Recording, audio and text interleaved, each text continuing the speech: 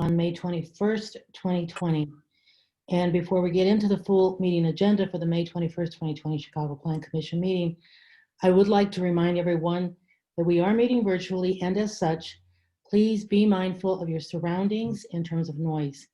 Please remember to keep yourself muted when you are not speaking. The meeting is being recorded and also live streamed for public viewing. Lastly, if you are an active participant in the meeting, especially if you are speaking, please do not watch the live stream, as this will cause audio interference. Thank you.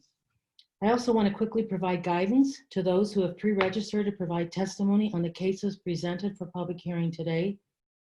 Those who requested to testify at the Plan Commission today should have already submitted testimony forms, which included the speaker's full name and address, as well as a public hearing item number, and those forms have been gathered by staff. Out of respect for others, speakers should please limit your comments to 3 minutes.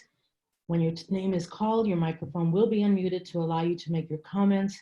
Please attempt to refrain from repeating comments as much as you can by previous speakers. The public comment portion of the meeting is not a question and answer session of staff or the applicant, but an opportunity for attendees to voice their opinions on a particular proposal. And out of respect for others, please do not interrupt or disrupt the speakers.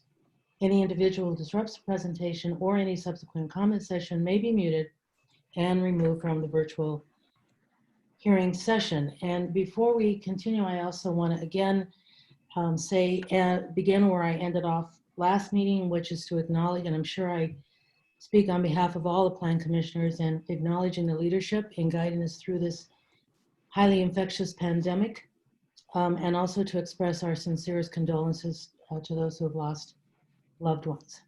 I will now do roll call. Commissioner Broomfield? Here. I'm sorry, Commissioner Biaggi? Here. Commissioner Burnett? Here. Commissioner Cordova is here. Commissioner Cox? Here. Commissioner Flores? Here. Commissioner Garza? Here. Commissioner Grossman? Commissioner Kelly? Commissioner Lightfoot?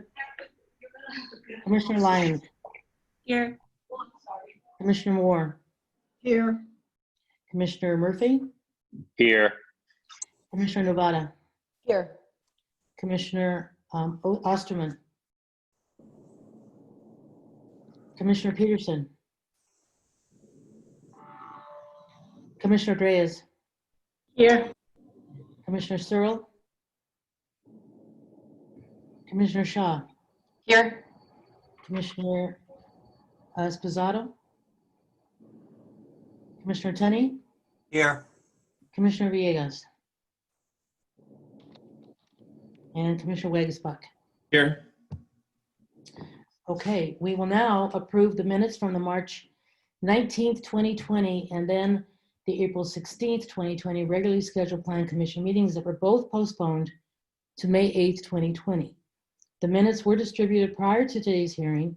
Do I have a motion to approve the minutes from both of these previously scheduled meetings that were held on May 8th, 2020 meeting of the Chicago Plan Commission? So moved. Moved by Commissioner Shaw. Shaw. I should Second by Tunney. I should recognize your voice by now, Commissioner. First by motion, moved by Commissioner Shaw, seconded by Commissioner Tunney. All in favor? Aye. Aye. Any nays or abstentions? Motion passes. We will now take public testimony for the items on the agenda today. We do have several people signed in to speak. They have requested to speak on various items. As I call your name, please wait a moment until you are unmuted, and then you may proceed to speak. And be reminded that you will have 3 minutes to speak. And with that, speaking on item D2, the first person I'm going to go to is Lisa Woolfolk.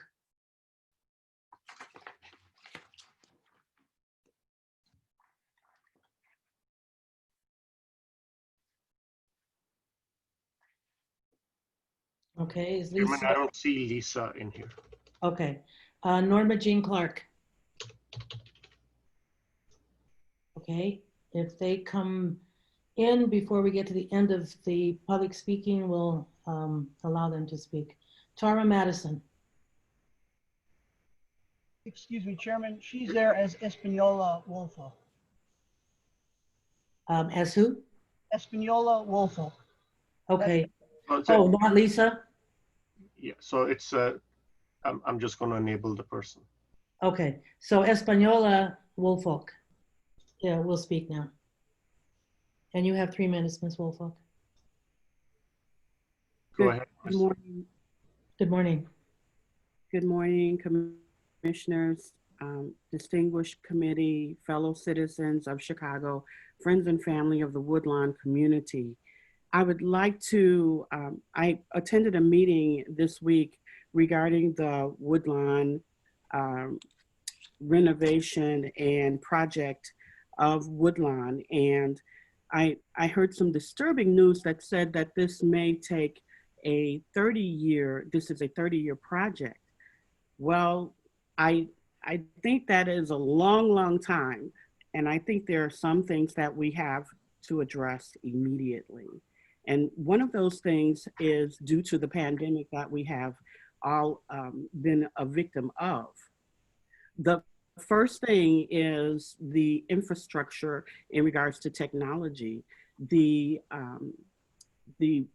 bandwidth in Woodlawn is horrible, and we need to address that. I've been told by the vendors of the internet that this could only come through the city and that initiative. So I'm asking that this be moved up to a priority, especially with so many people working from home.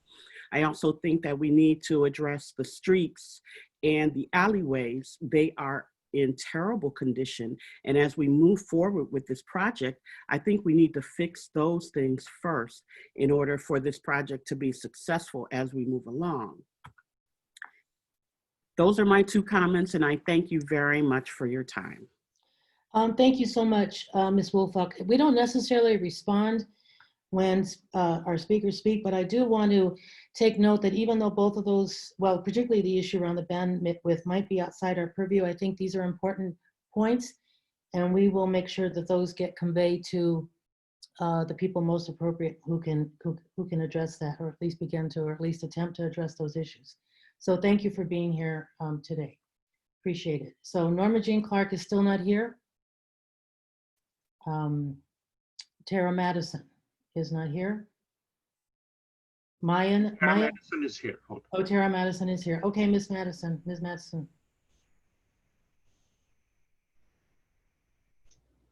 Good morning, commissioners. My name is Tara Madison. I've been a Woodlawn resident for 10 years. I have lived, worked, and volunteered in this community and can say, honestly, I have spoken to hundreds of the 20th Ward residents and their concern about the Woodlawn consolidation plan. But yes, the other evening's meeting really struck me that the conversation regarding COVID-19 and a post-pandemic open society is not in the conversation and was not a part of that conversation in moving forward. Now tonight, ABC 7 is having a town hall on COVID-19 and Chicago impacts and opportunities for change. Chairwoman Maxine Waters is putting forth an emergency housing act for senior buildings in a post-COVID-19 pandemic housing crisis. Speaker Pelosi, within the HEROES Act, is putting forth legislation for HUD multifamily housing providers in a time of COVID-19. So I do believe that the Woodlawn consolidation plan needs to have this conversation before moving forward in 3 areas. Education. Distant learning has been disproportionate in our community. We need to put a moratorium on the 50 closed schools in these Black and brown communities so that whatever education plan moving forward includes social distancing guidelines that require these buildings. These buildings can be made immediately accessible to children with special education needs that are struggling. They should not be moved forward to be used as housing or anything other than education. Our healthcare issues, the underlying ones, are continually being addressed, and we need to address that moving forward because space, social distancing. We got 38 million Americans filing for unemployment. What will a housing market look like in the next coming years? So I plead with the commissioners, before you move forward on this plan, to have a conversation in regards to this national conversation regarding COVID-19 and the post-economy as it relates to jobs, education, housing, and health care. And I am a member of the National Alliance of HUD Tenants, a board member, and I am constantly advocating in Washington for these changes. And I advocate for those same changes here in the city of Chicago. Thank you. Thank you so much, Ms. Madison. That's an interesting idea, and perhaps, obviously not today, but perhaps it is a forum that the Plan Commission potentially could hold to address those issues related to COVID that are also directly related to things that are under the purview of the Plan Commission. So thank you for being here, and thank you for your suggestion. Maya Hodari. I don't see her, Chairman. Okay. George Davis. Don't see him either. Tampoco. Sharon Payne. Oh, hold on one second. Yes. Hats off to our tech people again, by the way. We are able to do this because of the tech support that we get. So we also very much appreciate that. Hi, this is Sharon Payne. Can you hear me? We sure can, Ms. Payne. Thank you for being here. Thank you very much for listening. I've got to say, the plan as it now sits, we cannot go forward with this particular plan, simply for the fact that it wasn't holding enough water in the beginning, and certainly with the COVID-19 added to it, it's not large enough to deal with the problems that are going on now in my community. I've been a resident of Woodlawn since 1980. I'm a senior citizen, and what I'm seeing around me is horrifying. So we've got to think larger, and we've got to think about the people who are actually at the forefront of everything, and that's the little guy. The whole system rests on the shoulder of the little guy. So we've got to say no to the plan as it is now. We've got to go larger to include everyone, and especially those who actually can't speak for themselves right now. So that's what I have to say about this. We've got to think broader in our scope, and we've got to include everyone in this situation here, because as it is, the income levels for the little guy are not in place, not enough. Thank you much. Thank you. Appreciate you being here, Ms. Payne. Michelle Williams.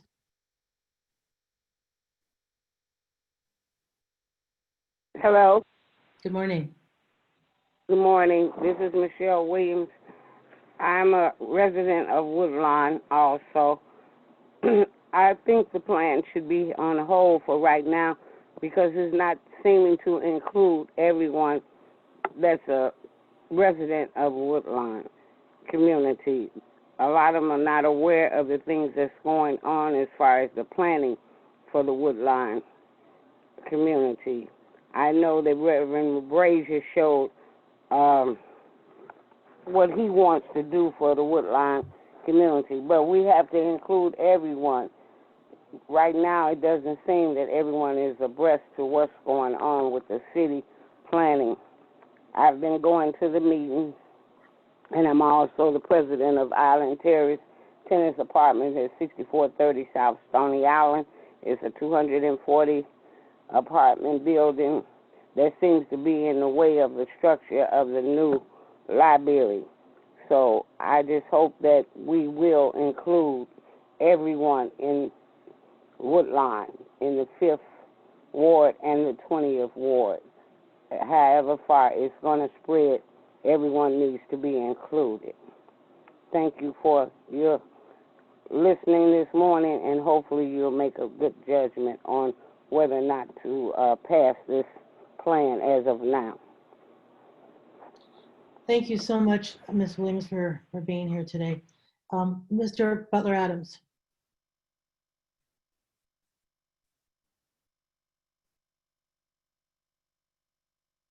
Hello? We can hear you. Okay, thank you very much. This is Butler Adams.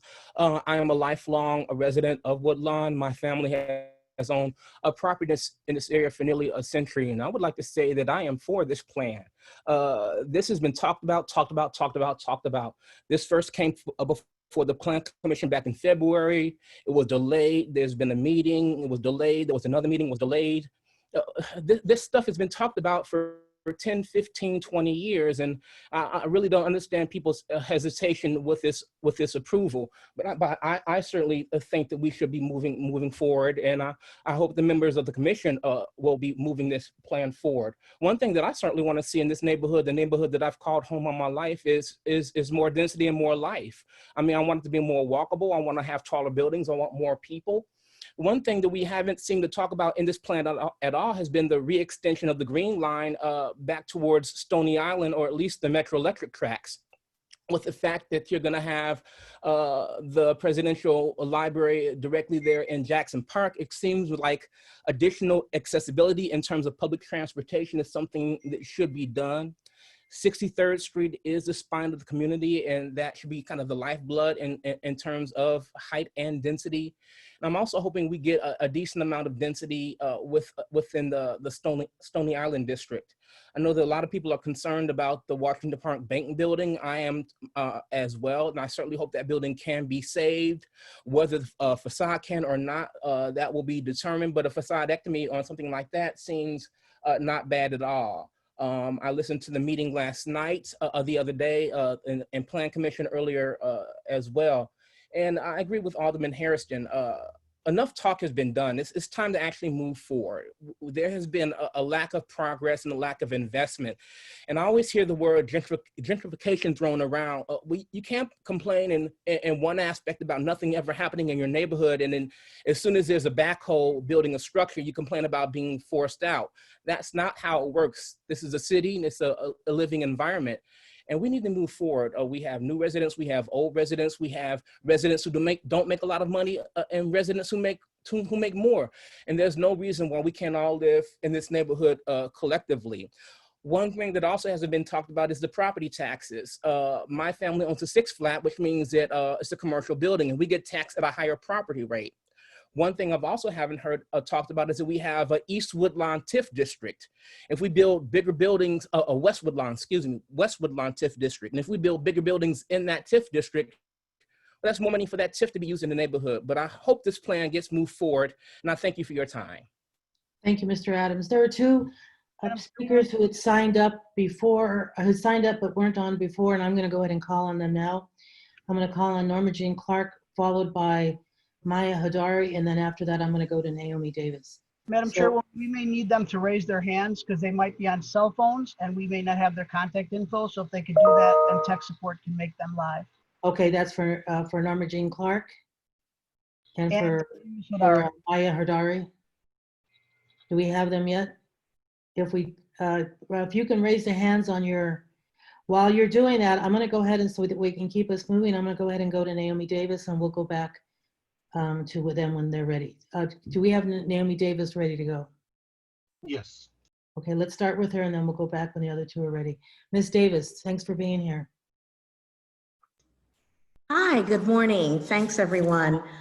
I'm here today to speak on behalf of what really matters to the health and wealth of the Black community here, as it's demonstrated in disparities through the pandemic, and our need in all Black communities, and Woodlawn being no exception, for a pathway that is green, sustainable, where mixed income Black families can thrive, as owners of the property, owners of the businesses, and living the conservation lifestyle.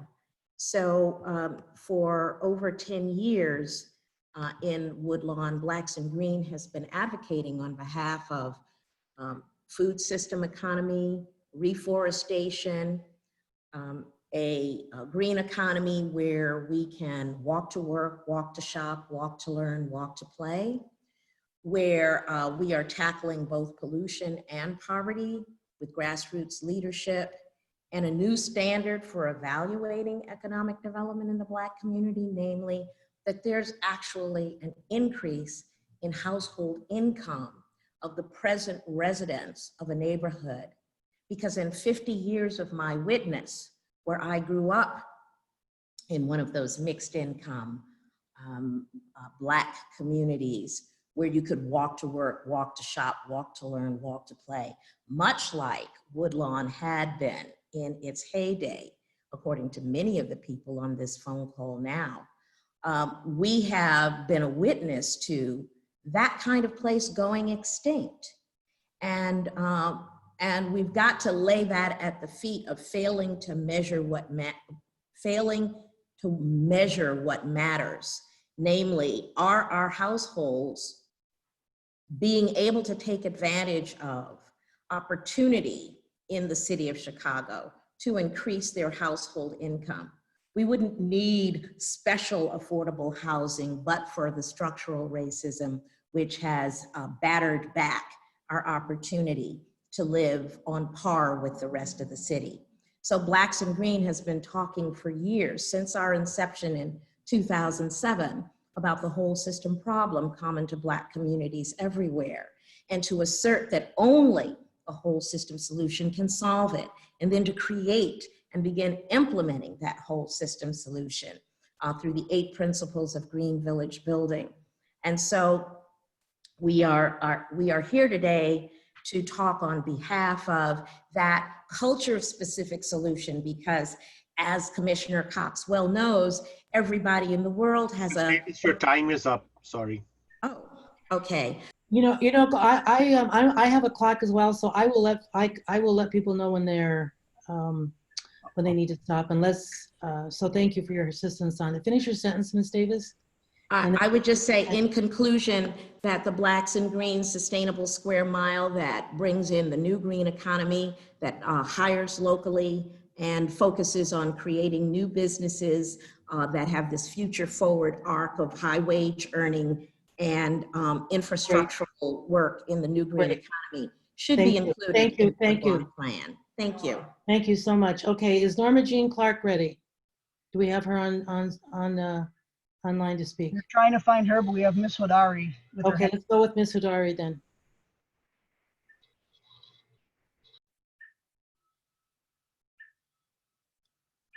We're ready for you, Miss Hodari.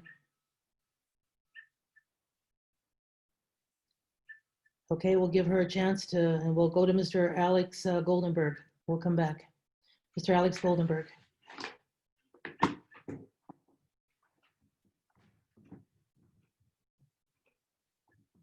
Okay, Mr. Alex Goldenberg is not available. How about?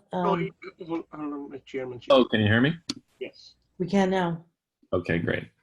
My name is Alex Goldenberg. I work with Southside Together, Organizing for Power, and the Obama CBA Coalition.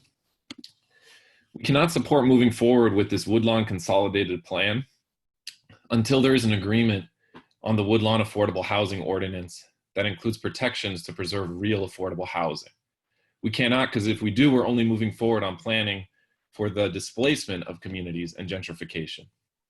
Now more than ever, we need an affordable housing ordinance that preserves real affordable housing passed.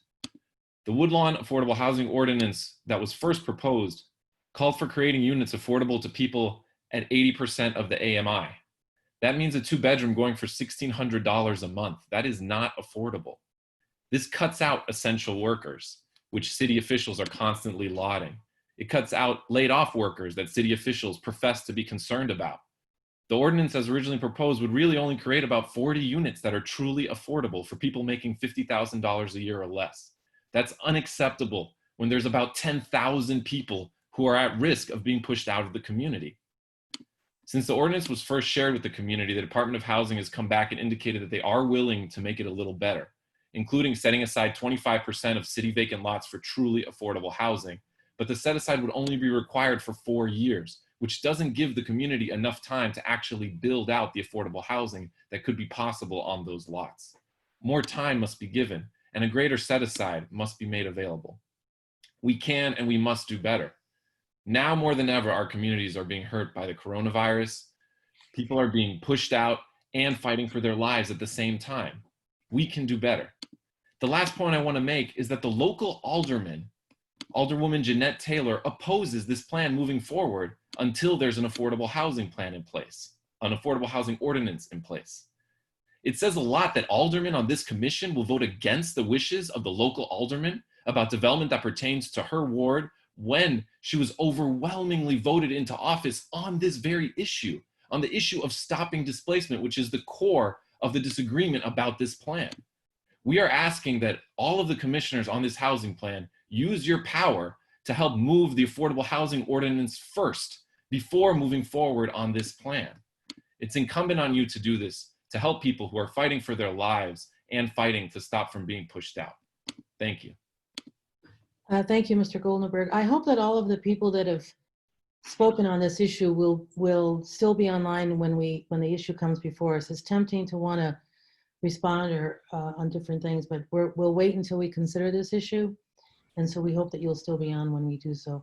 And also, before I forget, Ms. Davis, you made reference to a set of principles, 8 principles. If you can at some point get those to us, that would be interesting for all of the plan commissioners to see those.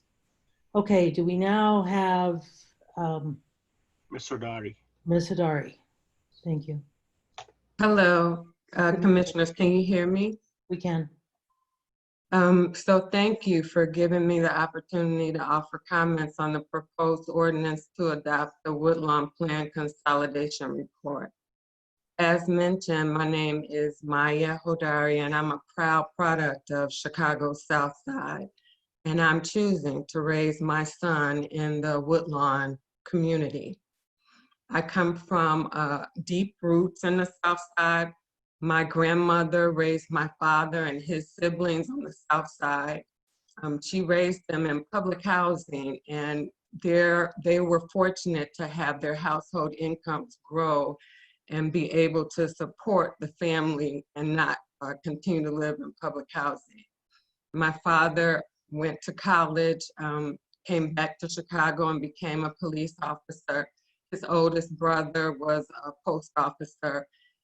His youngest brother was a bus driver. They had access to opportunity, and I think that is what is just desperately missing, and Black families need to have the ability to have middle-class opportunities right now. I support the Woodlawn Plan Consolidation Report ordinance and agree with its 7 goals. We're at a critical point in time, and our collective actions right now will define the future growth of the Mid-South Side, an area that has seen disinvestment for decades. My family's experience and quality of life in Woodlawn over the last 16 years is similar to countless others across Chicago. For too long, our families and communities have been plagued by gun violence, illegal narcotics operations, blight, unemployment, and despair. As a result of, as part of our redevelopment focus, I'm urging us to continue to give energy and attention to tackle the cultural and institutional barriers that still diminish Black families' access to middle-class incomes. I applaud the cities and the alderwomen's hard work, community engagement, and collaboration to advance and move forward in adopting strong neighborhood plan and housing strategies for Woodlawn. I pray you and your family stay healthy and safe during the COVID-19 crisis, and I hope that you decide to act. Thank you. Thank you so much, Ms. Hadari, and thank you for being here this morning. Linda Tinsley.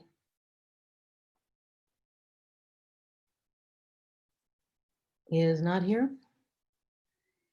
So then Linda Tinsley is not, or do I? She just muted. She needs to unmute herself. Can you unmute yourself, Miss Tinsley? We'll give you another couple seconds. And Norma Jean, did she ever find a way to get to? Yeah, we have call-in user 1 and call-in user 2, which we believe are Norma Jean and Mr. Davis. Oh, Mr. Davis is back. Okay. All right. Let's go ahead and go to Ms. Clark. Are you ready to go, Norma Jean Clark?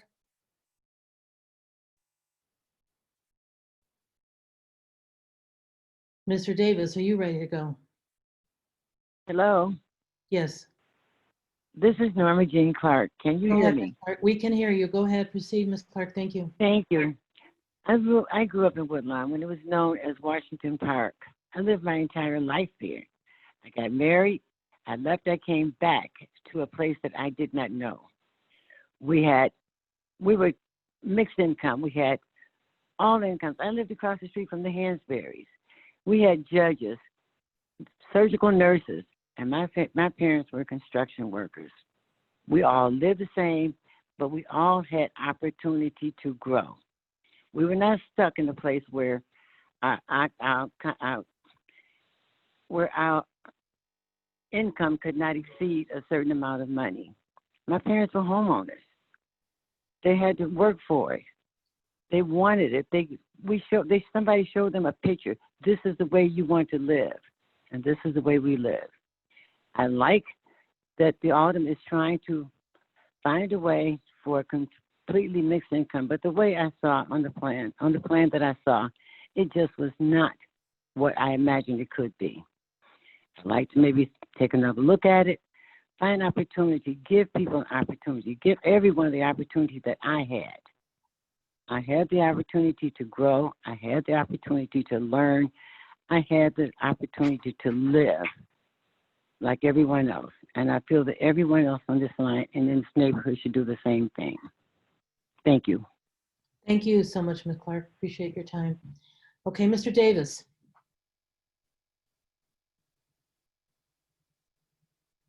You have to press down at the bottom. There's a little microphone if you unmute yourself.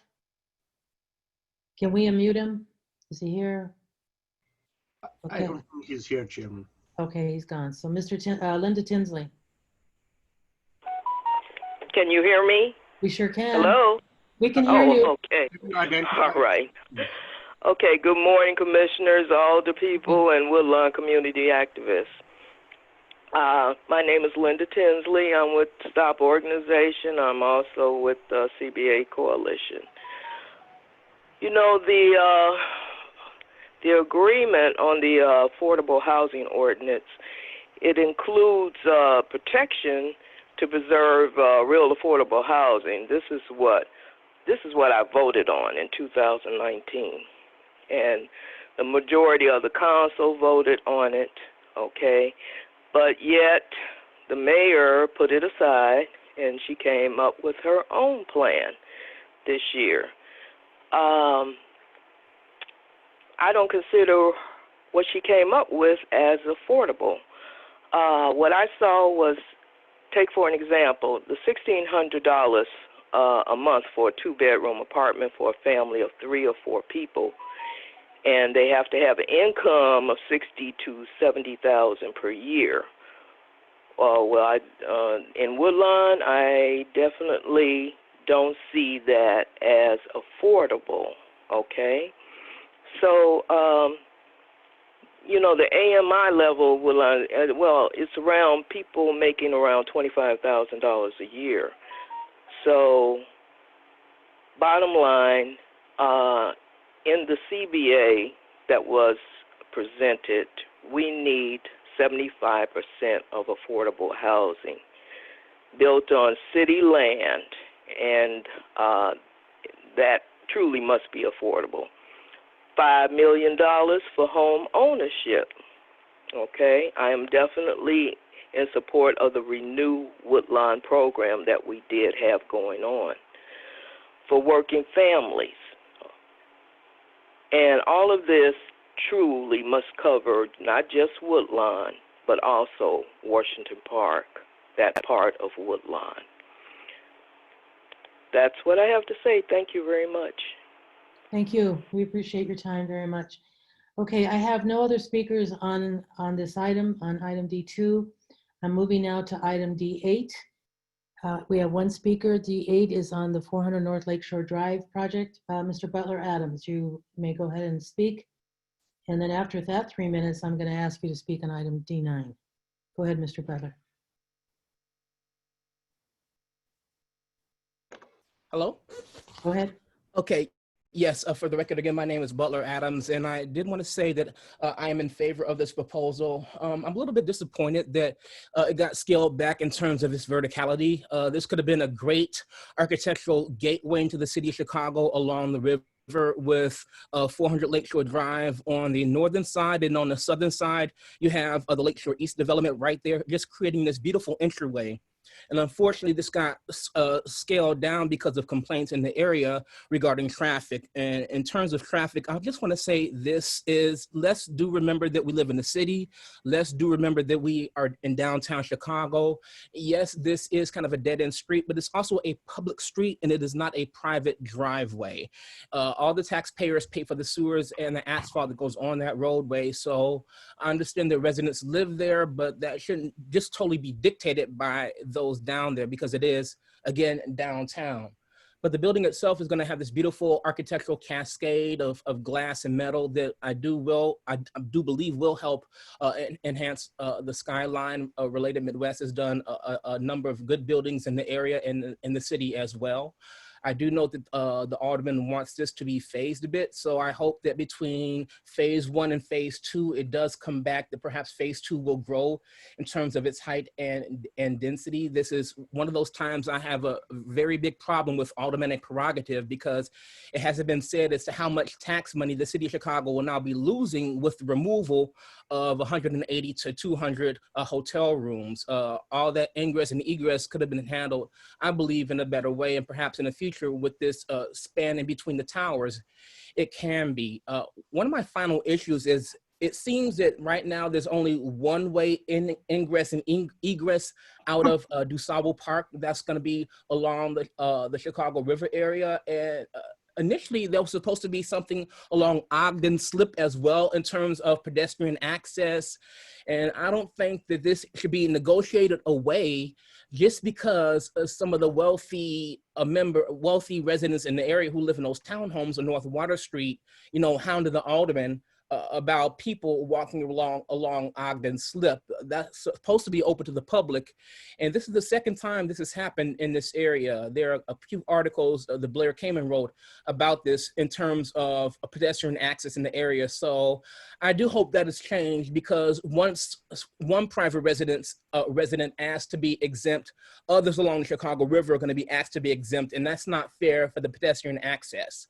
Otherwise, I do think this is a beautiful project. I look forward to being constructed, and thank you very much for your time. Go ahead and stay on the line, Mr. Adams, and I apologize, I called you Mr. Butler earlier. We can start the clock again fresh, and now you may speak on item D9, which is at the project at 344 North Canal. Go ahead, your time is starting now. Okay, once again, for the record, my name is Butler Adams, and I just wanted to say I am in favor again of the project for 344 North Canal. I believe it's being called Cassidy Place. One thing I do hope you commissioners do with the information that I sent in, the current building on site, even though it's not any type of an architectural marvel, it does have a great link to the history of Chicago in terms of its great industrial past, and the building itself survived demolition nearly 100 years ago. And it's kind of sad to see the building being torn down. So I do hope that maybe with new commissioners, we can look at more of the industrial buildings, not only in the area, but in the city itself, that have architectural and historical merit, and perhaps do a better job at saving those.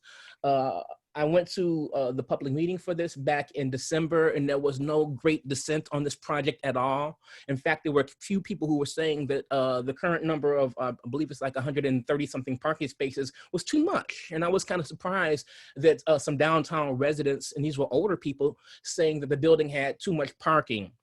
in terms of the architectural style, this is just kind of meh in terms of SCB's design architecture. And what I submitted, I also included images of several other projects designed by the same firm. So they have done better jobs in terms of their architectural execution.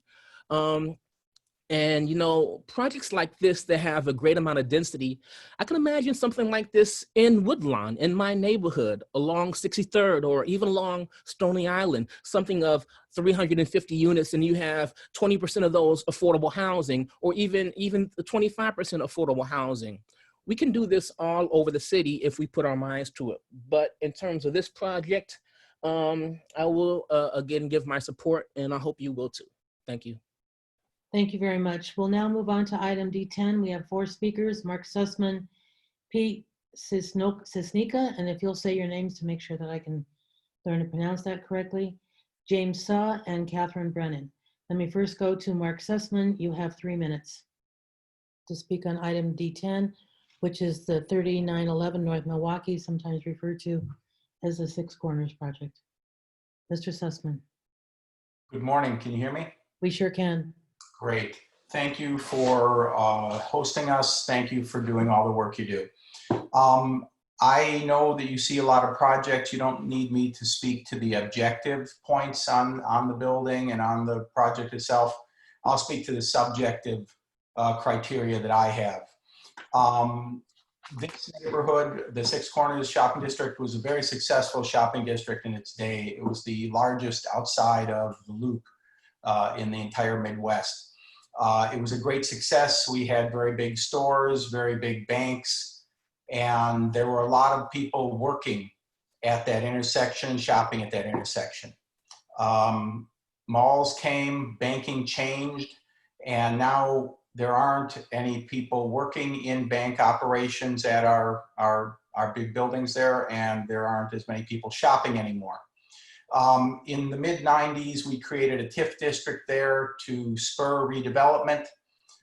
In the early 2000s, a $20 million project, the Klee building, was done with some TIF assistance. In the mid-2010s, another project was done at 4901, a former bank building, and that was a few $1,000,000. So now here we are in 2020 with still a vacant corner, an empty Sears building, and several empty storefronts. This is almost a generation and a half, and the expiration of the TIF district is on the horizon. I encourage you to strike while the iron's hot and approve a good project that will have community benefit, but most importantly, do something on a very large scale, because that's what we have. We have very large parcels, and only very large projects are going to bring our shopping district back. I hope that you approve this project. I know that a lot of the community is behind it. The alderman is now behind it. I thank you for your time. Thank you, Mr. Sussman. I'll now turn to Pete Saznika, and you will say your name also for the record, and so that I can make sure that I pronounce it correctly in the future. Yeah, Peter Cisnica. I was close. You were very close, and mostly I get Smith.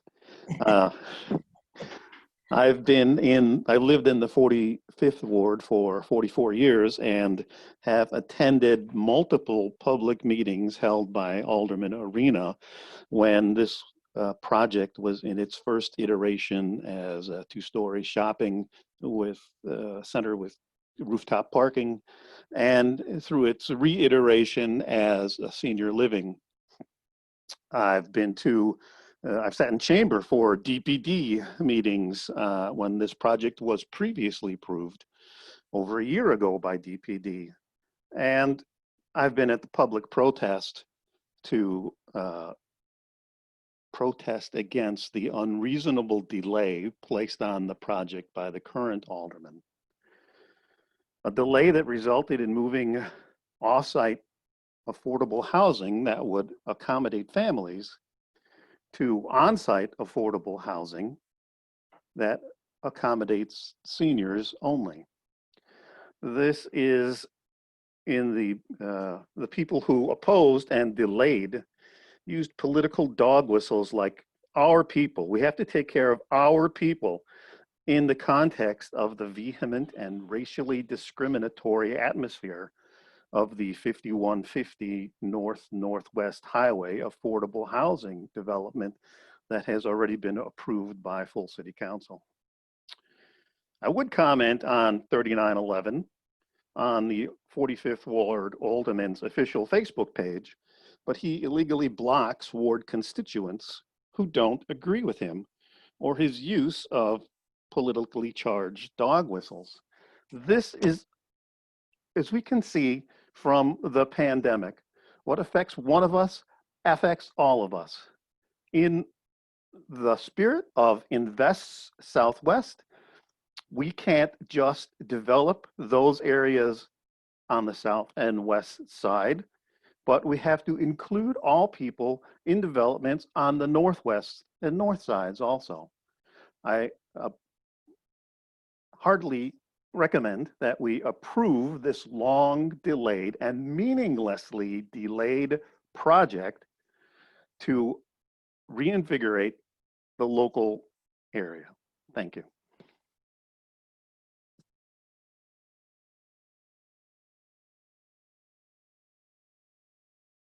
Chairman, you're muted. Thank you for reminding me of that. I said thank you to Mr. Sisnica, and then called on James Suh, followed by Catherine Brennan.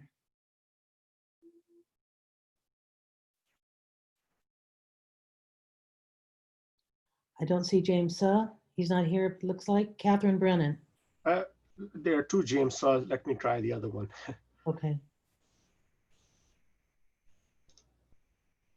Mr. Suh. There we are. Thank you. Okay, great. Welcome. Thank you. Good morning, Chairwoman, Cordova, and members of the Planning Commission. Thank you very much for providing the opportunity for the public to provide input. And I'll second your thanks to my fellow technologists for providing the ability to do so during this time. My name is James Suh. I own a home as well as a business, both within walking distance of the proposed project at 3911 North Milwaukee. I'm a member of Old Irving Park Association and Six Corners Association, organizations which are dedicated to supporting small business and the well-being of the neighborhood.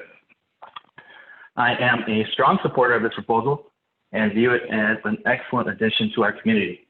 I've spoken with hundreds of area residents and helped organize a petition that gathered over 1,000 community signatures in less than a week's time. And so I can confidently say that I am far from alone in my support of this proposal. I'd like to thank Clark Street Real Estate and Ryan Companies for investing in our neighborhood and for all the benefits that that investment will bring to Six Corners. I wish for everyone's good health and safety during this time. Thank you very much. Thank you so much. We appreciate that. Catherine Brennan is here or not? Yes, she just has to unmute herself. Okay. Down at the bottom left, there's an unmute button. Sorry about that. That's okay. Good morning. Thank you for giving me a moment to voice my support for the Aldean Senior Living Development called The Point at Six Corners. My name is Catherine Brennan. I'm a resident of Portage Park. I'm a property owner and a board member of the Six Corners Association. I live just 2 blocks from the vacant lot where so many of us are hoping to see this beautiful building stand very soon. It's been a long road, so naturally it's a relief to be back in front of this committee stating again my enthusiastic support of this project. If you have traversed through our business district, you've probably wondered why there are still too many boarded up large and small storefronts. And you may have said to yourself, wow, this place has so much potential. And you're right, it does. With this development, we have the opportunity to move beyond our chronic state of potential to actual transformation. Clark Street Development and Ryan Companies has spent an immeasurable amount of time working with our aldermen, neighborhood organizations, hosting public forums, listening to concerns, and answering hundreds of questions. With what they are proposing today, it's clear they heard our needs and addressed them. I'm impressed with their commitment to our neighborhood. They've really hung in there, and even as we navigate through this uncertain economy, They remain committed to developing the point. This business model that they have and the building itself is exactly what our area needs to stimulate future growth. As someone who is directly impacted by this development, I ask this commission for their vote to move this development forward so we can live within a thriving business district once again. Thank you for giving me a moment to share my thoughts and support of this project. Thank you so much. We appreciate your time. Okay, that I believe concludes the public testimony for our meeting, and we will now go to matters to be heard in accordance with the Interagency Planning Referral Act. So next are the matter on the agenda are such matters submitted in accordance with the Interagency Planning Referral Act. Do I have a motion to approve items 1 through 5, items 1 through 5 under the ANLAP heading, and item 6 listed under the negotiated sale heading? I'll make the motion, Commissioner Garza. So moved by Commissioner Garza. Do I have a second? You can second, Kelly. Kelly, second. Seconded by Commissioner Kelly. All in favor? Aye. Aye. Any nays or abstentions? Okay, motion passes.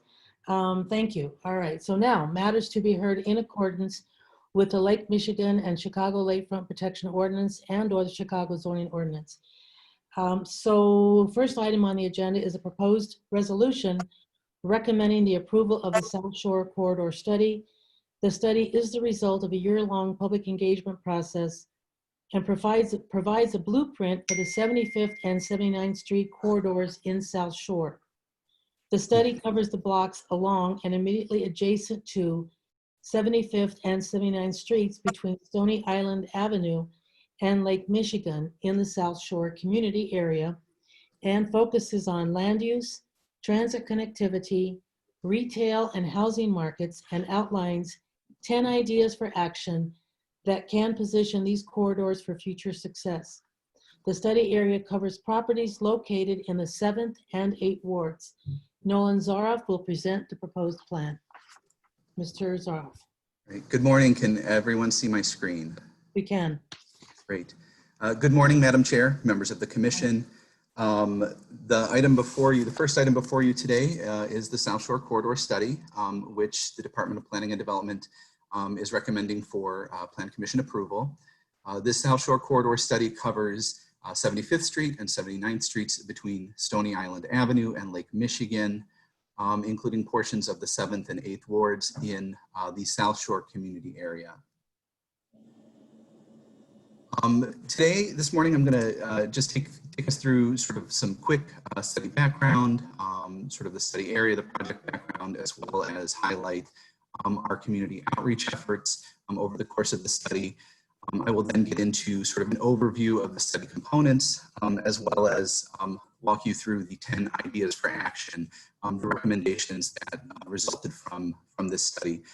And then finally wrap up with sort of next steps, which really is including integration with the Invest Southwest initiative, as well as continued community engagement around the ideas for action.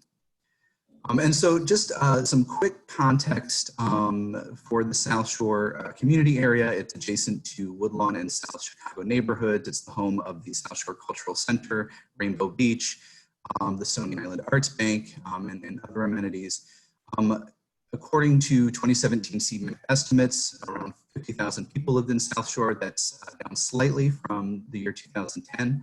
The median household income in the neighborhood is around $24,000 a year, compared to a city average or a citywide median of $52,000. And one of the things that the study found that's important to highlight is, South Shore is seeing $200 million worth of retail spending sort of leave the neighborhood, including nearly $30 million in spending for restaurants and dining.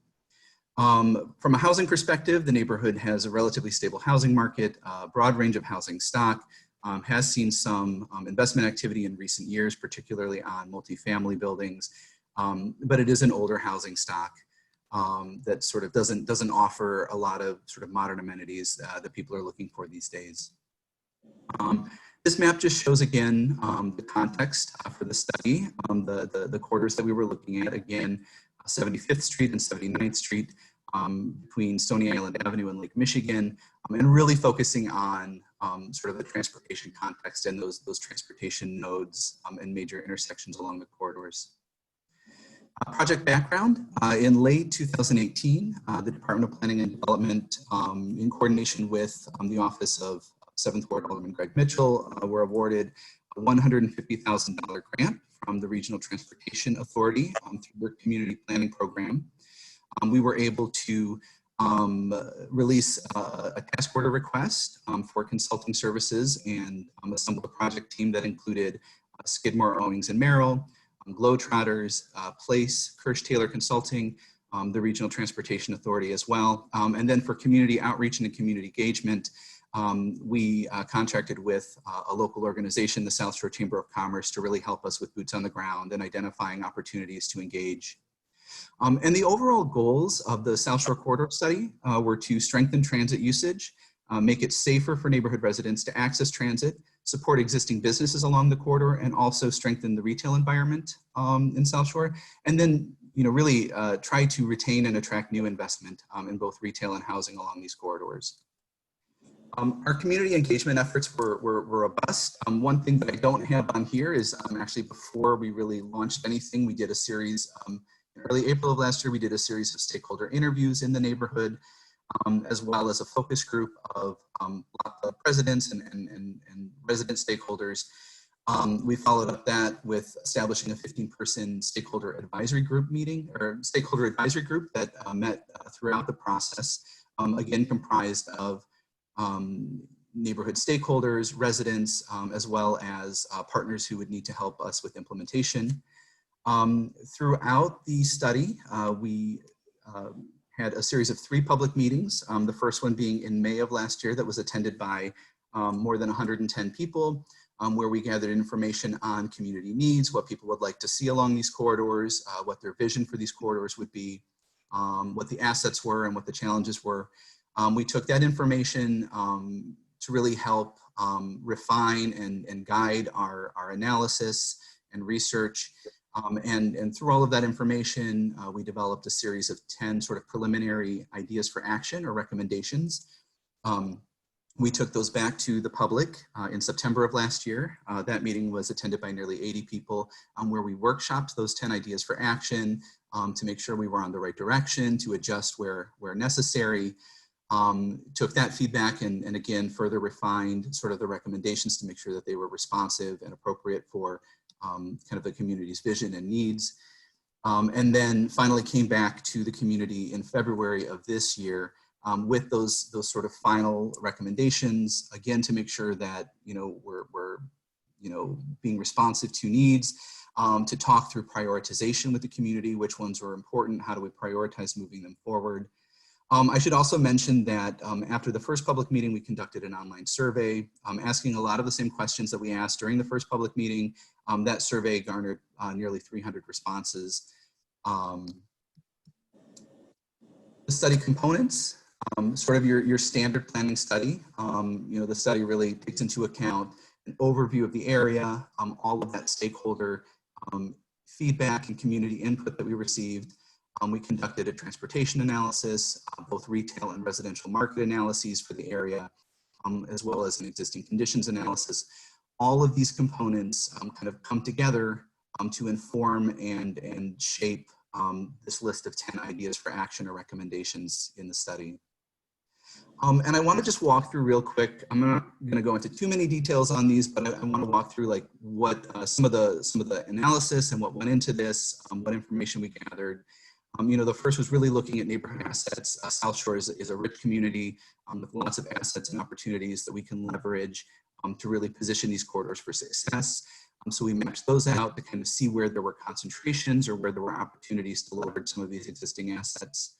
We looked at the transportation context, not just in terms of how many vehicles travel down each of these corridors in a day, although that was very informative. 79th Street, for example, sees nearly 11,000 car trips every day as compared to 75th Street that only sees about 1,400. But we also looked at the broader transportation context. So, the Metro Electric line runs through the neighborhood and creates a couple, really key nodes on the east side of these corridors. The CTA has several bus routes, including an express bus service along Jeffrey Avenue to the Loop. The 79 route is one of, if not the highest ridership in the system. And then there's also, bike paths and divvy bike share stations. And so just looking at that whole context and how these overlay with one another to create those areas of opportunity, those key nodes that we might be able to leverage. And all of this sort of led to an idea of how do we organize these corridors.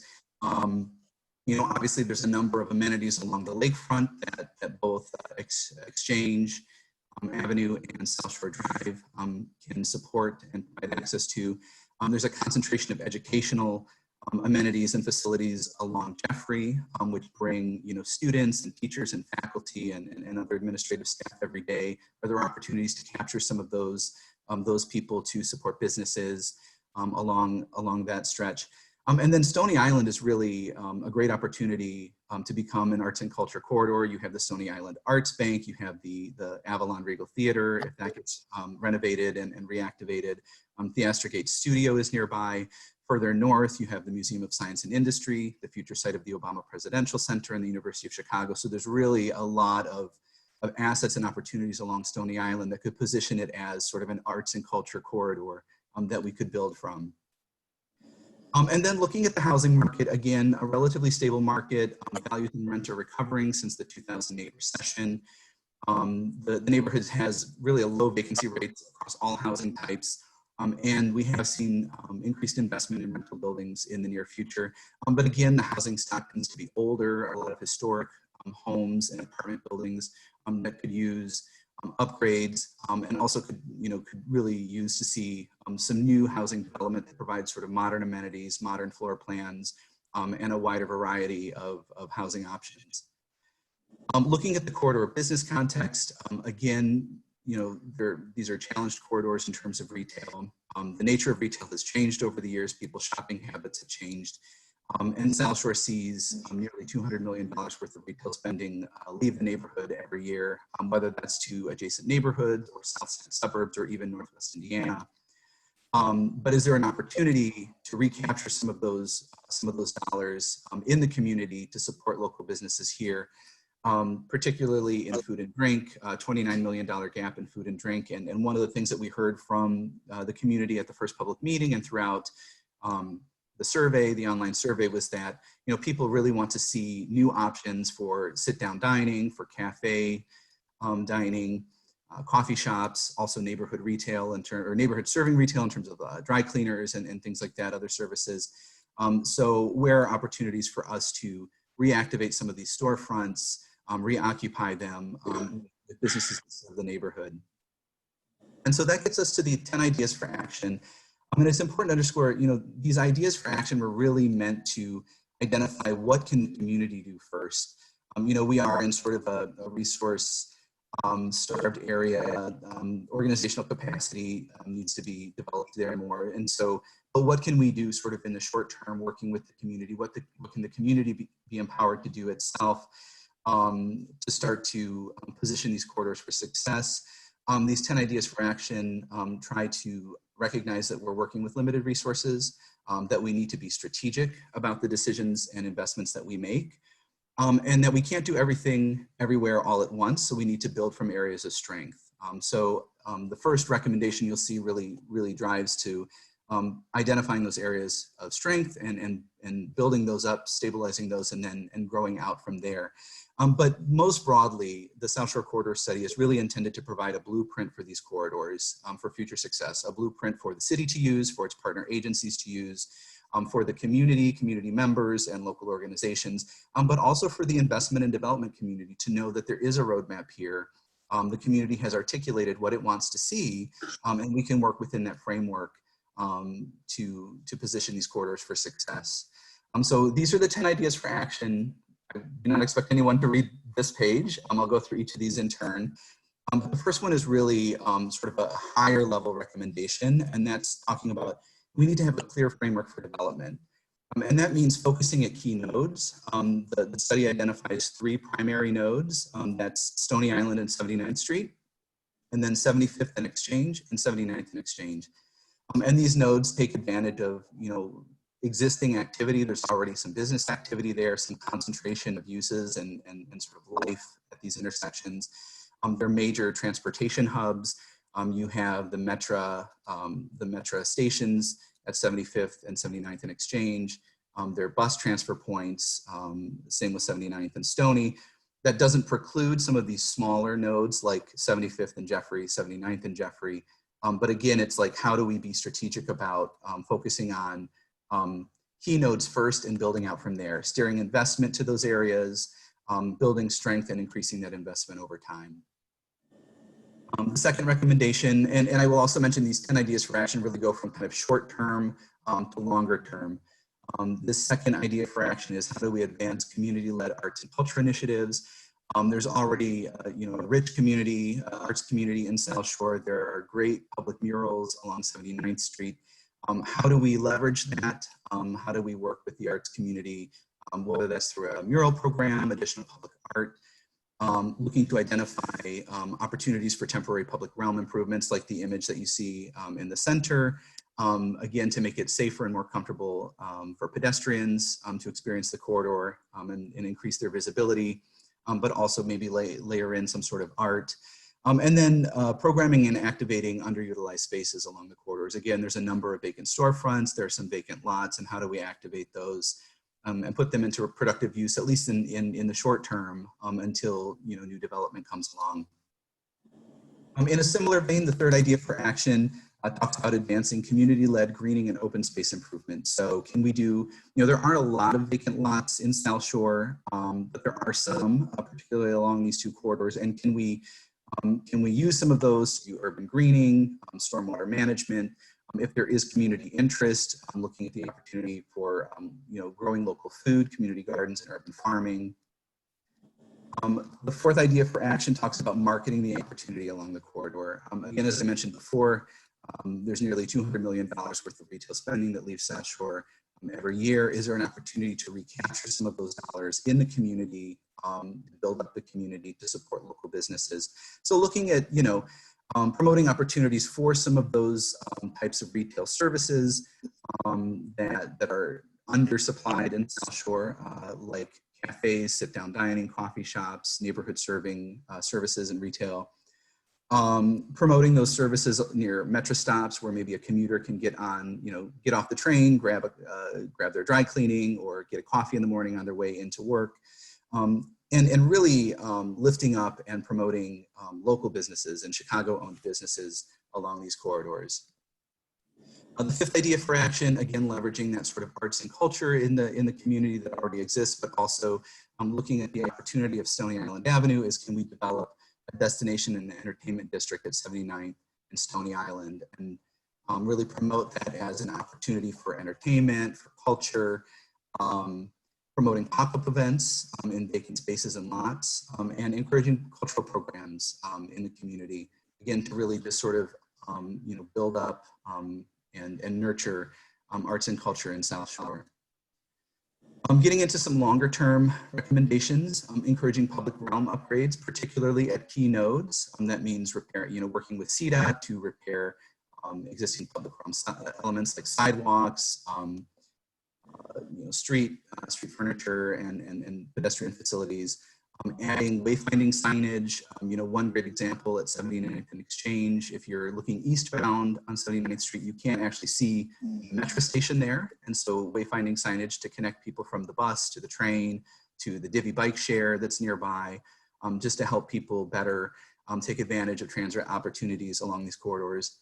And then working with our partners at CDOT, CTA, and Metra to upgrade transit stops and stations, whether that's bus shelters where they may be appropriate, or again, making the metro stations more comfortable for people to access. Encouraging renovation and reactivation at key nodes. Again, there's a number of vacant storefronts, vacant buildings. So working with property owners, with developers and investors to encourage the renovation of existing storefronts, the renovation of private residential buildings along the corridors, and also working with our rich nonprofit and affordable housing development community to renovate residential buildings along these corridors as well. The eighth idea for action once we sort of have that head of steam behind us, that momentum is to attract infill development to these key nodes. For any retail to thrive anywhere, you need sort of that critical mass of residents, that density of people living there. And so we need to attract new residential development along these corridors, and new mixed use development along these corridors. South Shore is also an aging community, so looking at encouraging senior housing where it's appropriate to make sure that people can age in place. If they're at a key node, they can, it's easier for them to walk to existing amenities and shops and restaurants. And then longer term, again, idea for action number 9 is activating the corridors between key nodes. So again, once these sort of key nodes are established, they're stable, thriving, using that momentum to fill in the corridors between those nodes. So, South Shore actually has, outside of Rosenblum Park and Rainbow Beach Park, there aren't a lot of sort of neighborhood level, neighborhood scale, open spaces, playgrounds. So potentially converting some of the vacant lots along the corridors to urban green space, to community space that could be programmed for events, converting vacant storefronts to other non-commercial uses that may be more, more critical along 75th Street, but both corridors really, the idea that these corridors will have, wall-to-wall retail is not really going to happen given, changes in shopping habits, changes that we're seeing right now with COVID-19. So converting some of those storefronts to residential uses, other non-commercial uses, and then again, infilling vacant lots with new residential development so you have that critical mass, that density to support the existing retail that's there. And then finally, longest term is how do we plan for long-term capital investments, whether that's upgrading major intersections, upgrading pedestrian crossings along the corridors, or even doing something creative at 79th and Stony Island where you have Chicago Skyway flyover ramps that, the complicated intersection, it's not very comfortable to cross as a pedestrian. It's not very comfortable to cross as a motorist, but are there opportunities to, whether it's artistic lighting or public art, to make that area more comfortable, more inviting, and maybe even a gateway to the South Shore community on the south side. And so that gets us to implementation. Again, when this study was being developed, Invest Southwest did not exist. Now that it does, we really see that as the primary vehicle and really a great opportunity to leverage some of the resources that it brings to the table to implement the South Shore Corridor Study. So 79th Street is one of the key corridors that have been identified in Invest Southwest. South Shore is one of the key communities, one of the first 10 communities. So working through that mechanism, of course, continuing to coordinate with CDOT and our partners at the other transit agencies to build out some of these public realm and transportation improvements. And then the Southeast Region Planning Team working with local partners and property owners to target resources to get buildings renovated, reoccupied, and vacant lots redeveloped. So again, this, we would recommend the Plan Commission to approve this today. I do have several members of the project team available or with us virtually this morning to help answer any questions. From SOM, we have Christopher Hall, we have David Scully and Tanvi Parekh.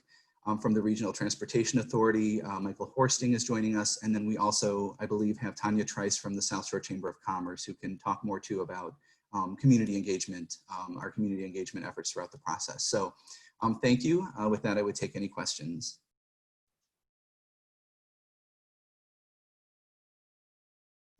Thank you very much, Mr. Zoroff. Do we have, do any of the commissioners have any questions of the staff? Yes, Commissioner Burnett. Yes, go ahead, Commissioner Burnett. Thank you. So how long has this process been? So the process officially kicked off in March of 2019, March of last year, when we did sort of a corridor tour. And then roughly 1 month later in April, we had our stakeholder interviews in South Shore and our resident and block club focus group. And so it really started in earnest in April. And then we wrapped up in February of this year. And so you've had a lot of people engage in this in the community, and what was their response? Yeah, so we had nearly 300 people that showed up at different events or participated in the stakeholder advisory group, participated in focus groups and stakeholder interviews. An additional 300 responded to the online survey that we conducted.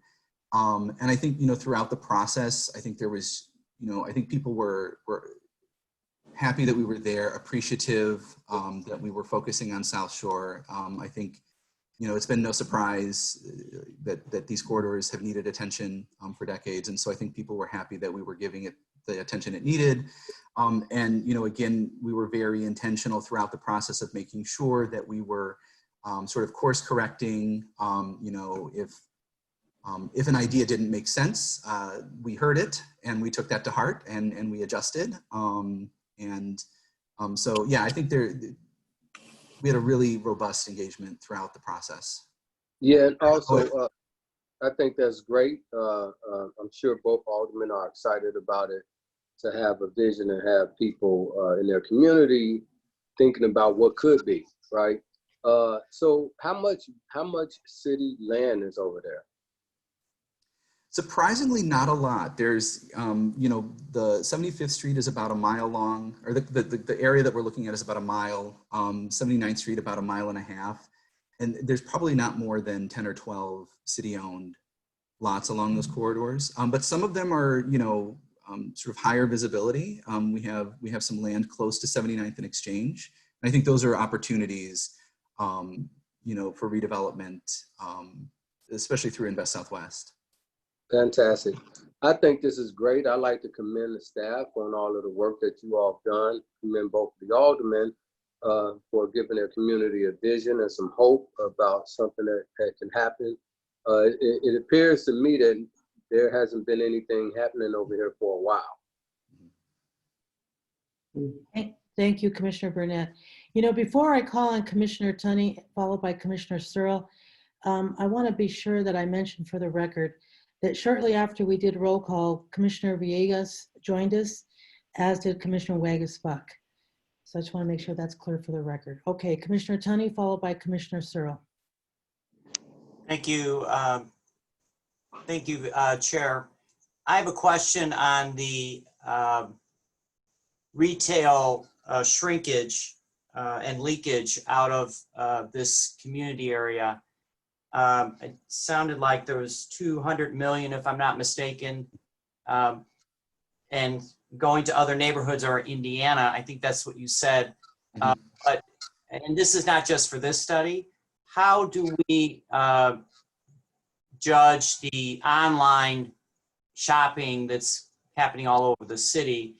And how many of the resident, how is that factored into shrinkage? And of course, a lot of us want to do less online shopping and supporting our local commercial businesses. Could you comment or have somebody on the line comment on that one?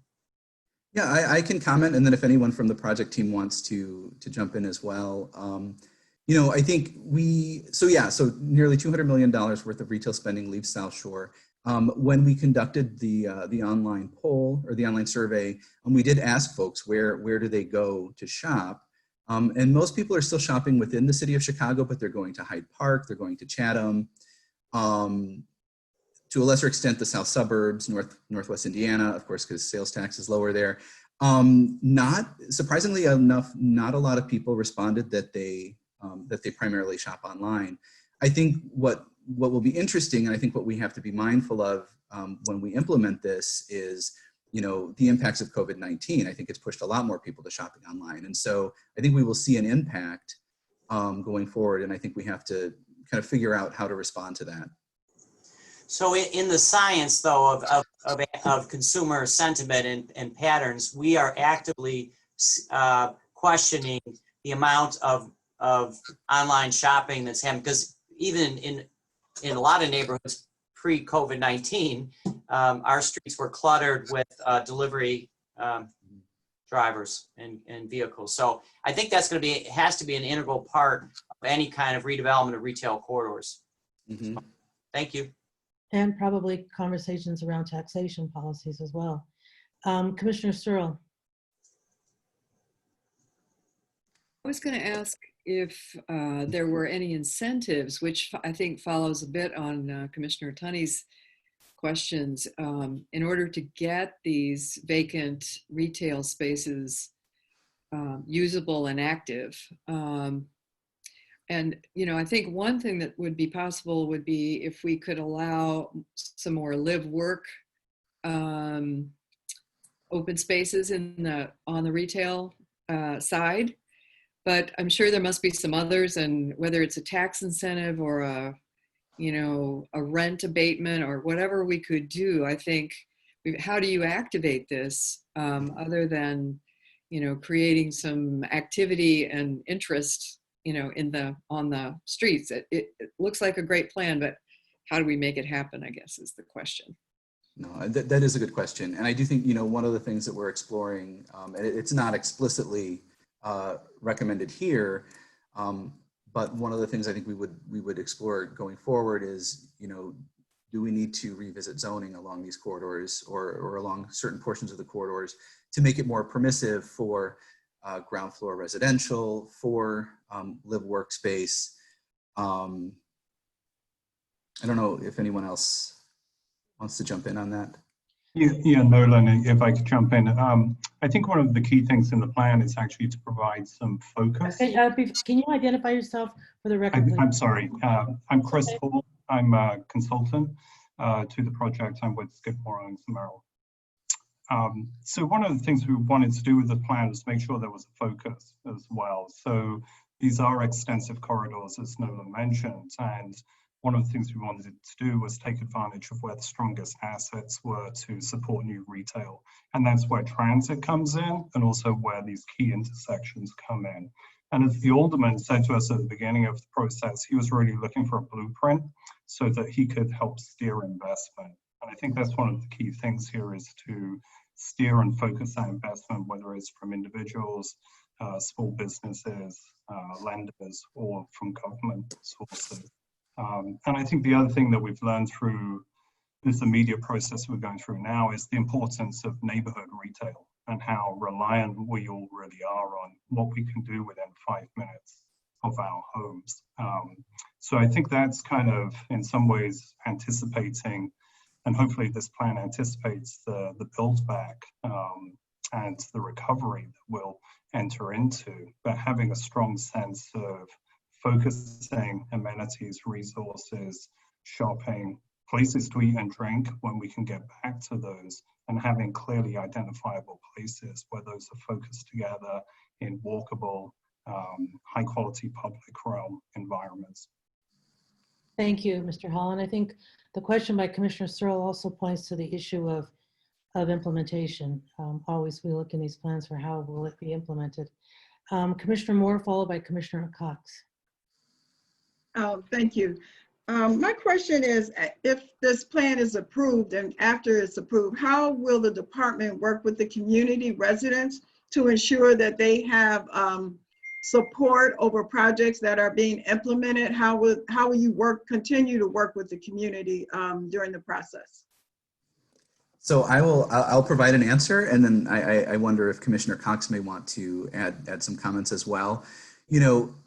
Given that 79th Street and South Shore are part of the Invest Southwest program, that program is really building out a robust community engagement process. And so one of the things that we just started doing over the last month was developing these community roundtables or neighborhood roundtables that will be sort of a once a month or once every other month touch point with key members of the community, with resident stakeholders, to talk through, what projects are in the pipeline, what projects they think are important, so we can have that conversation about prioritizing, what are the needs, what aren't the needs, are there things that, are there things that the community has identified as important that we haven't picked up on yet, and so we can move that forward. So it's really meant to be, Invest Southwest is really meant to be the mechanism by which we engage with the community, we have that conversation, and we start to prioritize what needs to be done along these corridors. Does that answer your question, Commissioner? All right, Commissioner. Yes, thank you. Okay, great. Commissioner Cox. Thank you. really, I just want to commend the team, both the planning team and the expanded consultant team on really fine work. I feel that this work anticipated the work that Invest Southwest needs to do on all of its corridors.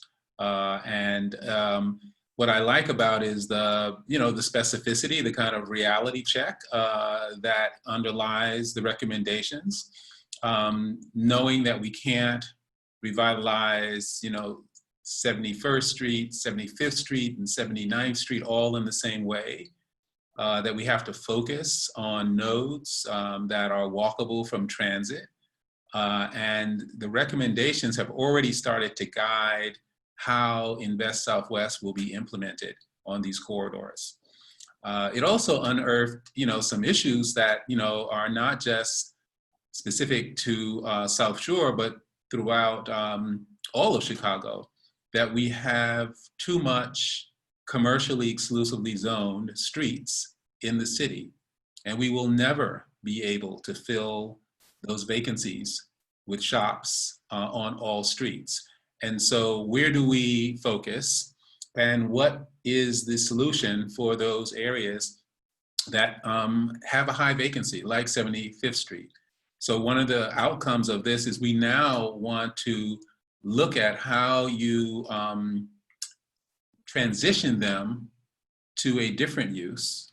Like the commissioner said, more live work. How do you adapt something that was a storefront to a place that could be ground floor accessible living and still respect people's need for privacy in a residential mode? So we are going to now study that in depth and give those who would like to reinvest in those properties some guidelines for how to do that. At the same time, I think that there are things we can do legislatively to address the fact that there is some embedded hidden incentive to keep your property vacant. And there are a set of recommendations that will require, support coalition building to eliminate the incentive that inadvertently encourages property owners to keep their property vacant. So I think there's a policy side, and then there's also a design side. But I've been impressed with the level of engagement. I've been impressed with the kind of, I would say, can-do attitude amongst the residents who are advocating for us to take action. And it may be that South Shore just hasn't been planned to death. So people are just like thrilled that we now have something that will guide investment in their community versus other communities that have been planned to death and somehow are kind of suffering almost from a paralysis. I think we now have our marching orders. I feel comfortable moving forward, knowing what actions we can take and know that we have the support of residents. I haven't heard from the aldermen specifically. I'd love to hear about their take on this study. But I am in full support of it, and I'm just like so pleased that somebody did some really good planning work that I can now build from. Thank you, Commissioner Cox. Yes, it is nice to see some good planning work. And as we normally do, after I take the round of questions from commissioners, I ask if the alderman or the representatives are here, and indeed Alderman Mitchell and Alvin Ryder from Alderman Harris's offices are here. And so I want to call first on Alderman Mitchell. Well, thank you. First of all, let me have to show appreciation to Nolan and the staff and Department of Planning that worked on this. They did a very good job working with my office, working with the organizations throughout the ward. And so I commend them on a job well done. When I took over office in 2015, I realized there was no plan. There was no plan for any section of my ward from 71st to 107.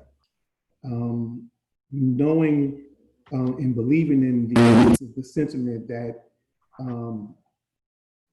you fail to plan, plan to fail. So I looked for ways to, you know, try to get some form of a blueprint or roadmap, and I ran across the grant and partnered up with the Department of Planning at that time, and to apply for that grant of $150 to get this started. We were awarded, and as Nolan mentioned, in 2019 we were off and running. There's a lot of things that came out of this corridor study that we needed to have documented. It was things that I knew, the community knew, and even people with the administration and Department of Planning knew. But now we have this formalized, and we're gonna run with this. I've already used this in talking to private developers to try to bring some investment over to the ward. 4 years ago, I didn't have that. And it actually makes a huge difference that we have a plan now that we can build upon. I don't think this is the last. It's an important first step. It's not the last. I see more things happening throughout the ward, both the 7th, 8th, and even in the 5th. That for the South Shore area, you know, and we're going to keep them on the table as we plan other things like the development of the former USX site to the east off of the lake. I have a robust stock of commercial properties that you know, we're going to continue to work with buildings and work with private money to get those, to acquire those buildings, and to use this corridor study to put ideas in the heads of these developers to bring about the type of development that is going to be beneficial to the neighborhood. I am absolutely pleased that we finally have something on the books that highlight the strengths and the weaknesses of the South Shore community. And I look forward to continuing to work with the Department of Planning on getting this done, holding Commissioner Cox and the administration to the programs that they want to, you know, see involved in this effort. And then hopefully down the line, you'll see more projects from South Shore and the 7th Ward come across the Planning Commission's desk. But to that end, once again, thank you, Nolan. We worked well together, and I hope that ask for the favorable approval of this corridor study from the commission. Thank you. Thank you so much, Alderman Mitchell. And I believe that Alvin Ryder is here to represent Alderman Harris. Yes, hello everybody. How is everybody doing? Hope everybody's staying safe. Again, thank you, Nolan. Thank you, Commissioner. This team has been great. The Alderman is certainly 100% supportive of the study. We are happy to have a plan to move forward on the stand on, to give some vision. Commissioner, I wanted to just second what you said about having these vacant storefronts. That's been our struggle, trying to even track them down and eliminating that incentive to keep them vacant, because we have so many, and it's just been so difficult to even find these owners. A lot of times they're in other parts of the country and not available and not accessible when we did have folks who wanted to look at storefronts. So between Stoney and Jeffrey, we do have a few bright lights coming on 79th Street. We have something coming across from these Regal Theater restaurant coming, a dine-in restaurant that was due to the NOF funding. And so, of course, we have the Woodlawn and some other bright lights on 79th Street, but those incentives definitely help. And so the Alderman is happy to have a plan to stand on to move forward. So she's supportive. Now, she's not convinced on all of it. There's a few things she wants to have a conversation about that she asked me to convey here today, but certainly she's supportive 99% of the way. So. Mr. Ryder, did you want to, well, I guess Alderman Mitchell spoke to it when he said this is a first step and there'll be more opportunities. Yes. I think that it is going to give the Alderwoman an opportunity to come forward some of those issues that she still wants to see be addressed, as well as others that are going to emerge as you all move forward. So absolutely. But she's supportive for sure. Absolutely. Great. Super. Great work, guys. Great work. Great. Thank you. Are there any other further questions from any of the commissioners or of the aldermen by commissioners of staff or aldermen? Okay, with that then, do I have a motion on the resolution recommending the approval of the South Shore? So moved by Alderman Tunney. Moved by Alderman Tunney. Do I have a second? Second from Linda Searle. Seconded by Commissioner Searle. All in favor? Aye. And any nays or abstentions? Oh, I'm sorry. I should do a roll call vote. I said all, or can I? No, let's see. Do I have to do a roll call vote, Noah? Yes, roll call vote. Yeah, that's what I thought. Okay. So I'm sorry, folks. All right. Let me go through each one here. Commissioner Biaggi. Yes. Commissioner Brumfield. Yes. Commissioner Burnett. Yes. Commissioner Cordova is a yes. Commissioner Cox. Yes. Yes. Commissioner Flores.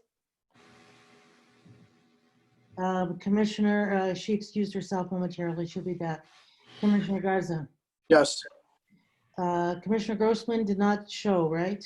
So I'm going to take her off for the rest of the day here. Commissioner Kelly. All right, and he did not come back in. Okay. Commissioner Lyons. All right. Commissioner Moore. Yes. Commissioner Murphy. Yes. Commissioner Nevada. Yes. Commissioner Osterman is not here. Commissioner Peterson is not here. Commissioner Reyes. Yes. Commissioner Searle is a yes. I'm sorry, Commissioner Searle. Yes. Sorry. Commissioner Shaw has recused herself on this, and that letter is on file. Commissioner Spizzato is not here. Commissioner Tunney Yes. and Commissioner Villegas Yes. and Commissioner Wagesbuck. Yes. Okay, motion carries. Congratulations, everyone involved. Okay, the next item on the agenda is the proposed resolution recommending the approval of the Woodlawn Plan Consolidation Report. The report reviews past plans that were developed for Woodlawn, identifies where they align, and outlines recommendations that the City of Chicago can implement to achieve neighborhood goals, including through the disposition of city-owned vacant land. The report covers the Woodlawn community area, generally bounded by Martin Luther King Drive and South Chicago Avenue on the west, 60th Street on the north, Stony Island Avenue on the east, and 67th Street and South Cottage Grove Avenue on the south. The report covers properties in the 5th and 20th wards. We turn now to Mr. Zaroff again to present the proposed plan. Good morning, Madam Chair, members of the commission. I'm back. For the record, Nolan Zaroff with the Department of Planning and Development. I believe I am joined today also with Anthony Simpkins from the Department of Housing to answer any questions at the end. But yes, back today to present the Woodlawn Plan Consolidation Report, which covers the entire Woodlawn community area, including portions of the 5th and 20th wards on Chicago's South Side. Before I get into sort of the content and the presentation, I do want to just pause and provide just an overview of what the report is. The Woodlawn Plan Consolidation Report is really a summary of past plans and studies, and it consolidates the community goals that have been articulated in those past plans and studies and identifies where they align, where they have commonalities. It also identifies what the city can do to help move some of these past community goals forward. It's intended to organize sort of the disparate efforts that have been occurring at Woodlawn, and I'll get into this in a few minutes. There have been more than a dozen, I think 14 or 15 plans and studies created for Woodlawn in the last 20 years. And so it really is an attempt to put everything into one guiding document so that we're not working off 12 or 14 separate documents. And Plan Commission adoption today, or approval today, would really just allow the city and its partners and the community to use this report as a guidebook, as a framework for continued work in Woodlawn. And so what I'm going to walk through today, I'll provide a little bit of background on the report, sort of how we came to develop the Woodlawn Plan Consolidation Report. talk through the community outreach efforts that went into this report, and also highlight some of the updates that we've made to the document since it was first heard here at Plan Commission on February 21st. I'll then go through some of the content of the report, the goals that were articulated in past plans and studies, and the report recommendations that are meant to be responsive to those goals that were identified. And then finally talk through next steps, including implementation and continued community engagement around these efforts. And so report background, again, just a community snapshot. Woodlawn is a community on the south side of Chicago. It's adjacent to the University of Chicago and is the site of the future Obama Presidential Center. It is home to around 23,000 residents. That's down about 3% from 2010. The median household income in Woodlawn is about $25,000 a year compared to a citywide median of 52. We have seen increased renovation and new construction activities since 2010. So permit volumes for new construction and renovation are up nearly 7% compared to only 2.8% across the city as a whole. And the value of residential transactions or residential property sales are up over 9%. Woodlawn has a diverse mix of land uses, but it is predominantly residential. Here's a context map that just shows sort of the area in question within red. It's the entire Woodlawn community area. Again, it's proximity to the site of the future Obama Presidential Center, the University of Chicago. And Woodlawn is well served by transit. Both the CTA Green Line and the Metro Electric Line provide rail service to downtown to the Loop. And it's also just a short drive on the Dan Ryan Expressway or South Shore Drive, I'm sorry, Lakeshore Drive to the east to downtown. And really the catalyst for this Woodlawn Plan Consolidation Report was the realization that, again, since the year 2000, Woodlawn has had more than a dozen plans and studies created for it. And this is just a sampling of the covers of those different plans and studies. Two of them were commissioned by the city of Chicago, predominantly looking at 63rd Street and redevelopment strategies for 63rd. But the vast majority of these plans and studies were developed by neighborhood organizations, local nonprofits, community groups, and really reflect a lot of deep community engagement and community outreach across these studies. It is important to acknowledge that there has been investment that has occurred in Woodlawn over the last 20 years that have been responsive to some of the goals and recommendations identified in past plans and studies. Millions of dollars have been invested in housing through POA and the Renew Woodlawn programs. There's a new full-service grocery store at 61st and Cottage Grove. Local businesses have received Neighborhood Opportunity Fund grants. And public art has been installed underneath the Metro Viaduct and at other locations within the community. But again, it's important to underscore that not all of these have been coordinated and not all of these investments respond to all of the goals and all of the needs that have been identified in past plans and studies. So I want to spend a little bit of time talking through the community outreach efforts that have gone into both the Woodlawn Plan Consolidation Report as well as the Department of Housing's Woodlawn Affordable Housing Preservation Ordinance. First, it's important to underscore that those 12 or 14 plans and studies all had their own community engagement process. Many of them were spearheaded by community groups themselves, and so reflect that sort of input. But the Department of Housing, starting in October of last year, conducted more than a dozen housing working group meetings, focus group meetings around affordable housing issues, around questions of home ownership versus renter. The Department of Planning and Development, in creating our Woodlawn Plan Consolidation Report, participated in a number of these working group meetings and focus group meetings as well, to make sure that the report was being informed by those conversations. Specifically, DPD participated in one Woodlawn subcommittee meetings that were put on through the Network of Woodlawn in late 2018 and early 2019. Again, participated in those housing working group and focus group meetings in late 2019 and early this year. Department of Planning and Development and the Department of Housing jointly put on a public open house at Hyde Park Academy High School on January 30th of this year that had more than 200 people in attendance. We sat on panels and also had an information table at the Woodlawn Community Summit on March 7th of this year. That event was attended by more than 400 people. And just this past Tuesday evening, we put on the Woodlawn Community Webinar, just again to provide an update on where both of these initiatives were in the process. That webinar was attended by more than 190 people, both active on the webinar and also watching the live stream on YouTube. And so the open house, again, more than 200 attendees at that open house on January 30th. The plan consolidation report received generally positive response. I think, you know, Commissioner Cox spoke to this the last time. One of the kind of overarching themes we heard was, you know, now is the time for action. There's, you know, Woodlawn has had plenty of plans and it's time to actually move forward. And that's what this report is aiming to do. All of the input that we received at the open house was incorporated into the Woodlawn Plan Consolidation Report and into prioritizing those recommendations.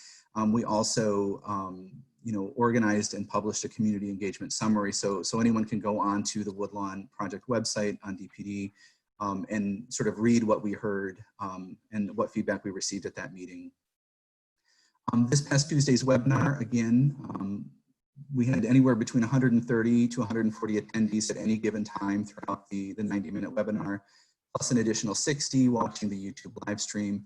We did ask people to respond to some sort of demographic questions when they registered for the webinar. Around 50% of the people on the webinar were Woodlawn residents, 41% of those property owners, and 20% of attendees were business owners. And more than 72% of the people on the webinar Tuesday night had attended a previous engagement activity around the Woodlawn Plan Consolidation Report or the Woodlawn Affordable Housing Preservation Ordinance. The webinar Tuesday night was attended or paneled actually by both Alderman Taylor, Alderman Hairston, as well as both DPD and DOH commissioners. And I want to take a minute to just highlight some of the changes that we've incorporated into the report since it first came to Plan Commission on February 21st. We incorporated feedback from your comments and questions on the 21st, as well as from additional engagement activities, the Woodlawn Community Summit and other outreach that we did after the February 21st meeting. We integrated the 2019 We Can report, which was originally omitted from this Woodlawn Plan Consolidation Report because it was published in September of last year. We've gone ahead and incorporated the ideas that came from that report. We've included a table of what has been accomplished to date and how those accomplishments have been responsive to different recommendations and goals that were identified in past plans and studies. We've also added a recommendation to address concerns around displacement and affordability in the neighborhood. And we've expanded the housing policy and goals section to really underscore the coordination that we've had with the Department of Housing around that. And so now I'd like to get into the report itself.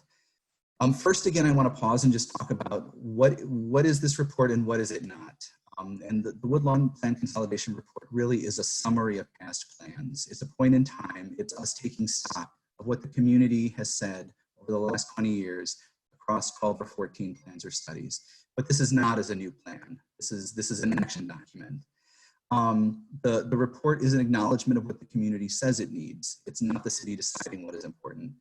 And it's an attempt to find one path forward as opposed to multiple independent paths. You know, one document to work off of to move us forward in a coordinated fashion, as opposed to 14 documents to try and coordinate among. The Woodlawn Plan Consolidation Report is a guiding document. This is not set in stone. This is the beginning of a process, the beginning of a conversation, and not the end of a process. So I think those are important things to underscore. It's a living document. So the goals that were articulated in past plans and studies, there were 9 goals, sort of overarching goals, or different shades of these that came across in the 12 or 14 plans and studies that we analyzed. And I want to take a minute to kind of go through each of them. They really relate to housing, they relate to commercial corridors, and they relate to the public realm in Woodlawn. And so first, the 3 goals that relate to housing in Woodlawn. The first one is the importance of supporting existing residents and addressing concerns around displacement. The second goal is expanding housing choice, including affordable housing options and homeownership options to support a range of incomes in Woodlawn. And the third housing goal is encouraging reinvestment in existing housing. Again, you know, Woodlawn has great housing stock, great historic homes and apartment buildings, but they could use some TLC. And so how do we encourage reinvestment in those existing buildings? The commercial goals for Woodlawn from past plans and studies include expanding local ownership and neighborhood retail, redeveloping vacant buildings and lots, particularly those along 63rd Street, and reestablishing 63rd Street as a neighborhood center. The public realm goals articulated in past plans and studies include improving the conditions of the public realm and the pedestrian experience. So, you know, streetscaping, street furniture, making it safe and comfortable for pedestrians to travel along these corridors.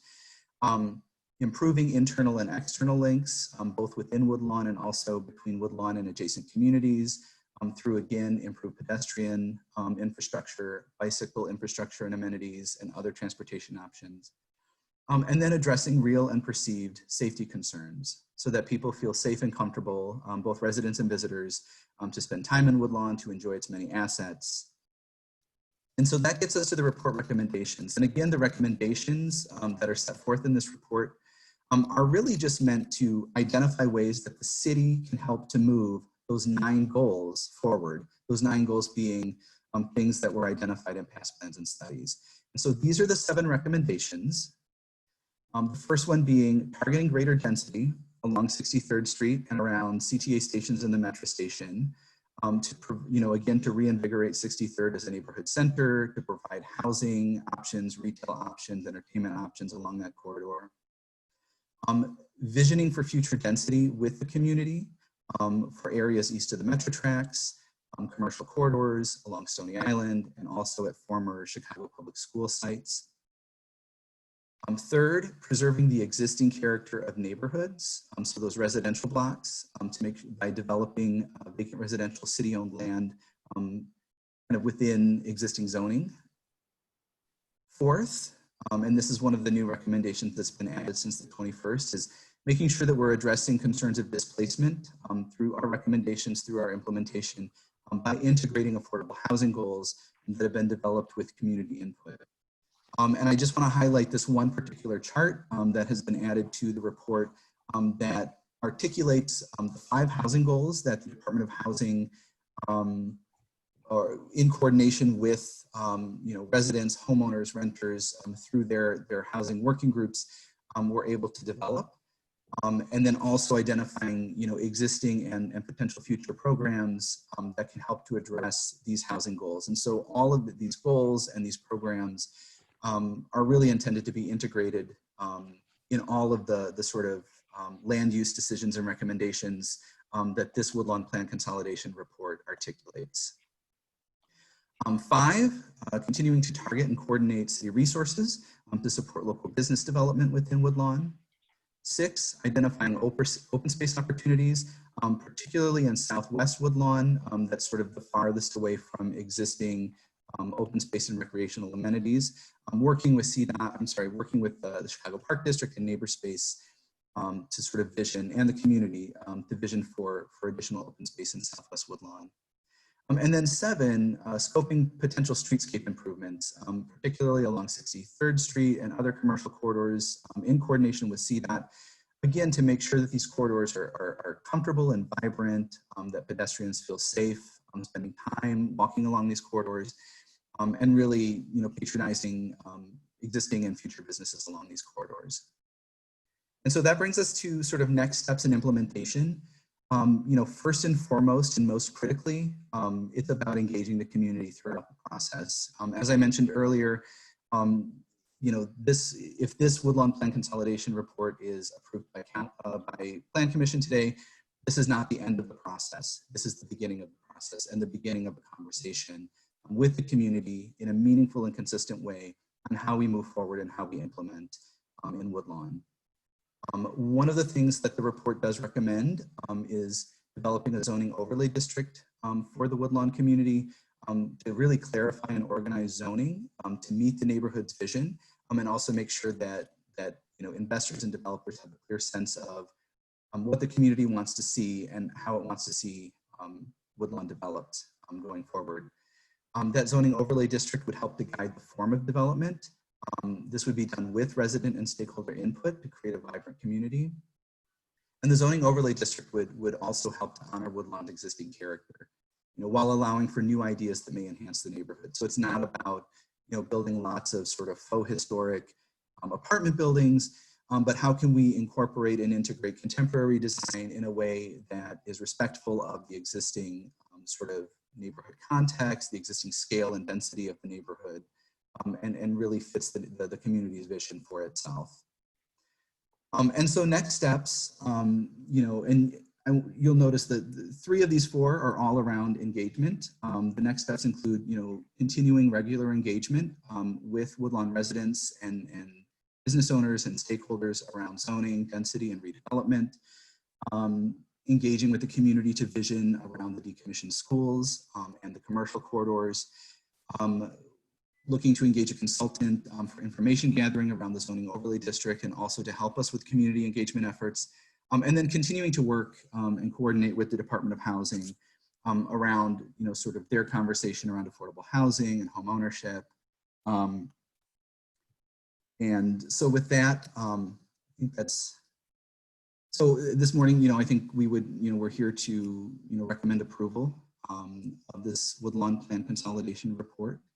I'm happy to take questions at this time. I do believe we have Anthony Simpkins from the Department of Housing here as well to help answer any questions that you might have around the housing component. Thank you. Nolan, thank you so much. And before I call on Commissioner Moore, I want to make a couple of comments. First of all, I do want to thank you, Nolan. There clearly have been improvements not only to the plan, but to this presentation, and not just since February 21st, but even since our last Plan Commission meeting. So I want to thank you for that. And I want to highlight something that that we made sure that was highlighted in your presentation, and I think it's really important for us to get very clear. And so I'm really just highlighting something that you said, which is that this is not a plan. We saw in our previous item what a plan looks like. This is not a plan. This is a report on previous plans, some of which were community plans, some of which were City of Chicago plans. But this here is intended to be a report on previous plans. It is a plan consolidation report, or excuse me, a consolidation plan report. Plan consolidation report. So I think that's important for us to keep in mind, because even in the community meeting on Tuesday evening, and then when we heard several people speak before us today, part of their objections to it and part of their concerns about it is because they were reacting to what they believed was a plan. And so I think for consistency of language, we want to make sure that we are not approving a plan here. We are approving a report that is a consolidation of previous plans. So I want to say that. And then the other thing that I want to make note on, since we were moving along here, we did get a one of the women that was here to speak wasn't able to unmute herself or be able for us to hear her. So she did send her comments to Commissioner Cox. I want to make sure that they are here and available for the record. She says, "My name is Norma Jean Clark. Unfortunately, I was able to make it clear that I support the plan being presented. At the time, I was trying to unmute. I grew up in a mixed income community and was grateful that the opportunity was presented to me to live in a neighborhood where we had good schools and opportunity. I think everyone should be able to grow their income. I'd like to close by saying I support the plan." See there, and there's another example of what I was referring to. "I support the plan being presented by DPD." So I have other questions, but any questions I have, I'll save till later. Let me go to Commissioner Moore. Thank you, Chairman. I echo the comments you made, but I also want to ask the same question I asked regarding the South Shore plan, and especially in light that Woodlawn is not a South Invest community. How will the community stay engaged during the process of specific plans, and how will how will the department keep them included and be inclusionary during the process? Yeah. So great question. Again, underscoring the point that this is the start of a conversation, the start of a process. Each of these implementation steps, the zoning overlay district, talking about density, where do we vision for density in the community? What do we envision for the schools? Each of those will have sort of their own track, their own community engagement process. I think the challenge will be how do we move this forward in light of COVID-19? How do we make sure that we're getting, a broad, range of perspectives and input, that people have multiple different ways to engage and to be involved in the process. But each of these sort of next steps would have a community engagement, a community outreach process attached to them. Is that it, Commissioner Moore? Okay, so let me turn now to Alderman Taylor and to make any statements or, to make any statements. Go ahead, Alderwoman Taylor, Jeanette Taylor. Good afternoon, everybody. I got a question. You all added the housing component to it. How many units will be preserved to create affordable housing through the ordinance? And tell me, what are the income levels?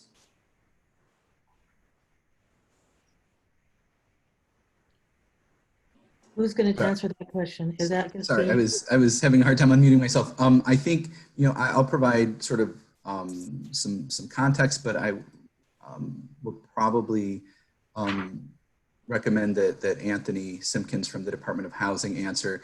Again, this Woodlawn Plan Consolidation Report is really meant to provide a framework, to provide guidance. It does not identify any particular percentages of homeowner versus renter, of different affordability levels or income levels, or percentages of things to be developed affordable. It's really meant to provide guidance around land use decisions. Where do we target density? Where do we target development within the context of the existing neighborhood? And then it's really that sort of, I believe, the Woodlawn Affordable Housing Preservation Ordinance that sort of fits within this framework and identifies those targets. Anthony, would you want to add anything to that? Sure. If this is about income levels, we know that housing is of particular focus for the residents of Woodlawn. We in engaging the residents of Woodlawn and trying to put together the proposals that are in the section of the presentation that talks about the housing plan. We addressed that first because the community said that was a primary concern for them. And we did that through over 35 meetings at a couple that the mayor herself attended with the community stakeholders and members. We put together a working group that represented community members and stakeholders from the community network of Woodlawn. Mr. Simpkins, are you able to give us your video so that anybody on the call is able to see as well as hear you? Sorry. Sure, there I am. I think, hang on. There I am. Okay. Can you see me now? Sorry, I didn't forget. My video was off. Anyway, so yes, we had a number of meetings, over 6 meetings with stakeholder working group. We had an open house that was attended by almost 300 community members. So there was a robust community engagement process. We considered and took pieces from a number of these past reports, including reports that were done by We Can, the network of Woodlawn, and the CBA Coalition. Aspects of all of their proposals are in this housing plan. This housing plan was Mr. Simpkins, I'm sorry to interrupt. I asked the question I asked. The question I ask is, you all are putting in the housing piece. How many houses are you talking about that will be affordable for people who already live there, who make the median income of $28,000? And tell me how many homes you all are going to be able to protect. How many homeowners will you be able to help? And the numbers are 45, and it looks like under 1,000 for 10,000 people who currently live in the neighborhood. And so you all are talking about layering over zoning. What's wrong with the zoning process that we already have now? And so to me, it looks like I'm being ganged up on, number one. And number two, that we're not having more conversations, which is what I'm asking for. I'm not asking you all to reinvent the wheel. I'm asking to be heard, and I'm asking to say, let's slow this down. That's what I'm asking from you all. That's it. That's it. So once again, if I may, I really want to underscore that, you know, and I realize this is, I mean, confusing for me too, that these are two processes. These are sort of taking two separate tracks, but they're also integrated. The Woodlawn Plan Consolidation Report is really a framework, a guiding document. It doesn't attach numbers to things. It's the guiding document that helps us to move some of these ideas forward. The Woodlawn Affordable Housing Preservation Ordinance is where the numbers kind of get hammered out, where the programs get hammered out. We wanted to make sure that this report is responsive to the concerns of the community in terms of housing, affordability, home ownership opportunities. We didn't want to be quiet on that, but this report is not the mechanism or the vehicle to move forward some of those affordable housing targets or needs. And so, you know, this is the first step. The Woodlawn Affordable Housing Preservation Ordinance is one of the next steps after this would be approved. But that's, I think that's an important distinction, that while these are coordinated, while we've been working very closely with Department of Housing to make sure that we're integrating housing concerns and housing goals into this report, because it matters, it has to be in here. This is not the vehicle to move forward some of those conversations. Agreed, but also it's not the time in a time of pandemic for us to be moving forward on any of this when we don't have all the participation of the board either. So we want to be fair, let's be fair. Commissioner Taylor, if you can stay ready to speak, but I want to go ahead and bring in, excuse me, I'm sorry, Alderwoman Taylor. I'm going to bring in Alderwoman Hairston also too. She's had her hand raised, and I want her to be able to get in on this. Go ahead, Alderwoman Hairston.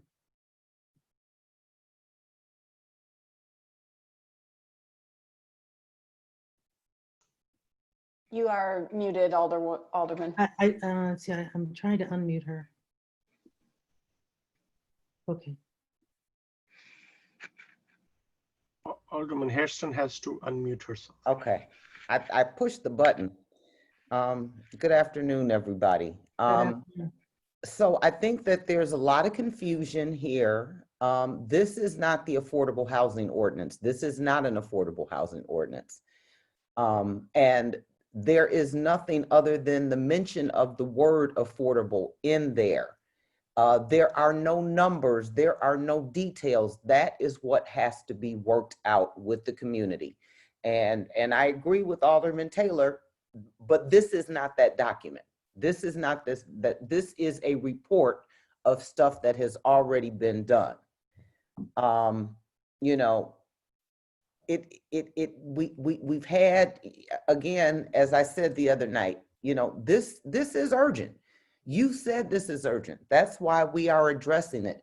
That's why the Department of Planning and Development has started with this plan, or this consolidation of reports first, and, you know, moving to the South Shore second, because it is so immediate. And I think we are just getting caught up in muddying the water so that we don't see that this is just a report. Sometimes it's not what you say, but how you say it, right? Or what you do, but how you do it. And the one thing that I want to say is that this has been disingenuous.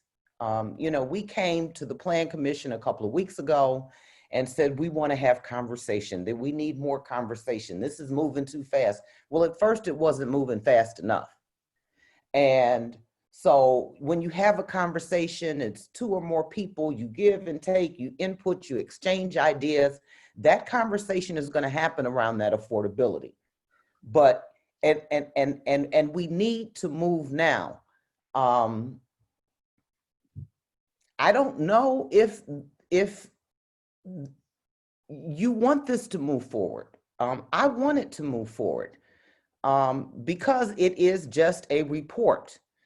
And so if, you know, I was really disturbed that during the meeting, while people were engaging and giving their comment, that you wrote a letter saying that you didn't support this. So that's not meaningful. And I respect the public engagement process, and I actually want to hear what people say and help that to move the needle. And I talked about my roots in Woodlawn, that when I was born, my parents lived at 727 East 60th Street, right across from the Fountain of Time. My father had the Avenue Lounge on the corner of 64th and King Drive, and Avenue 400 on the corner of 61st and King Drive. My grandparents lived 6347 South Vernon. My aunt lived 6345 South Vernon. I took piano lessons with Mrs. Millette on 63rd and Vernon. My great-grandparents lived in Parkway Gardens. So I am deeply rooted in Woodlawn, and I want to see its success. You know, and I think that it's important that we understand the difference between a report and an ordinance. And I just, for the record, I want to read two emails that I received. One that said, please let Alderman Hairston know I approve her stance tonight on the webinar. We are ready for action, not more meetings. 6 of my neighbors watched as well. As homeowners, we feel she best represented our interest. We are following this closely and look forward to being a part of next steps. And then the other one says, she just got my vote forever. She finally provided her perspective on Woodlawn. I love it. Finally telling Taylor publicly and everyone that she is ready to move forward. I love hearing about her Woodlawn roots and desires for the community. I love it. And so, you know, I think that it is really important that we start with this report. Jeanette, I think that you have a lot of work ahead of you. I think that we both have a lot of work ahead of us. Since the majority of Woodlawn is in your ward, I think that they should continue to engage, but that is not this report here. And so I look forward to continuing working with you to get something that is best for Woodlawn. But today there are no numbers of affordable units. Today there are no numbers. This is just the consolidation of the reports. So thank you so much, Alderwoman Hairston. That's appreciate your being here, appreciate your perspective and input into this, and the representation that you provide. So, you know, part of what I feel is my role here as chairwoman is to do the best I can to hear as many perspectives and do as much as I can to synthesize the various perspectives and make sure as many of the perspectives then get heard and then get incorporated into what we provide. So, or how we act. So I want to make a couple of comments just based on the last few minutes. So again, I think it's very clear now, and I think that even I think to everyone that this is a plan consolidation report. It is not a plan. If it were a plan, we would be judging it very differently. And again, I want to reiterate the improvements have been made not only since February 21st, but even since our last meeting to address the number of concerns that were raised not only by me, but also by other commissioners, by the two alderwomen and by various community folks. I myself listened to the community meeting on Tuesday. I listened very intently to what the community folks had to say when they spoke, and I listened very intently to Nolan's revised presentation. So this idea of meaningful and consistent, moving community engagement forward in a meaningful, consistent way was put into the presentation. And the idea that this will move forward, which I think is what Alderman Harrison has been emphasizing, this need to move forward with residents and stakeholder input. So this is the beginning, it is not the end. I think those folks who are concerned that if this were to get planned today, if this were to get approved today by the Plan Commission, that somehow meant that this was over. This is indeed the beginning, and it's meant to, I think, spur further action, because that is true even with the plan, right? But it must be that because of the many concerns that still remain. Not least among them is the issue around affordable housing and the issue of displacement. So I know that, for example, I think that this issue of affordable housing is very important. It is now better represented not only in this report, as well as in the presentation, but especially in the report itself. And we have, and it's important to note this, we do have, or not we, the Plan Commission, but the city will have coming before it a housing ordinance.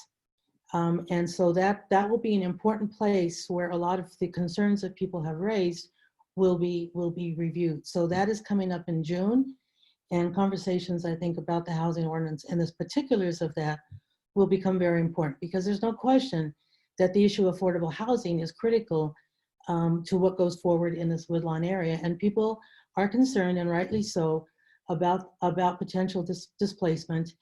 And many people throughout the city, many folks in neighborhoods are concerned generally about issues of displacement and gentrification. So that is something that will be taken up with the housing ordinance, and I encourage people to be cognizant of that and to participate. Now I want to return though, Alderwoman Taylor has a couple of very specific questions. One of which I think we can just make a statement about, and the second one I think we might as well get an answer on it if we can. The first one, she asked about the connection between where they're using data, where is there a connection between income, renter burdens, and home ownership, and as that relates to strategies around housing. That's a very fair question, and one that it probably isn't, as Alderman Harrison pointed out, isn't really probably for this document per se, but it is an important question. So I don't want that question, I think, seems to me not to be lost as conversations proceed about about particulars about how to address housing, either in the ordinance or going forward. That's why we collect data, right? The data gives us some particular information in ways that we can match that knowledge that we get from that information to whatever strategies we're going to employ.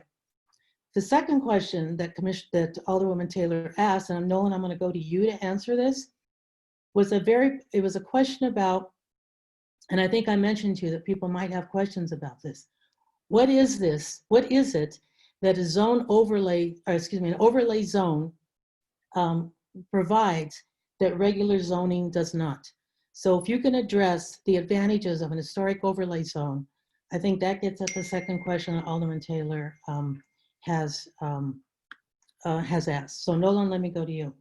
Sure, and I would also absolutely encourage Commissioner Cox to jump in as well if he has anything to add. But it's really, and I do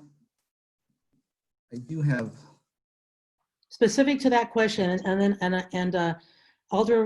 Commissioner Cox has his hand up, and I'll call on him when you're done addressing that, unless his question is specific to the overlay district. Yeah, so again, it's really looking at zoning across the neighborhood and working with the community to say, is this still the appropriate zoning? And, if you look at the map that's on the screen right now, the background is the zoning map for Woodlawn, and you can see it's very, sort of disjointed. There's a lot of different little zones kind of tucked in here and there. And the idea is, when we talk about targeting new development, working with investors and developers to really build out the neighborhood that Woodlawn residents want to see, we need to make sure that the zoning is clear and that it articulates sort of that vision. And so a zoning overlay district is one of the tools that we can use to do that. In addition to the So, and zoning. I'm going to stop you just for a quick second, though. Zoning is clear. So what particular clarity or what particular, the question before us that's been asked by Alderwoman Taylor, what is the difference between regular zoning, which itself is clear, so that's not the difference. What's the difference between the zoning and the historic overlay? Does the community get with an overlay district that it doesn't get with regular zoning? That's the question that's been asked. So what we get is, sort of a clearer sense of, because building into the zoning overlay district, we can build in a form-based code, which talks specifically to what will the form of physical development look like. That way you don't have a 40-story tower on 63rd Street if that doesn't make sense, or you don't have, a 6-story building kind of tucked in a 3-flat neighborhood. And so it provides clarity on what sort of form of development do we want to see, what sort of uses within those developments. Some of that is standard zoning, but this really sort of expands on that, provides more control, provides more predictability, and can also be informed by a community process. A zoning overlay district can also help us to really, again, honor and preserve some of the historic character of Woodlawn. Woodlawn is known for its great gray stone buildings and apartments. And the zoning overlay district can help us also to make sure that we're preserving that existing architectural character. So really it provides more control, more guidance over the form that development takes. And could in turn, and this is where I would like to pivot to Commissioner Cox, because he did this in Detroit, but it can also help us even to guide sort of number of units, the size of units, the number of bedrooms, things like that, to again help us to be responsive to what does the community need in terms of housing options and housing choice? Okay, I know Commissioner Cox has had his hand up, and I know you've asked him to address this. I'm going to go first, though, because of when his hand shot up, and because of his particular expertise and position in the city. I'm going to go to Commissioner Murphy with the zoning administrator to make particular comment on this question. Thank you, Commissioner Murphy. And then I'll go to Commissioner Cox, and then I'll go to Commissioner Nevada. Okay, sure. Thank you, Chairman. So this is Patrick Murphy with the city's Department of Planning. So we have been talking with Nolan and with the commissioner about different strategies to look at the zoning in Woodlawn and to give a much more definitive set of guidelines and characteristics to what people can expect for the property that is based on the property that's already there to be used on parcels that are underbuilt or vacant today. And the idea is, and the rules already exist in the zoning code, that allow the city and city council to establish a set of criteria that is very specific to uses, building scale, architectural elements, things that are either unique to this part of the city or that we want to promote that we feel are not being taken advantage of. And it is designed to give a very specific level of predictability to people who want to build in these communities. We have these located elsewhere in the city. They serve various purposes depending on the context of the area, but we have absolutely been looking at these, implementing these rules for a very specific geography in conjunction with this plan as Nolan described. Okay, Commissioner Murphy, I have a specific question. For what we would approve today of this report, if we were to approve that, this is to simply say this is a goal, but there then has to be a process to actually create the historic overlay district. Can you describe what that process is, what the steps of that would be? Sure. So it's really twofold. There is an analysis done by the department, by the zoning staff in the department, in conjunction with the planning staff, that involves both a community aspect as far as community meetings and getting feedback from the community about what is important and what we want to promote. And then there also has to be a legislative route that goes through the city council, that is reviewed by the committee on zoning, and ultimately has to be approved by the full council before those rules can be put in place. Okay, that's very helpful, and that's very clear. No, this is something, since this is a report, I'm assuming that this historic overlay district idea, and this might be a question for you, Commissioner Murphy, but it might be one for Nolan. This is a report of previous plans. The idea of the historic overlay is not new. It comes out of a previous plan. Is that correct? I'm sorry, were you sending that to me or to Nolan? I think probably Nolan can better answer that. Thank you. Yeah, I can answer that. The idea of a historic overlay is not articulated in past plans and studies. What is articulated in past plans and studies, as well as the community engagement that we've conducted around this, is that Woodlawn residents feel very strongly about the character of their community, about the historic nature of the architecture there. And so, you know, past plans and studies talk about, you know, the character of the Greystones in Woodlawn, the courtyard apartments, and honoring that architectural heritage. And so that's why this is in here, is that, you know, it's not about, you know, replacing those, it's about integrating those and incorporating those and honoring that sort of architectural heritage in Woodlawn. Well, then, quite frankly, the goal should have stated preserving and honoring past architecture, because that's what's stated, and a possible tool might be historic overlay zone. And I think that needs to be very, very clear, because particularly for reasons of consistency throughout the whole plan, so that the new ideas are examples of what could be done to highlight what people have said they want, which is to help preserve the character. Okay, I'm going to go to Alderwoman Taylor. Go ahead. I know Cox is patiently waiting, and so Commissioner Cox, and so is Commissioner Novara. But Alderwoman Taylor. That was basically my question. What is the purpose of doing the overlay zoning if you already have zoning there? And where has this been done in Chicago where it shows it effectively works? Okay, let me go to you, Commissioner Cox. Sure, happy to answer the question. I think this diagram is fairly effective. This is what the zoning code of Detroit for this neighborhood looks like. And I would defy Chicago to show me where any person, any layperson, Mrs. Harris down the street, can understand what goes on a piece of vacant property. So the whole idea of going to the form was to make this zoning stuff legible and understandable by any person. It's 2 pages. And the underlying zoning in this case is the same, but they studied whether, you know, could you get more than one house per property? Could you create something that would allow for maybe 6 apartments to happen, but they stand next door to a single family house and they have the exact same form, which is going to help our affordability. Our current zoning ordinance does not allow you to do that. So we have to go very specifically and look at the types that exist historically in Woodlawn and try to package the vacant land that can sit side by side, even if it has more units in it. So that's a study that has to be done. I think it's going to empower folks to finally understand what the future of the vacant land on their property is like. And so it's a tool.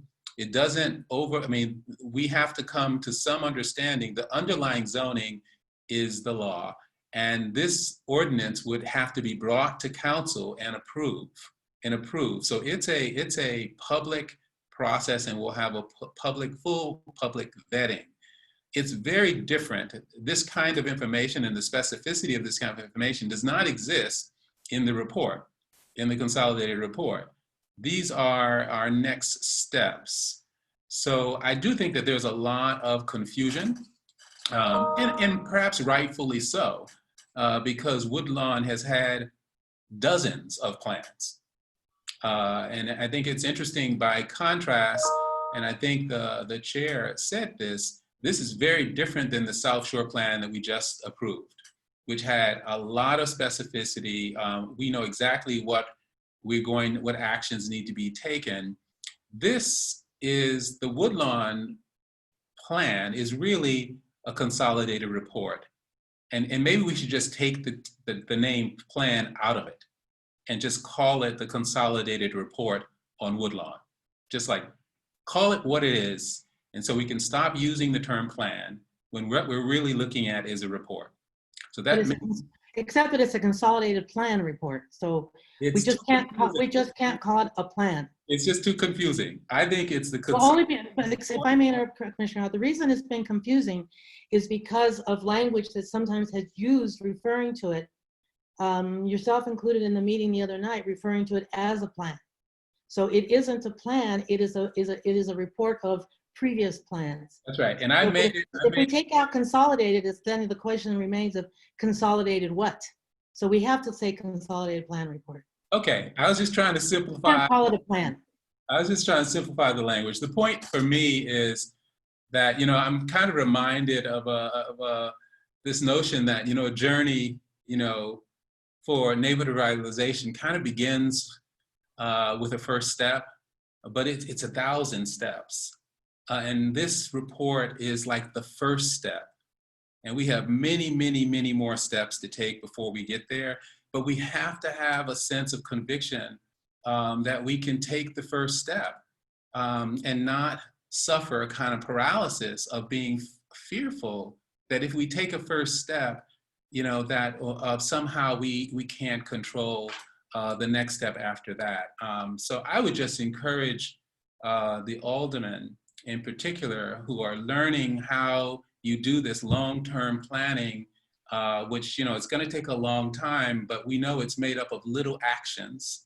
And this consolidated report gives us the framework to embed the housing ordinance, which is going to become law if the council passes it. This report doesn't become law. It's just a guiding framework that we can put all of the things that we know need to happen within it. So I just think that we really have to, we owe it to residents of Woodlawn to take action because, you know, the future is coming and it's barreling forward and it is going to eat us for lunch if we don't take some action. We haven't talked very much about the Obama Presidential Center, but there is an expectation that when we go through the federal process, the NEPA process, that this community has adopted something that addresses the impacts of that investment on Woodlawn.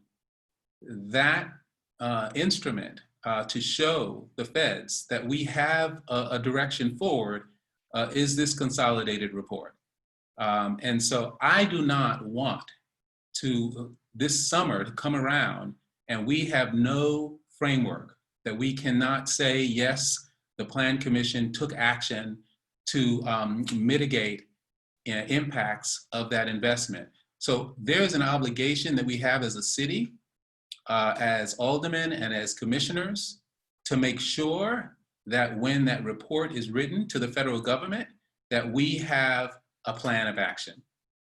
So I'll stop there. See, there it is again. It's not a plan of action, but it is at least a report of action. It's a report of action. Okay. I've made the pitch to take the term plan out of the report so that we can just call it a consolidated report so that we can simplify the language. But I'm just saying we need an action framework, however we want to describe it, that says that we know that we are mitigating, consciously mitigating issues that the community has raised about the future of Woodlawn. So we have a very, very long agenda. Hands are continuing to go up. I'm not going to necessarily cut this conversation short, but I am going to ask us to be mindful of I don't know, just mindful of time, I guess. But we're not going to cut it short. Alderwoman Taylor, your hand is up. I've seen other hands go up as well, but I do want to give, you know, we obviously can't keep doing this all day, but I do want to give you a chance to speak or to respond. Last thing I'll say is, we talk about making plans for a community when from the very beginning, what I said to you all is housing was the thing that I'm worried about. Us stopping gentrification is never gonna happen. I'm not crazy enough to think that. But we can in the city where we say that every person counts, make sure that housing is done. So to me, this is, what's the rush? Until we get housing done, until there is a plan to make sure that we protect the people from displacement, which everybody, it's funny, everybody agrees with that, but nobody is willing to say, hey, let's finish housing and then we can go on to a consolidated plan. I'm not trying to stop us from having investment in our community. The people in Woodlawn who've been there deserve it more than anybody. And I agree with that. I don't disagree with that. I just want us to be done with housing to move forward.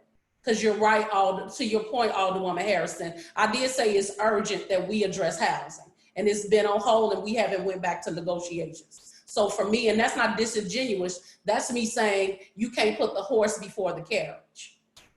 So thank you, Commissioner. I appreciate the time. I will be listening. I won't raise my hand unless I'm asked the question, but thank you. I appreciate the opportunity for you all to allow me to speak and knowing that I was elected to represent the community and I'm gonna do that.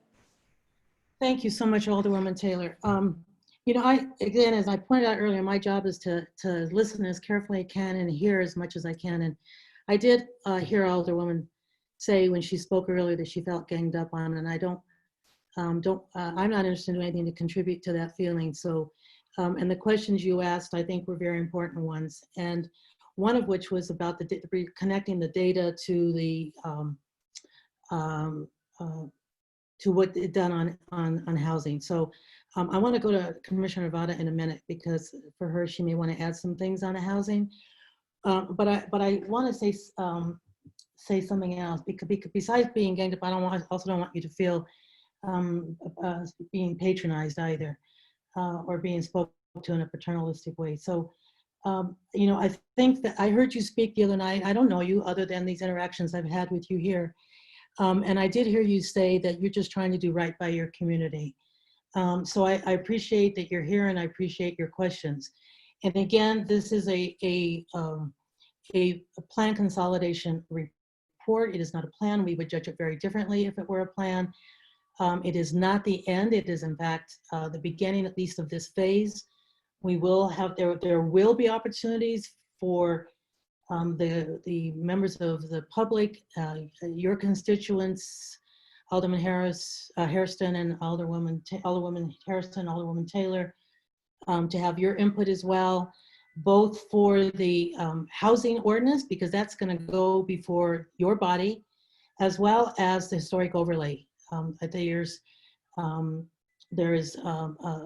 will be those opportunities for further questions.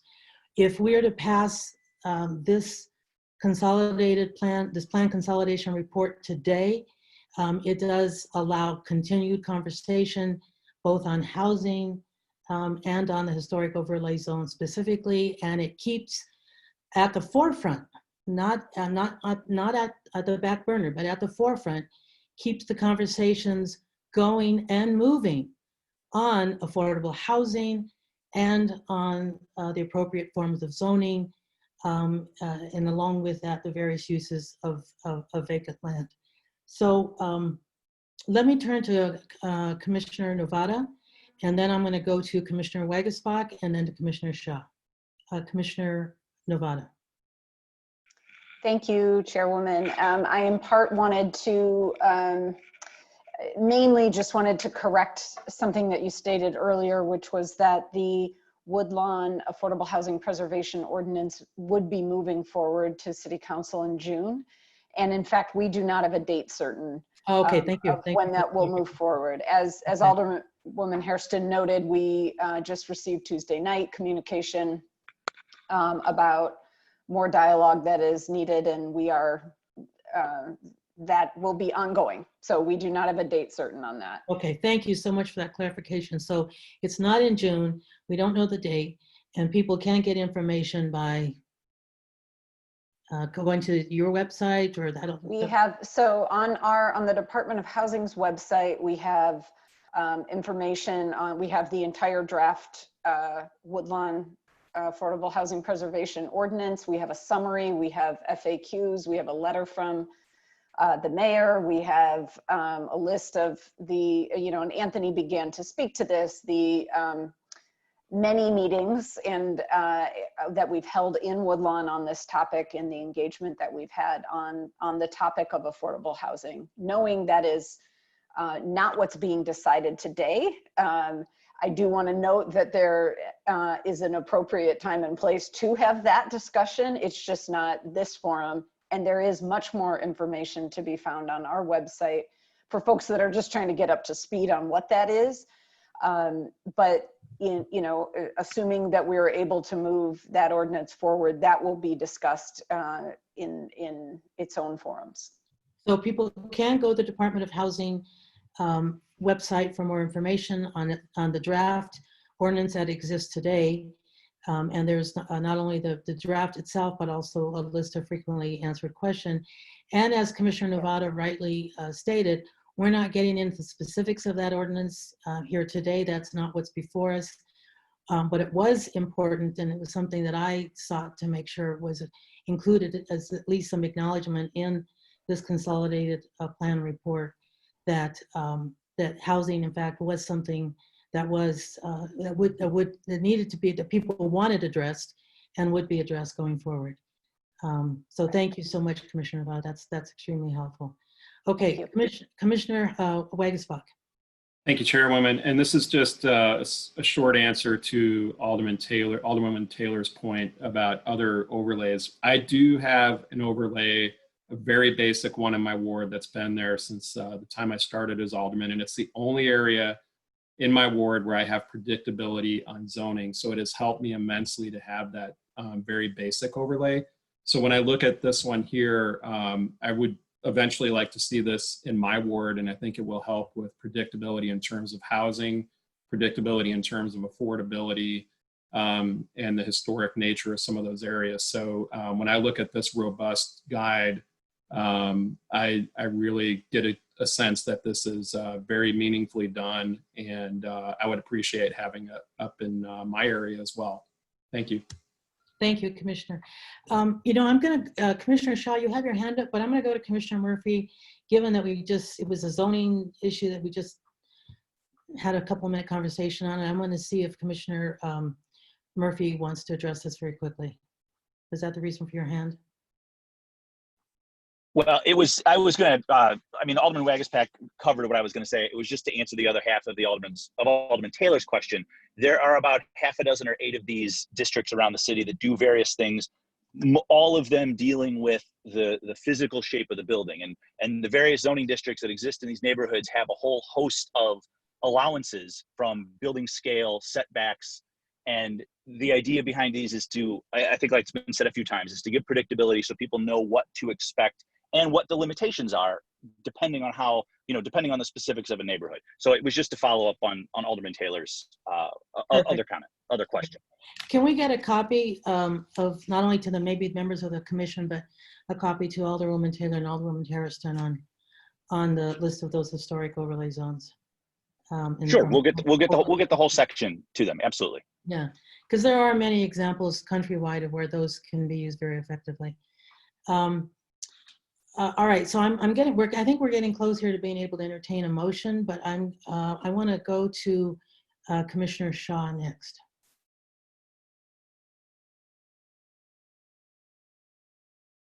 I saw her hand, and she may be in the process. There's unmuting. Commissioner Shaw, here she comes. Now can you hear me? We can. Okay, perfect. Thanks, Chairman. I just wanted to make a note. This has been a really interesting process and an engaged process, and for that, I always find the best processes are one where everyone is involved and we're getting feedback from the community and the aldermen involved and the planning departments engaged, because really what we're trying to do is really just have a great city and have great neighborhoods and strong neighborhoods. And so in this case, this is recognizing that this is a report. I've always looked at this as a framework, not a plan, a consolidation of a plan, of a number of plans, but really a report, a framework, a vision designed to encourage people to develop in this area, to support the existing residents, to encourage investment, to help encourage affordable housing and just sort of, make everything stronger. But I know this isn't in many ways definitive. This is a framework, and there'll be a lot of work with the Department of Planning and with the Department of Housing and with, the aldermen, where there'll be a lot of opportunity to continue to refine and make it better. But at least with this, it's exciting because we're recognizing the community, but we're also making sure that this community, that people are paying attention to it so that it will be invested in to make it stronger for its residents and our citizens. Well, that may be the perfect way to wrap up our conversation and me call for a motion, but I have a quick question first. And this is a procedural question, and I don't know if this is for the attorney, or maybe even you can help me out on this, Commissioner Shaw. So I had mentioned that for reasons of consistency, that what had been stated in past plans was the desire to help preserve the architectural integrity of the area. And one example of doing that might be, that comes in new, one example might be the historic overlay. So is that something, if we were to make a motion on this, can that be changed, or do we have to build that into the motion? Can I? Go ahead, Nolan. Madam Chair, if I can just jump in, I do want to clarify that too. So we don't recommend, we don't recommend a historic overlay here. Okay. What we are doing is, so one of the goals that came out of past plans and studies is to encourage reinvestment in existing housing stock. So that's where we the first so touch kind of point taken on care of it. sort of historic buildings. And then in the recommendations, we do recommend preserving the existing character of neighborhoods by developing within sort of the existing context. So we're not explicitly saying, historic overlay or anything like that. So then maybe we can just put in there, for example, historic overlay. Sure. Okay. I can do that. Mm-hmm. Okay, perfect. All right, Commissioner Shaw, or someone, do I have a motion on this resolution recommending the approval of the Woodlawn Plan Consolidation Report, finding that it meets the requirements for approval? Yes, so moved by Commissioner Shaw. Seconded by? Second by Deborah Moore. Commissioner Moore seconded it. Any further discussion on the motion itself? Okay, now let me pull up my roll call note here. So I will go to roll call. Commissioner Biaggi. Yes. Roll call. Let's see. All right, Commissioner Brumsfeld is recused on this. Commissioner Burnett. Commissioner Burnett, are you still on? Yeah, come back to me. Okay. Commissioner Cordova is a yes. Commissioner Cox? Yes. We have a proxy vote yes for Commissioner Flores. And I'm also here. I'm back. And you're back. Okay, yes. Great. Thank you so much, Commissioner Flores. So I'll take off the proxy and just put that as a yes. Commissioner Garza? Yes. Commissioner Lyons? Yes. Commissioner Moore? Yes. Commissioner Murphy? Yes. Commissioner Nevada? Yes. Commissioner Osterman? Oh, I'm sorry. I think you just scratched this whole thing out here. Commissioner Reyes? Yes. Commissioner Searle? Yes. Commissioner Shaw? Yes. Commissioner Tunney? Yes. Commissioner Villegas? Commissioner Wagasbach? Yes. Commissioner Burnett? I pass. Okay. Madam Chair, Kelly is a yes. Kelly is a yes. And how did I miss you? I thought I said, okay, Commissioner Tunney is a yes. Okay, Kelly. Chairwoman Cordova, I had it on mute, I'm sorry. Yes. Okay. And Chairwoman, for the record, that was Commissioner Kelly. Oh, Commissioner Kelly, I'm sorry. All right. Oh, so, okay, so you are here. All right. All right, thank you very much. All right. Okay, again, I think to reiterate something that Commissioner Shaw said, we really got it to this point because of a process that not only included the alderwomen, the various community members and stakeholders, but also commissioners. And so I want to really thank staff for their responsiveness to the various questions that have been raised by myself and by others since January, February, and even since our last meeting. So I think It took us a process to get to this point, but I think we are indeed, we were indeed at a point where we were able to pass this. So this motion does pass. Thank you. Thank you very much. Thank you, Nolan. Okay, so now the next item on the agenda is a proposed amendment to Business Residential Institutional Plan Development number 1167 as amended, submitted by Ryan Companies US Incorporated for the property generally located at 720 East 111th Street.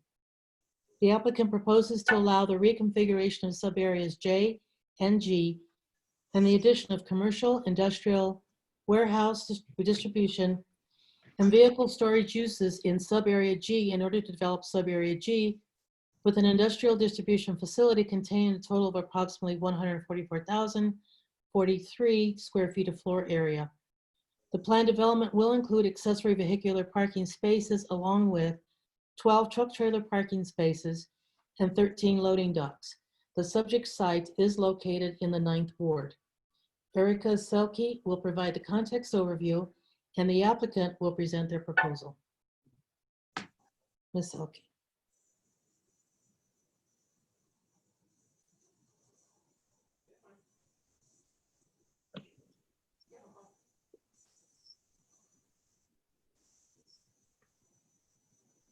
And she shares the screen with us.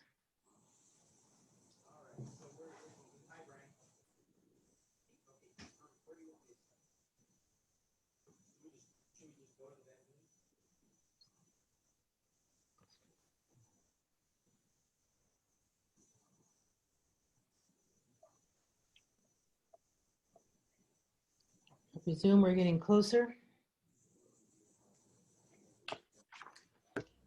Chairman, it looks like we lost Erica Selke. Okay, so we have a couple of options here. One is to wait. One is to go directly to the applicant without the context and then have the applicants and have the context afterwards. The other is to go to another agenda item and come back to it. Hold on, she's back. She's okay. back. And if that's going to take very long, we can go to the applicant. Here, I'm promoting her back in. Okay. Thank you all commissioners and public for your patience. And here she is. Thank you so much. But you probably want to go to the first slide. There you go. And if you can give us the slideshow full screen. Sure. Sorry about that. Hello, my name is Erica Selke. I'm a planner with the Department of Planning and Development. The application for you today is an amendment to the existing PD 1167 at 720 East 111th Street. The area is, the site is located in the Pullman community area. It is located approximately 12 miles south of the Chicago Loop.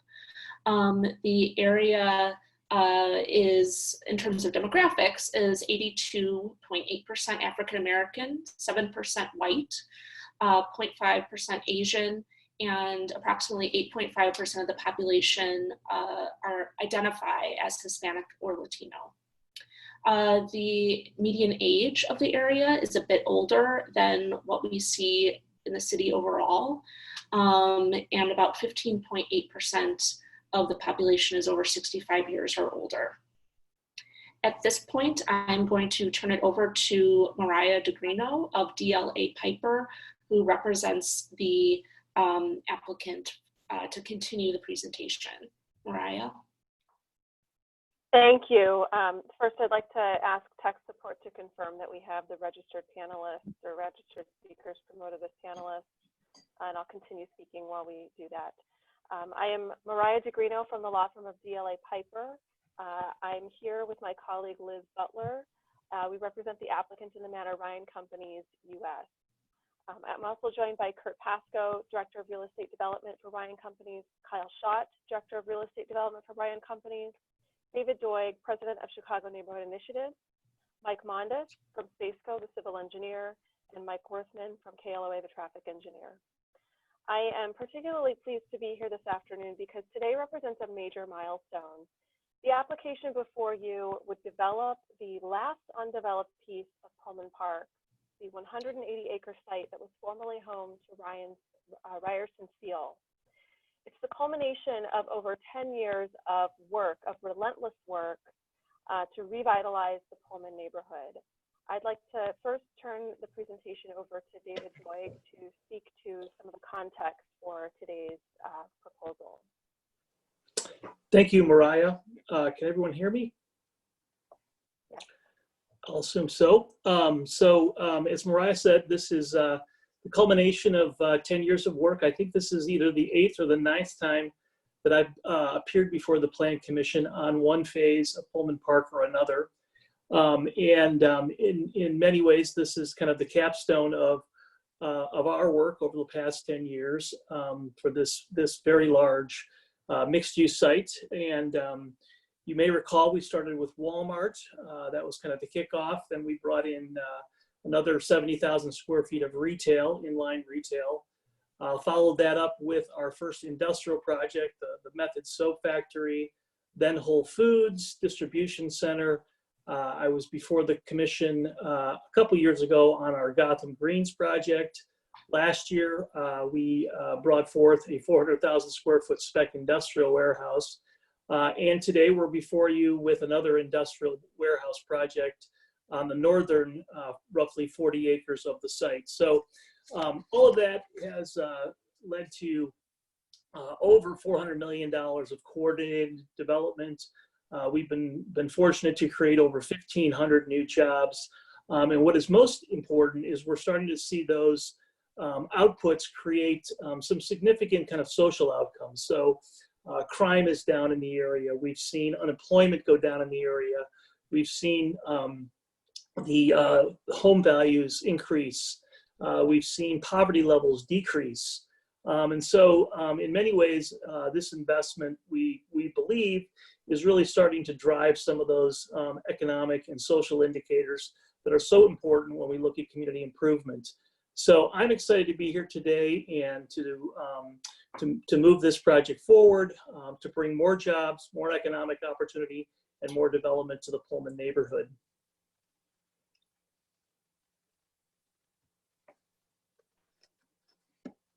And I'm going to turn it back to Mariah at this point. Thank you. Erica, if you could flip, thank you. And one more slide, there we go. So this slide shows you the boundaries of Plan Development 1167, which is the entirety of the Pullman Park PD here. What you're seeing would be the existing land use map and the zoning map. Erica, if we could please switch to the next slide.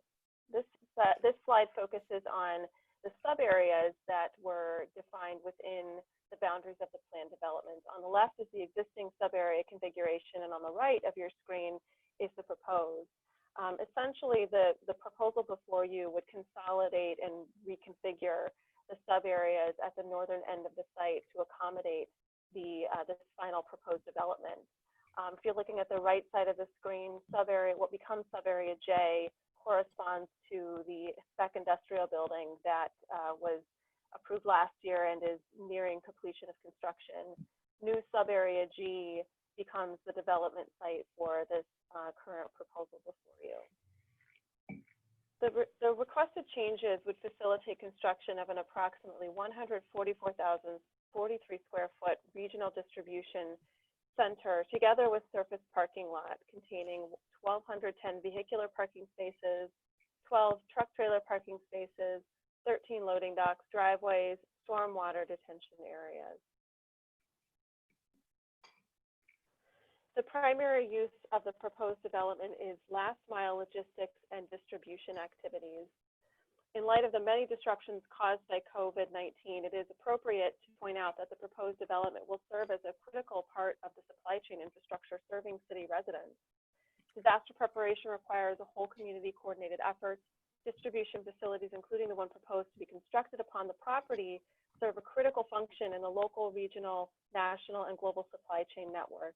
And ensuring the integrity of that network and its ability to serve city residents in particular are critical elements of a community preparedness strategy, kind of shedding a new light given the time that we're in right now. Ryan Companies has been CNI's lead partner in developing the urban industrial facilities at Pullman and bringing those industrial jobs to Pullman. This will be Ryan's third project in Pullman, the first being a Whole Foods distribution facility and the second being a spec industrial building currently under construction. At this point, I would like to turn the presentation over to Mike Mondes from Spaceco. And Erica, if you could stay on this slide while Mike takes over the presentation, he'll direct you when to switch to the next slide. Thank you, Mariah.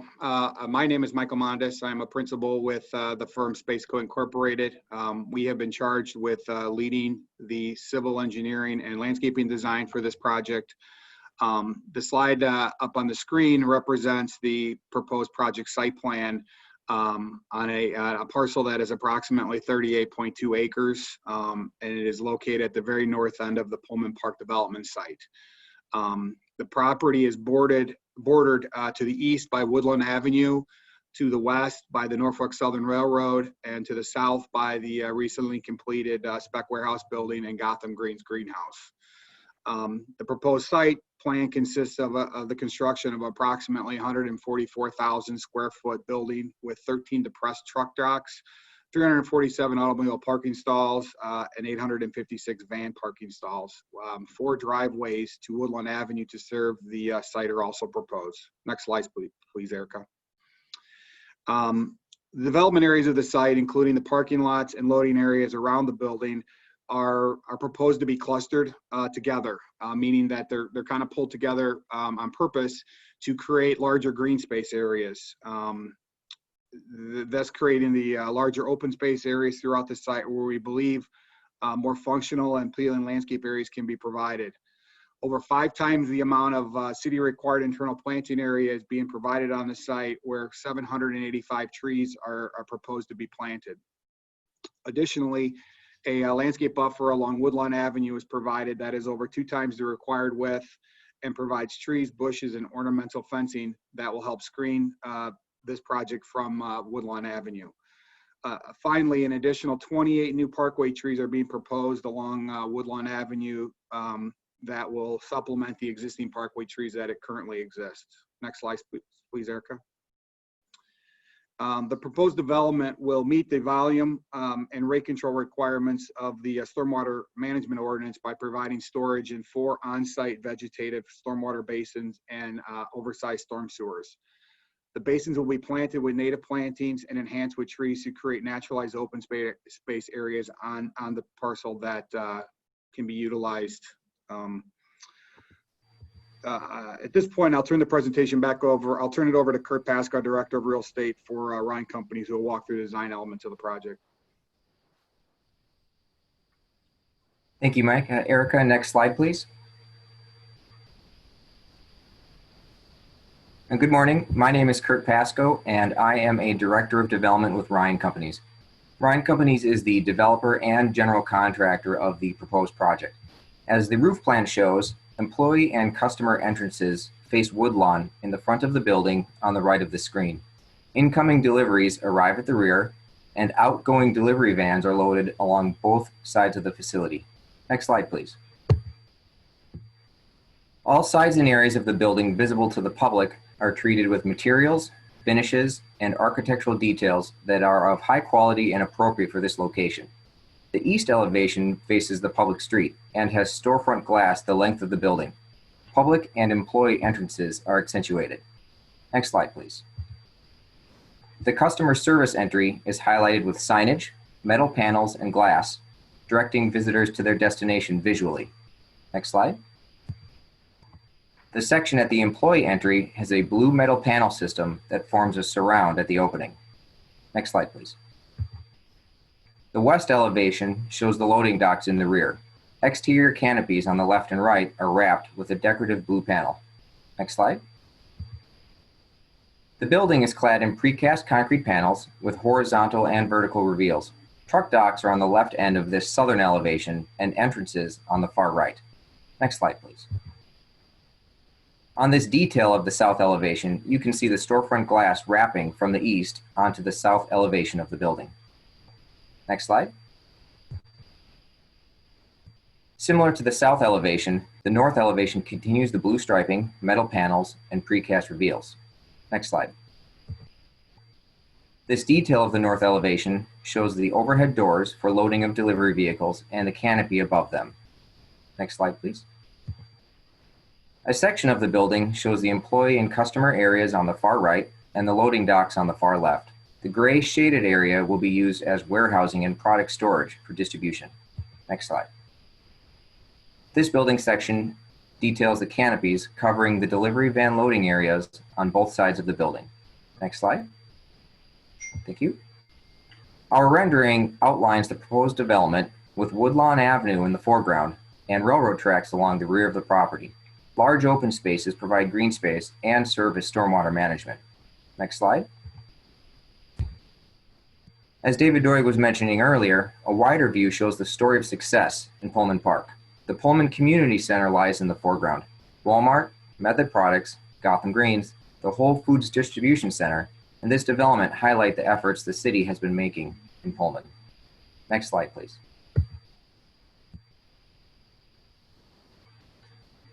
The view from Woodlawn shows the existing and additional parkway trees, along with a hedgerow and decorative fence. A second row of trees along this fence completes the screening buffer. Next slide, please. A traffic study was conducted and CDOT concurred with the results. The existing street system has sufficient capacity to accommodate the additional traffic projected to be generated by the facility, and no street improvements and/or traffic control modifications are required at this time. However, Ryan Companies will conduct a traffic warrant study after operations commence to determine whether a signal is warranted.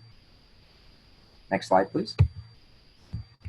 As indicated previously, access to the facility will be provided via access drives on Woodlawn Avenue. These drives are designed to provide efficient and orderly access to and from the facility with limited impact on the existing street system. All of the critical movements at the access drives are projected to serve at a good level of service. At this time, I will turn the presentation back over to Mariah. Thank you. Thank you. Erica, if you could please flip to the next slide. The development will achieve 100 points on the Chicago Sustainable Development Policy. This will be done through a combination of strategies, achieving 2 green globes, the 80% waste diversion, tree planting, working landscapes, as well as providing EV charging stations and EV readiness. If we could go to the next slide, please. Focusing in on this, the project goes above and beyond the 100-point requirement by actually committing to provide for 100% EV readiness for the fleet parking. And additionally, at DPD's request, 30% of the project group area has been designed with excess weight capacity to support future solar power infrastructure. And Ryan will provide community solar information to all prospective tenants of the building. Next slide, please. This plan development was filed in February of 2020. Since filing, the applicant has worked with the Department of Planning and CDOT to identify some additional features, including, as I mentioned, installing the infrastructure for electric vehicle charging stations for 100% of the fleet vehicles, and increasing the weight capacity of the roof over 30% of the project roof area to accommodate potential future solar power. And as Kurt had mentioned, Ryan has committed to conducting a traffic signal warrant study once the facility is operational to determine whether a traffic signal is warranted at the entrance that coincides with the community center entrance on the other side of Woodlawn. In addition, some of the other changes were to provide additional parking lot islands. They are providing all of the trees on site, roughly 700 or almost 800 trees on site. And then I did mention the solar readiness and the signal warrant study. And Erica, if you could switch to the next slide. The project is targeting 26% MBE participation, 6% WE participation, and 50% local workforce participation. This is, again, Ryan's 3rd project, so they have a known track record of achieving those targets. In addition, they are also working with a consultant Maurice Williams, a diversity consultant who has worked with Ryan and CNI on previous projects throughout Pullman. So again, following on that strong track record of actual performance. The site will develop a vacant site. It's been vacant for generations. So greatly increasing the utility of that site just simply from a property tax standpoint, generating property taxes. The project cost is approximately $50 million. The project will result in the creation of approximately 200 construction jobs and 125 permanent part-time jobs and 25 permanent full-time jobs. I understand Alderman Beal is in very full support of the project, and I believe he is in attendance at the hearing today to speak to his own support for the project as well. At this time, I will turn the presentation back to Erica. Our team is, however, available to answer any questions the Plan Commissioners may have, and thank you. Thank you, Mariah. Again, this is Erica Selke, Department of Planning and Development. The staff recommendation is that the existing plan, or excuse me, the amendment to the existing plan development is in general conformance with the plan development statements. The proposed amendment will provide economically beneficial development patterns or compatible with the existing neighborhood, and that the amendment complies with the plan development standards in section 17-13-0600. And that is the presentation, and myself and the applicant representatives are available for questions. Great, thank you very much.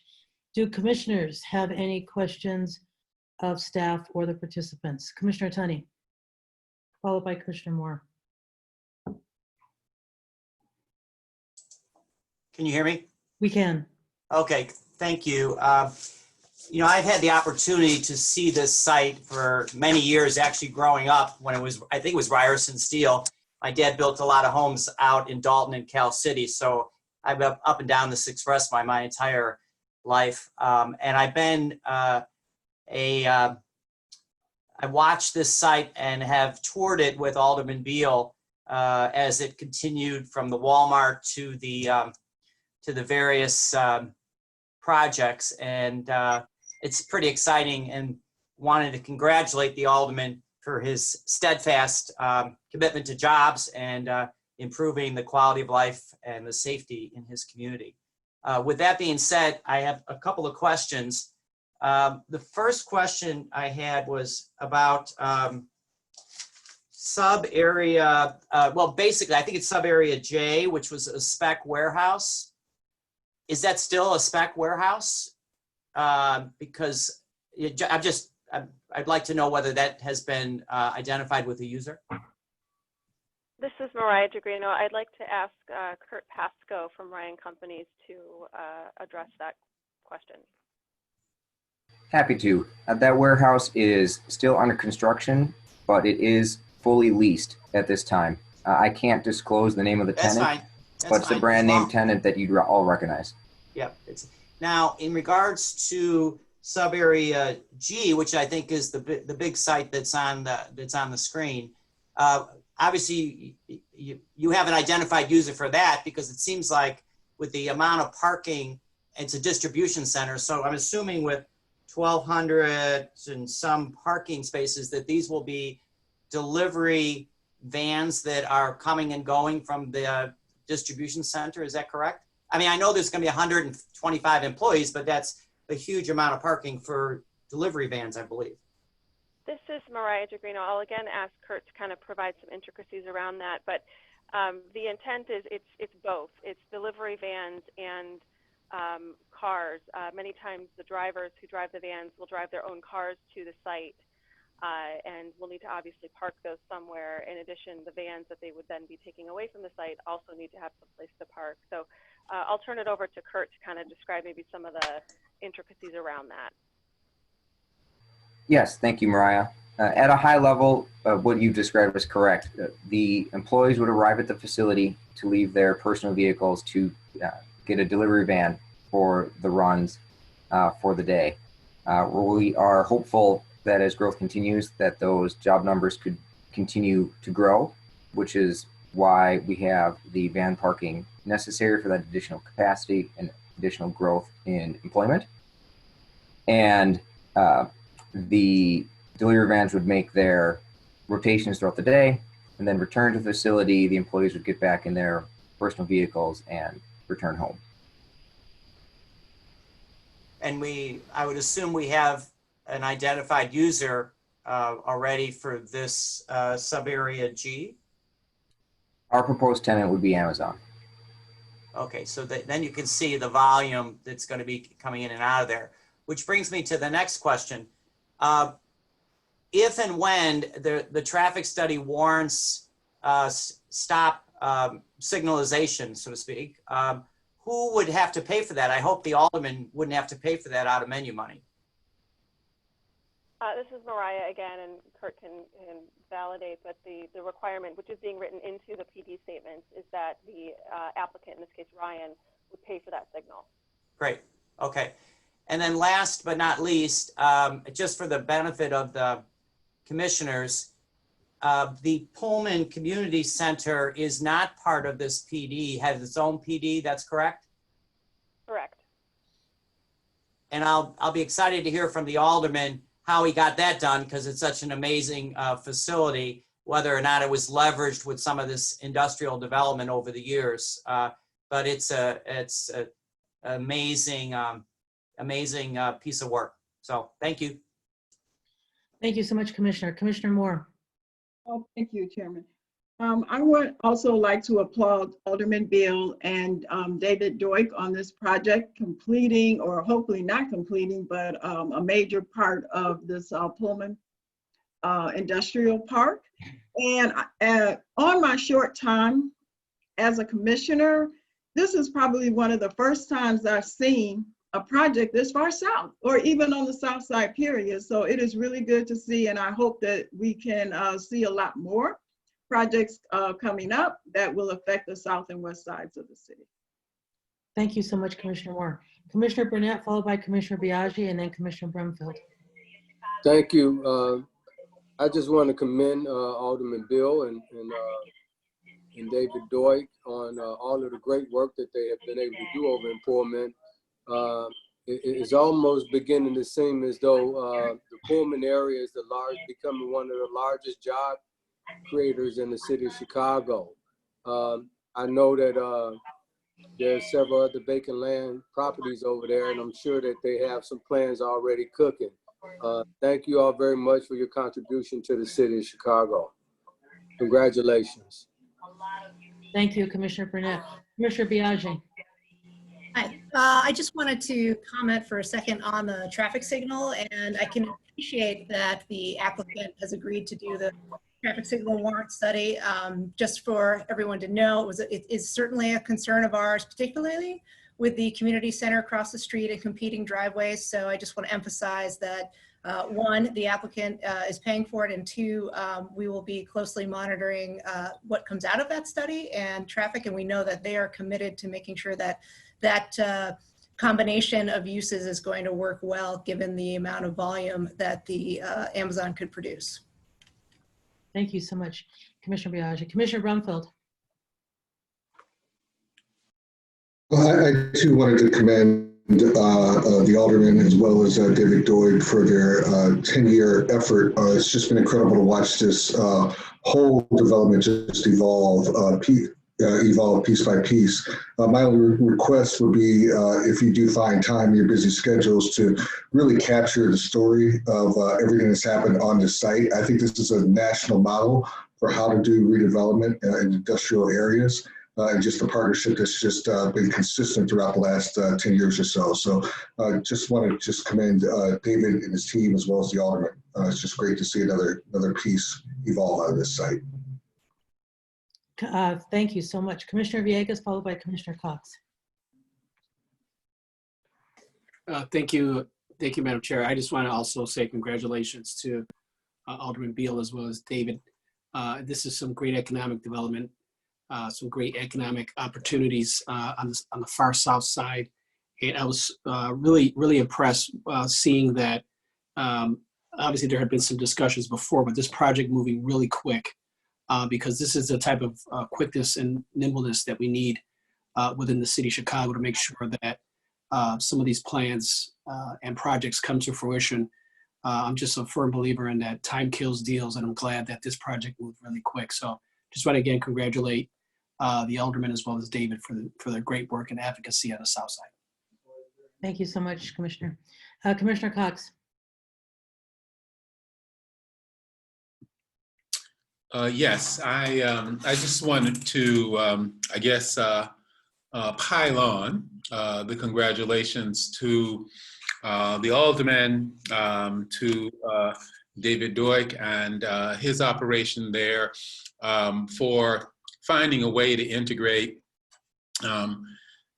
industrial, kind of modern day industrial uses into a neighborhood, and it's very diverse across the different users on the site, and it's going to fuel a lot of other good things in its vicinity when you think of the Pullman National Monument and you think of the work of Invest Southwest on Michigan.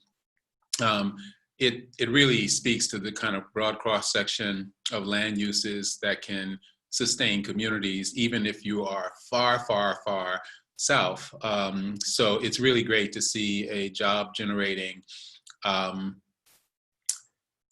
development on the far south side.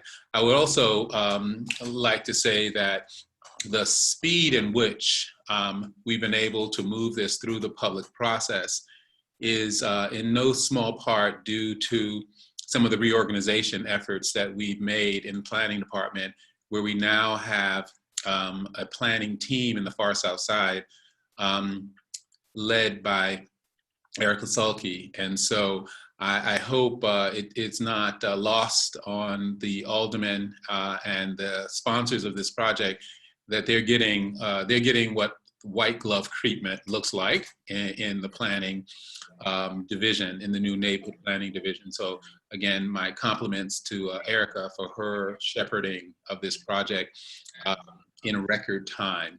I would also just commend the development team for doing the necessary greening of the site. I mean, this is obviously a use that requires a lot of parking, but I think the additional landscape buffering, the stormwater management on the site, the greening of the site should go a long way to making this feel like it's a continuation of the kind of green and sustainable principles that characterize a lot of the other parts of the district. The one question I had to do with the electric vehicles. It talked about future electric vehicles and putting in the infrastructure to ensure that that adaptation can happen. I can't stress enough. I think we've had a little experiment in Chicago inadvertently with the COVID, where we've seen a decrease in vehicles in the downtown area. But strangely enough, the data is showing that the levels of pollution, haven't significantly been reduced, in large part because the vehicles that are going around are still fueled and are not kind of future oriented. So can the applicant talk about when the user is planning to switch to an electric fleet? Is this something that they anticipate happening in the next 18 months, or is it sometime off in the distant future? That's a question. Mariah Degrino, Kurt, if you could unmute yourself and take that question. Absolutely. There's not a defined time frame for the implementation of an electric delivery fleet. What we are doing and what Amazon is doing is making significant investments in this property so that future chargers can be added to every delivery vehicle parking spot. on this plan, meaning that the raceways, the underground conduit, and everything associated with it will be in place so that when a fleet vehicle is designated and they know, for instance, what chargers to buy, they can do so easily and quickly and convert their fleet.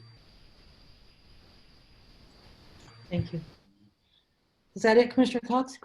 And I also had a question about solar. One of the characteristics of this Pullman district is that it uses alternative energy, both solar and wind demonstrations on site. The architect did not talk about whether the building can be retrofitted in the future to carry solar panels. Again, just trying to understand, I know the speed in which you're trying to get this up, but I just want to make sure that we're not precluding those future opportunities that would keep it in line with the overall goals of the Pullman district. Yes, I'll take that one. Oh, good, Kurt, go ahead. Sorry to interrupt you, Mariah. Yes, a significant... I'm sorry, for the record, can you state your name again? Yes, this is Kurt Pasco from Ryan Companies. We have designed the roof structurally with excess weight capacity so that it could support the weight of a solar panel installation in the future. Okay, thank you. Great, thank you. Alderman Beal, you've been on the line waiting to speak. You want to make your statement? Yes, I do. Thank you so much, commissioners. And I've been waiting patiently to get through this entire agenda. And I see you guys spent a lot of time on a plan being implemented here in this committee. But I appreciate all the time and effort that you all are putting in and making this city move forward.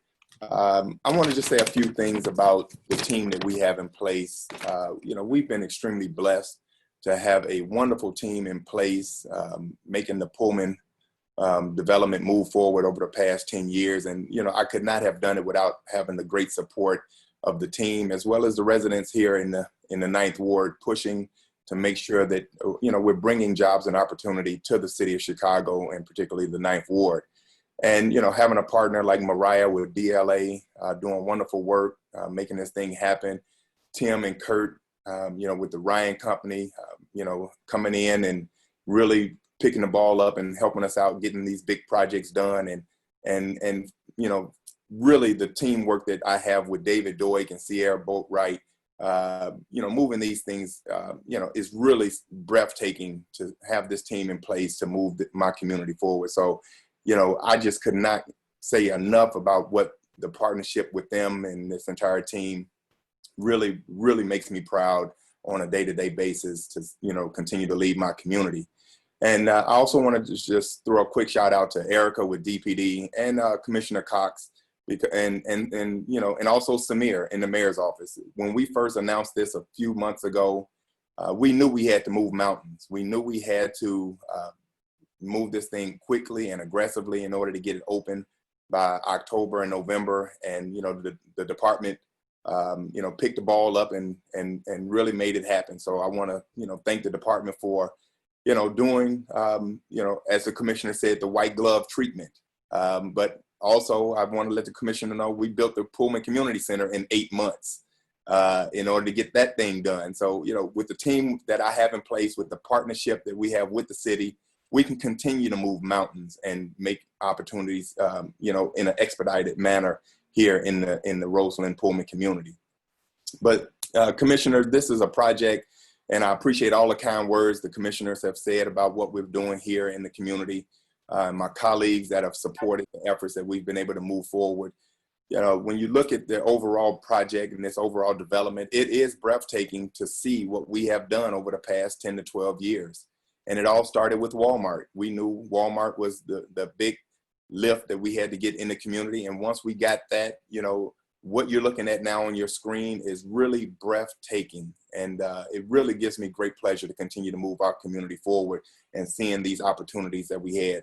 You know, David Doig really took a lot of my speech about, you know, the fact that we've been able to bring over $400 million in public-private partnership. And that's a direct testament that why crime is down in the 9th Ward.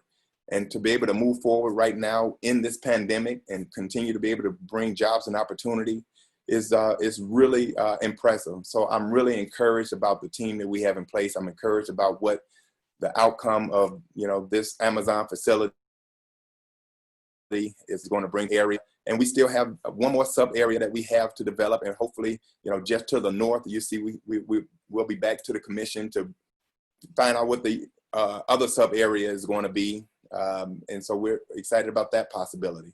So with that, I just want to thank everybody, and I encourage the commission to, you know, move forward with a favorable vote to create this sub area so we can continue to go about the people's business and creating jobs and opportunity here in the 9th Ward. Thank you so much, Commissioners. Thank you so much, Alderman Beal. And before I call for a motion, I'm going to join the chorus of praise on this project and to highlight a couple of things.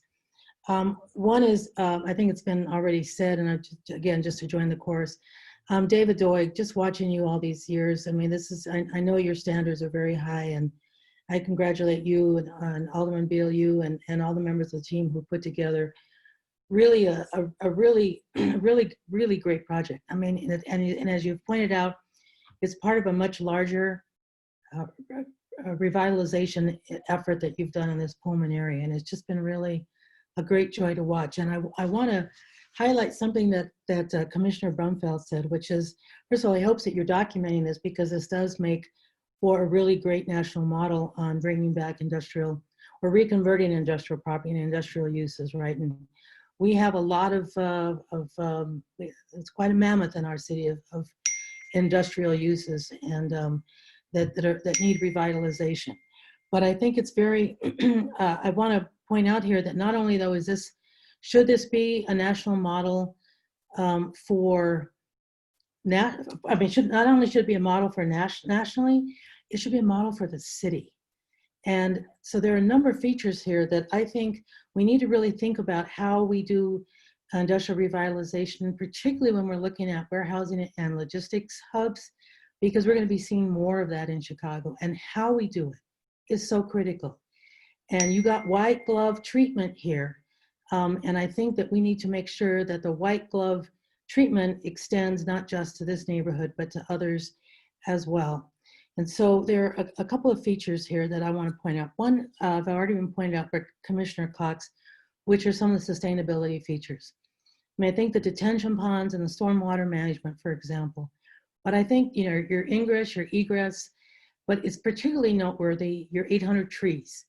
And hopefully those will multiply even further. But the trees, not only for their sustainability value, but also as buffers to the neighborhood. So the fact that you had a buffer, you have buffers, and you're taking into account the impact of a development this size on the neighborhood. Now I realize that you don't have a lot of immediate residential areas, but we really do need to be cognizant in this city when we do these kinds of logistic hubs. We need to be cognizant of what's going on in the surrounding neighborhoods. You know, we know that we've got some very, very pressing issues and may need some reconsideration of some of the industrial hubs that have been proposed in areas where you have very highly dense populations and where there's high cases of asthma and other respiratory illnesses. So I appreciate that, again, this is a model for the national, but I think we really have to think of it as a model for the city as well, and to extend that white glove treatment to those other neighborhoods as well. I think this is really an extremely important point. And then anything that you all can do to tell your tenant or ask your tenant if he could share some of that $33 billion plus that he has made since the beginning of the pandemic with not only some of the workers, but some of the other unemployed people during this period. That's a lot of money, and we'd like to see it trickle down a little bit. So I think I do see one more hand though before I call for a vote, or a call for a motion rather. Commissioner Lyons.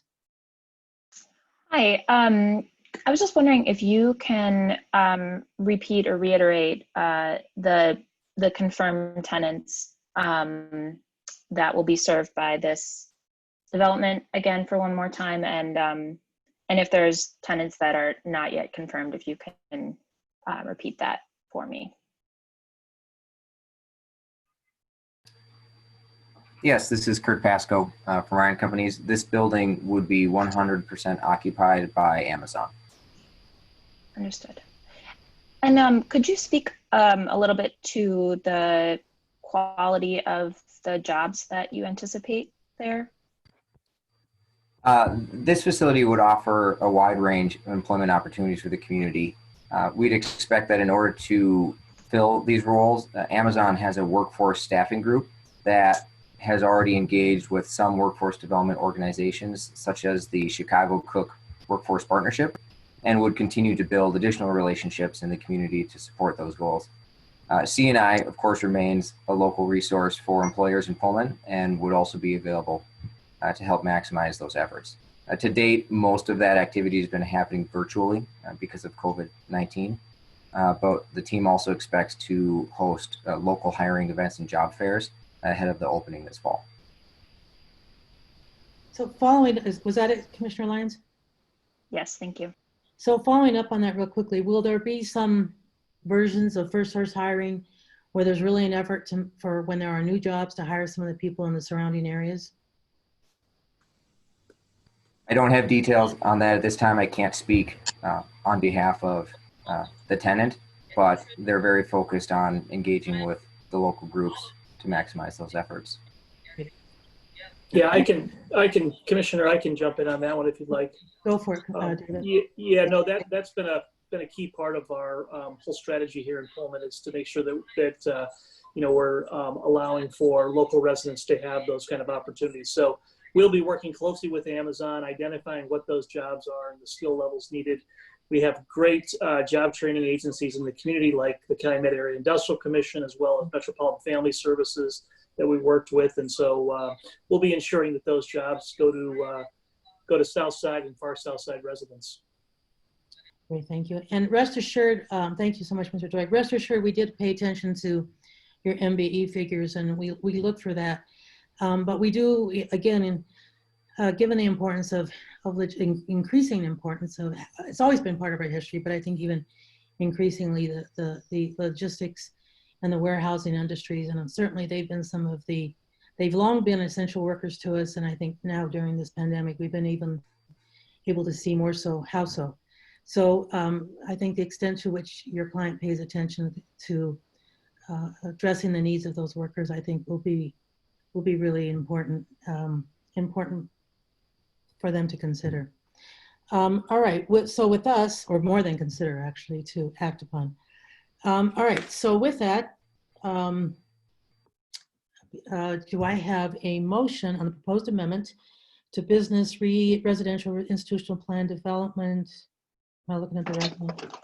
To reconfiguration of sub-areas J and G and the addition of commercial industrial warehouse, distribution and vehicle storage uses in sub-area G in order to develop sub-area G with an industrial distribution facility containing a total of approximately 144,043 square feet of floor area, finding that it meets the requirements for approval. So moved, Novara. Moved by Commissioner Novara, seconded by Maurice Cox. Commissioner Cox. Is there any discussion by commissioners on this motion? Seeing none, let me do a recall vote and ask for someone who is shuffling papers to go ahead and put that on mute. Thank you. All right, Commissioner Biaggi? Yes. Uh-oh, my pen. Commissioner Brumfield? Yes. Commissioner Burnett? Yes. Commissioner Cordova is a yes. Commissioner Cox? Yes. Commissioner Flores? Yes. Commissioner Geiza? Yes. Commissioner Kelly? Commissioner Lyons? Abstain. Commissioner Moore? Yes. Commissioner Murphy? Commissioner Nevada? Yes. Commissioner Reyes? Yes. Commissioner Searle? Yes. Commissioner Shaw? Commissioner Tunney? Yes, ma'am. Commissioner Villegas? Yes. And Commissioner Wagasbaugh? Yes. Okay, great. Chairman, this is Patrick Murphy, and that's a yes also. Okay, great. I'll put that down. Okay, great. Thank you so much. And I also wanted, as we do all of our thank yous, remind everyone for the great work that our reporter does for us in keeping track of what gets said and by whom. So definitely big hats off to her. Okay, so now we're going to actually do a little shift on the agenda. I'm going to move to accommodate the alderman. I'm going to move item number D5 to up, and then we'll go back to D4.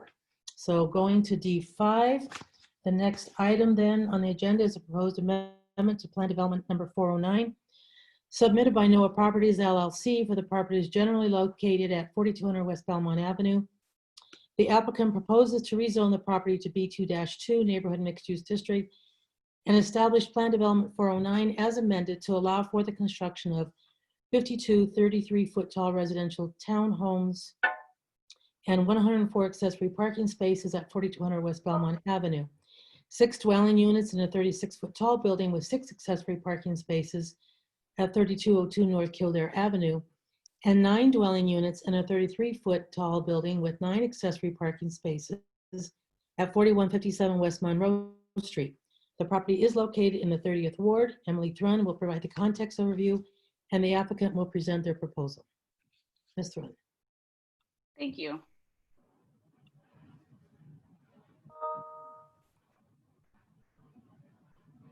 Can I get permission to share my screen, please?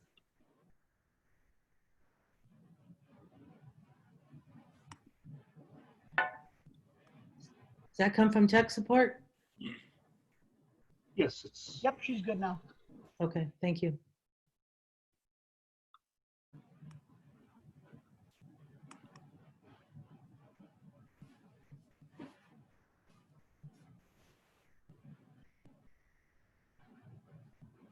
Right there. All right, thank you. For the record, my name is Emily Thrun with the Department of Planning and Development. The applicant appears here today because they are proposing to rezone the property to B2-2 and establish Plan Development 409 as amended to allow for the construction of 52 residential townhomes at 4200 West Belmont Avenue, 6 dwelling units at 3202 North Kildare Avenue, and 9 dwelling units at 4157 West Melrose Street. The subject site is located in the Irving Park community area. Average household size is 2.7 people. About 43% of the housing units are owner occupied, while 47% of the housing units are renter occupied. Over half of the residents drive to work. The boundaries of the project are highlighted in red. The site is bound by West Belmont Avenue to the south, railroad tracks to the west, a public alley, residential buildings and Melrose Street to the north, and residential and commercial buildings to the east. The site is directly adjacent to 2 stops for the CTA's number 77 Belmont bus line.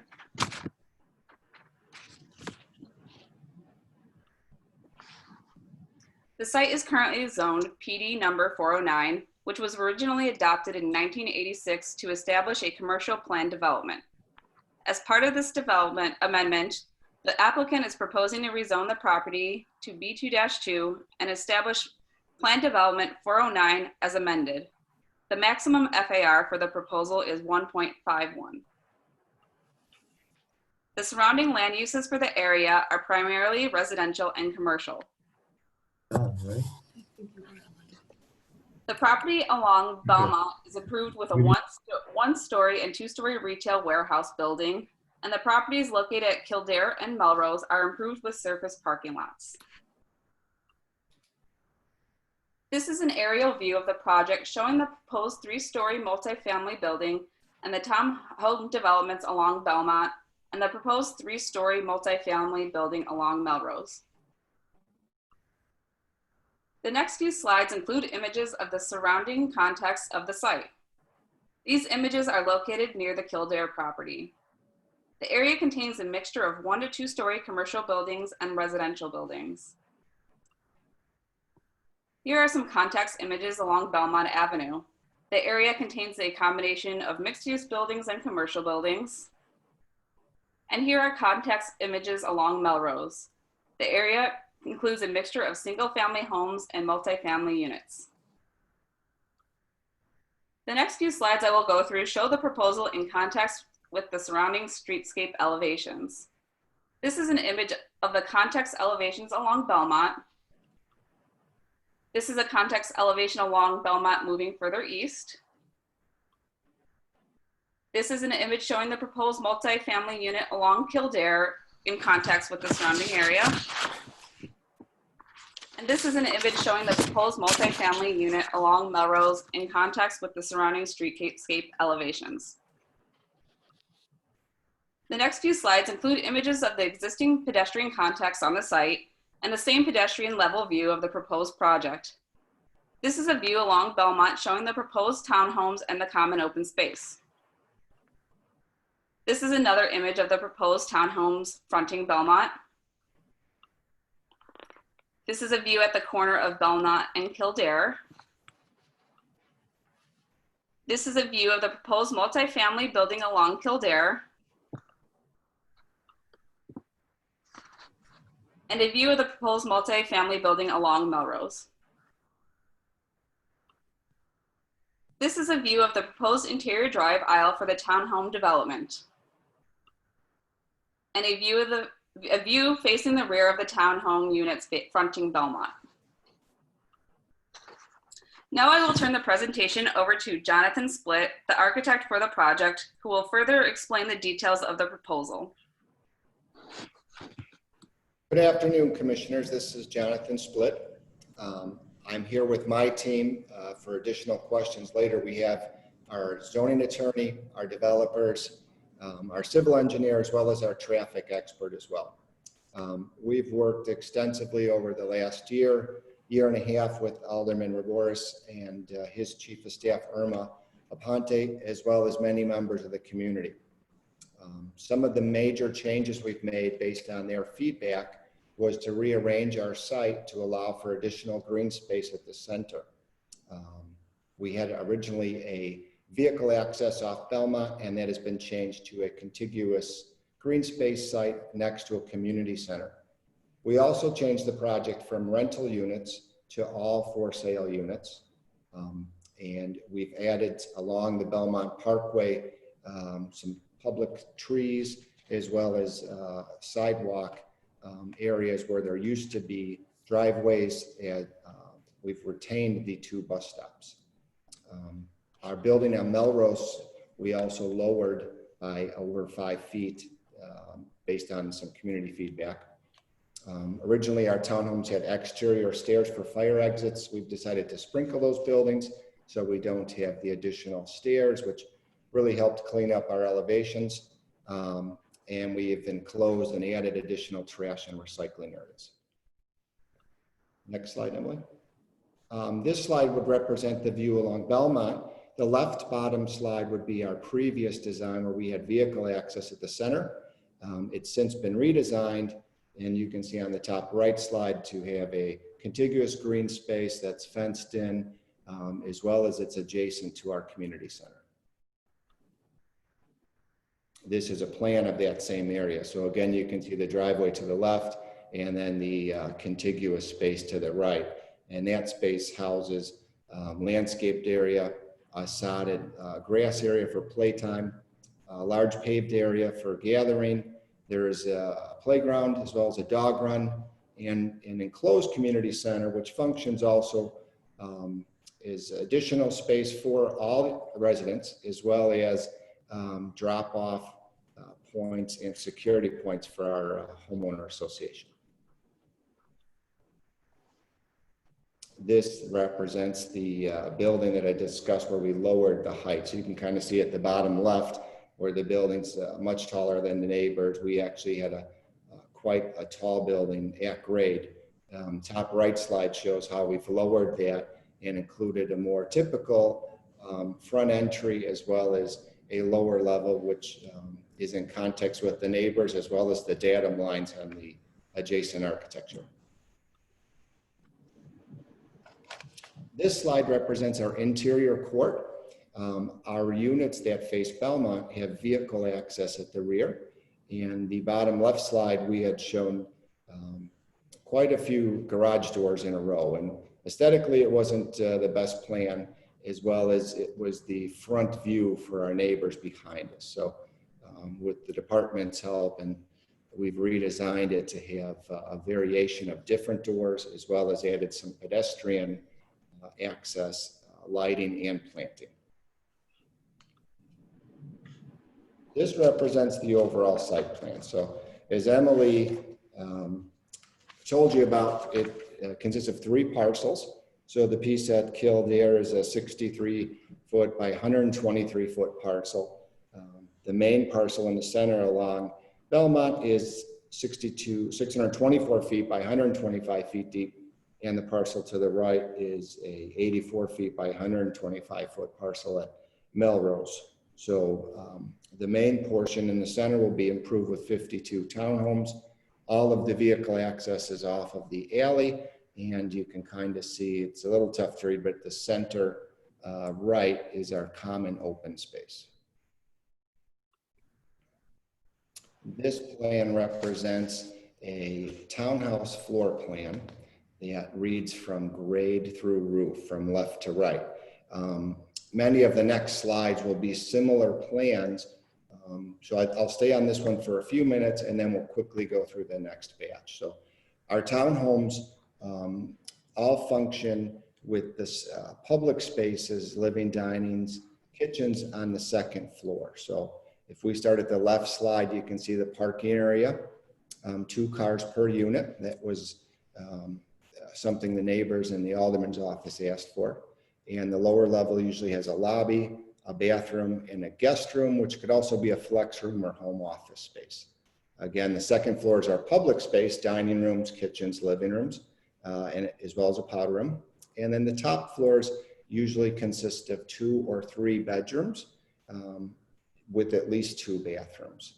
And one of the most interesting features is the roof deck has a small stair pop-up, a private space for each residence, as well as true green roof areas that we'll speak in greater detail later. This would be a very, very similar townhouse unit. We call this Plan B. Really, the only difference is on the width of the units, which affords a little larger bedrooms and a little larger roof deck. We have 2 of these units. It's our Townhouse Plan C, which are at each corner. The size is kind of dictated by how the parking works, but they are much larger units. And again, there are just 2 of these units. And again, this is the 3rd floor and roof deck plan for Unit C. And you can see the addition of the 4-bedroom. So this would be a 4-bedroom unit. But the roof deck area and green roof area is very similar to the previous townhomes. This is Unit D. We have 2 of these, which would be our corner units. So the idea was to hold the corner architecturally, as well as to allow for a larger unit because we have more outside walls. So this functions very similar with parking at the 1st floor. This gets a large family room instead of, as well as a bedroom at the 1st floor. The 2nd floor still remains public space, living, dinings, kitchens. And next slide, you can see the 4-bedroom layout at the top, as well as the roof deck areas, which would be similar to the other townhome units. This would be the basement floor plan, which is a duplex unit for the Kildare building. So this building is a 6-unit building, and the basement to the 1st floor, if you flip to the next slide, please, are connected as a duplex unit. So they're very large units, and all of the public space fronts the street, which would be on the right side of your screen would be the street face. Next slide. The 2nd and 3rd floors of the Kildare plans have 2 units per floor. Again, the public space fronting the street, and they are 3-bedroom, 2-bath units. This would be the 1st floor plan. This building's at grade for Melrose, 4155 Melrose. Let me grab my.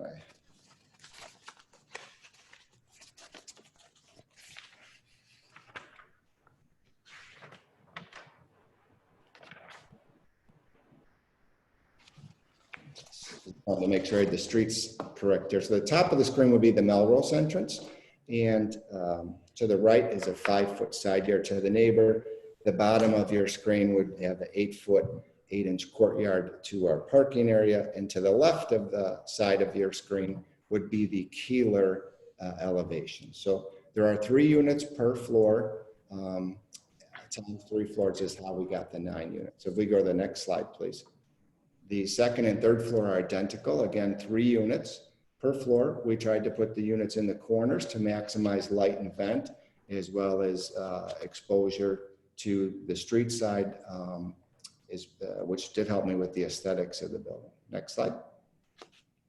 This slide would represent the overall roof plan of our project. So due to the fact that our buildings ate up some of the ground floor, we wanted the residents to have as much open space as possible. So this slide represents in green the actual true green roof area, which are made up of 8-inch deep trays that help store some of our stormwater. We'll talk more about that later. And it equals 51% of our required roof area. So we meet or exceed the current code. Next slide. The next 15 or so slides are variations on a theme of all the townhomes. So I'll spend a little more time on this first slide and then we could quickly go through the next. So the way we designed the townhome units was that each townhome has a separate entry with a different metal exterior, and that those get aligned in a tower which house not only our entrance, but our vertical circulation, which is a stair. Again, the ground floor datum line, which is about 11 feet in the neighborhood, we kept, and it has a limestone band, and all of the space below that is masonry walls. Over half the townhomes are true masonry exteriors, but every other townhome along Belmont get a cement sided or a metal sided treatment, so that for home ownership, people have a little bit of difference per unit. And the second floors house our public space. We tried to maximize the door and window sizes. And the top floor again is bedroom space. The roof deck areas at the very top are hidden behind parapet walls for privacy, as well as for safety. And against the parapet walls is the green roof area, so that every resident gets not only a private space at grade, but also a private space at the roof. Next slide, please. This would just be different type townhome, very similar entrance, but you can see that there's differences to the roof areas. Some of our corner roof areas have a tower-like appearance. These are more inner type that have a standing seam metal roof at the top stair location. This would be another version of Unit B. Some of the units have large bay windows. It helped me with the architecture. It seemed to fit in with the neighborhood a little better, but it also afforded me a little larger bedroom space on some of the smaller units. This is Unit C, which there again are 2 of them. There are larger units. They're at the corner. These tend to hold the east and west street elevations. So again, they're masonry with larger windows and have their access at grade. This would be a elevation of Townhouse Unit D, and these would be the larger, longer corner units. So you can see on these 4-bedroom units with large family rooms at the first floor, we've afforded quite a bit of glass. We've kept the datum line at that first floor to second floor transition. But what I think is important is all of our public space, again, exists on the second floor. So when the neighbors look across any shared space to each other, that it's public space to public space for privacy, as well as just to be more neighborly.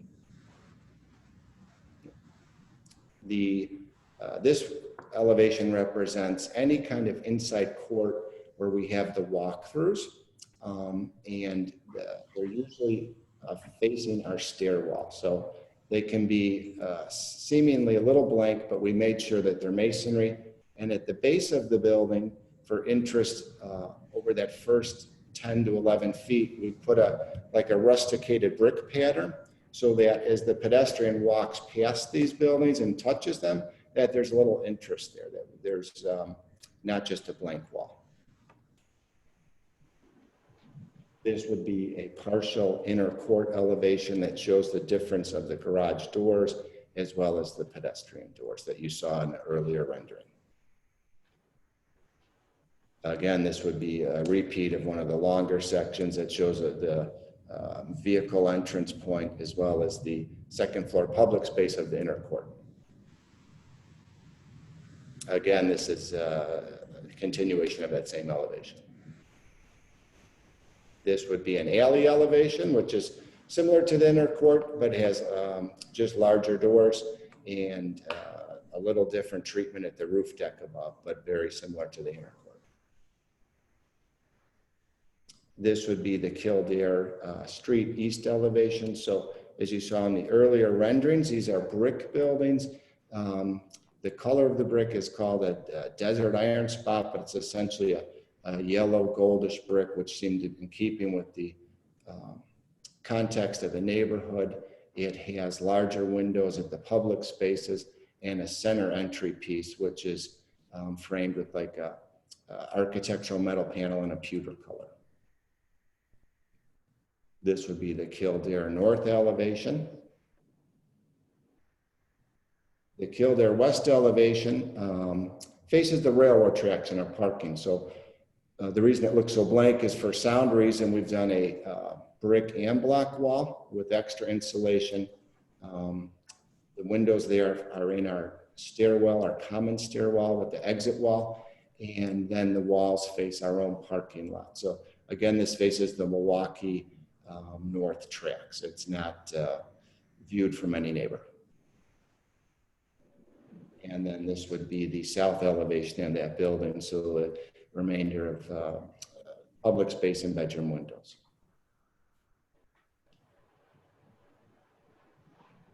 Melrose Avenue, front elevation. So now this building is at grade, so you can kind of see the difference at the first floor height. It's 32 feet in height to the top, so a little less imposing in height. It has chimney details, some brick details, as well as limestone bands, and a similar front entry that is pulled in with the metal panel treatment. This would be the west elevation of the Melrose project. Again, it has some bays in and out, as well as the limestone and brick detailing. This would be the south elevation of that project, so similar detailing. The smaller windows in front are in our public space, which have larger windows on the street side. Next slide.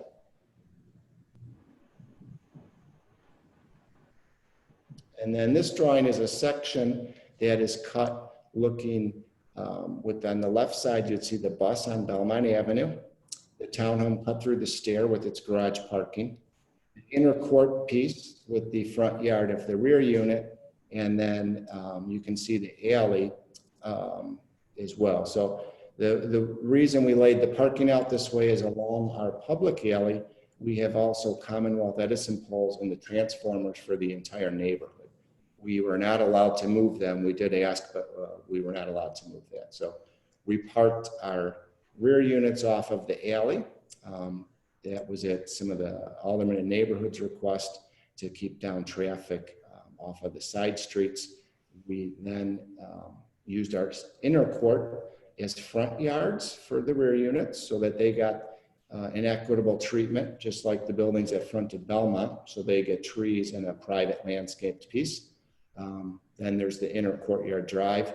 That drive again serves only half our units since we can serve the rest off the alley. And then the front unit along Belmont, you can see the heights and how the roof deck piece works. For vehicle circulation, in red would be our vehicle circulation, all from the alley. And then in the green, you're going to see the pedestrian circulation. So we wanted to make sure that they're separate and that it's safe and that cars don't drive through our contiguous center court. We left the 2 bus stops on the site. And again, we closed our existing 3 curb cuts, which should help allow for safety as well as getting some additional parking for the neighbors on the street. We do have a traffic study completed by KLOA, and our expert Michael Worthman is on the call if later there's any calls. He did turn in a report. We weren't able to do the counts yet, vehicle counts due to COVID, but he will complete that whenever he's able to. So on the urban design features, again, what we tried to do was follow the datum lines of the elevations. We tried to have separate residential entries that are different to the other residential entries. We have multiple different types of windows and doors per unit. So for home ownership, again, that each person would take a pride in their home, and it's not just a cookie cutter development where every piece is exactly the same. And every entry piece is marked with a different architectural product. So same product, but different colors and different scales. But we really tried to address the front doors in the public and private yards to front each other so that we could get some interaction between the residences. Our open space and landscaping design is contiguous. It's in the center. We meet or exceed 150 square feet per unit, which is the code. But we were able to put together a space that's at least 73 feet wide. We faced it to the south to maximize sun exposure, as well as we can see out to Belmont, and other residents can see into our townhome development. We didn't want to have this closed off to the rest of the community. And we do have amenities such as a playground and a dog run, a dog wash room. We've got public grills, a fitness center. And again, that community center really serves some of the smaller units. Even in the 6 and 9 unit multi-unit buildings, those residents can use this space for family parties, for package deliveries, to get out and exercise, to have their kids go somewhere without crossing Belmont Avenue. So we thought it was a nice amenity. Can I ask you, how much longer do you have on your presentation? I think only a few more minutes, but we could skip a few slides here. Rather than skip them, just maybe you can go through them more quickly. Sure.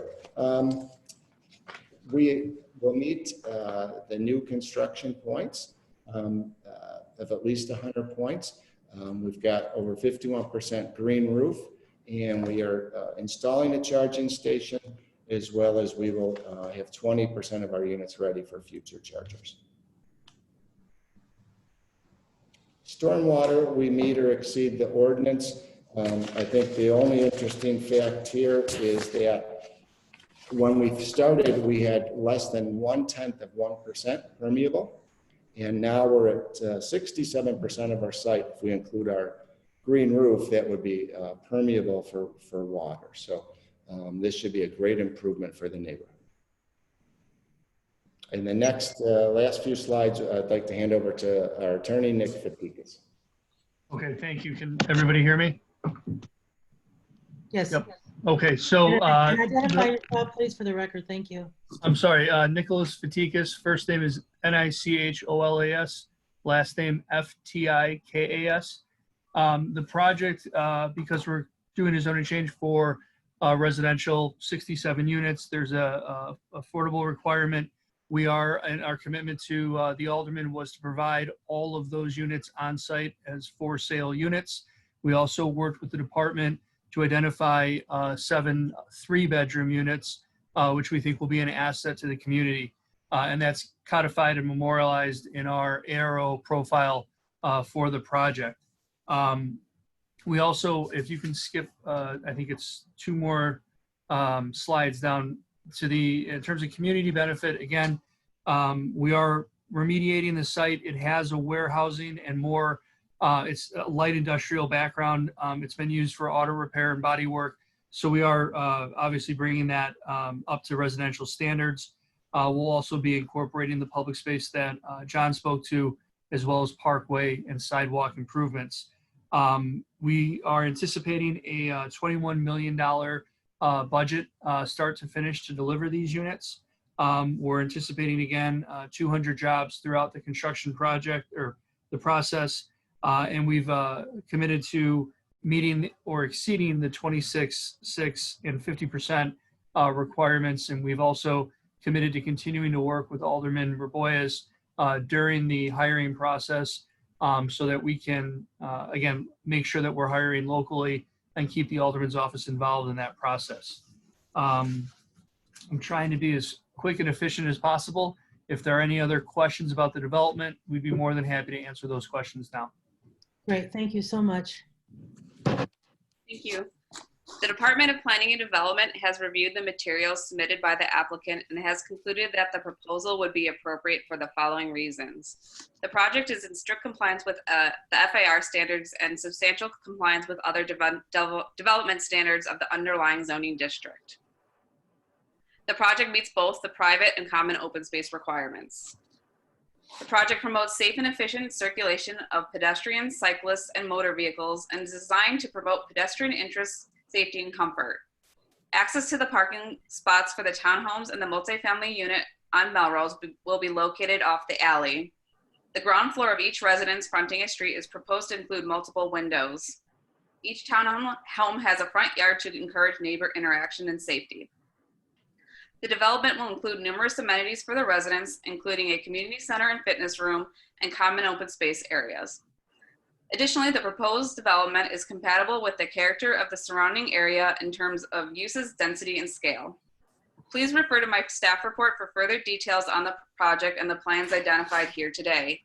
Based on the foregoing, the zoning administrator recommends that the application for the amendment to Plan Development 409 be approved and forwarded to the City Council Committee on Zoning, Landmarks, and Building Standards as such. Thank you. Great, thank you so much. Commissioners Brumfield, Novata, followed by Commissioner Searle. Commissioner Brumfield. Yes, thank you. I'll try to make my questions quick, given the time frame. No, you're fine. Okay. If you were to go back to the site plan, I just have a couple questions. I'm just curious. What drove the decision to have the front doors of those units facing the garages?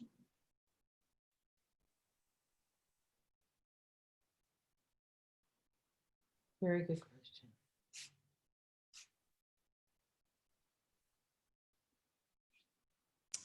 I'll take this one. So thank you for the question. The buildings along Belmont obviously wanted a public space to front the street. And because we also are lucky to have Kildare and Keeler on each end, those units also had to front the street. So that left me with an inner court, at least for one bank of buildings, one bank of units, which would be the buildings, again, that front Kildare and Belmont. The buildings that face the inner court face the public alley. So I wanted to have the parking off of the public alley. So sometimes in townhome projects, we can have the parking face the parking because all of the public spaces face a public way. But in this case, we only have Kildare, Belmont, and Keeler. So the rear units, we actually put the parking off of the public alley because all of the other neighbors' parking's off the alley.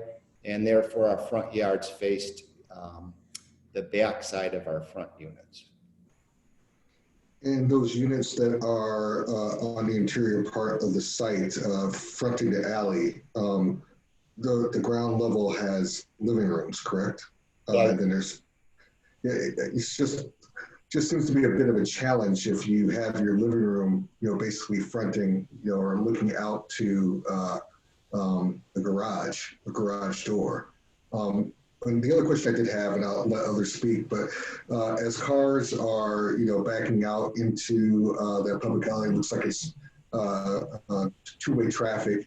Do you have any measures, or have you thought this far along in terms of how to protect those front yards from cars backing out into their neighbors' units?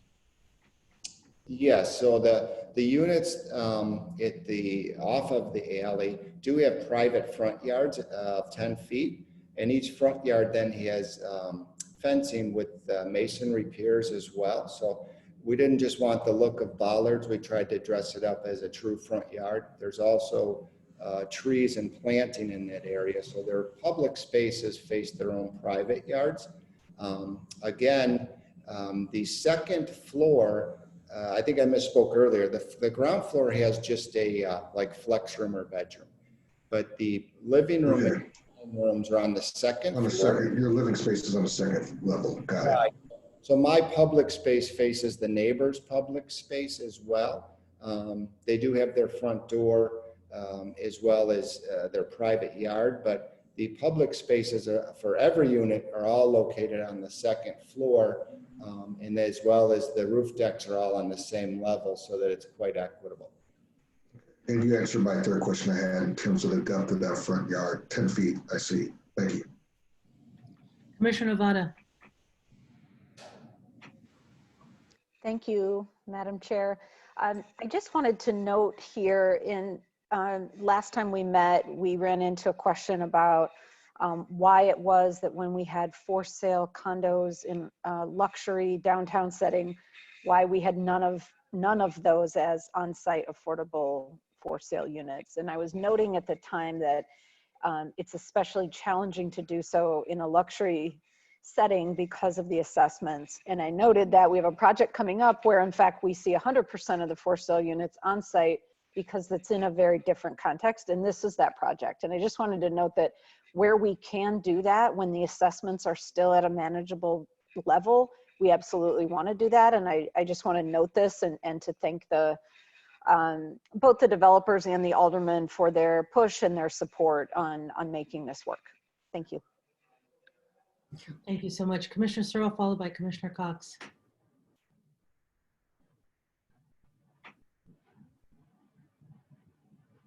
I just unmuted this. Yeah, I just unmuted you, Commissioner Searle.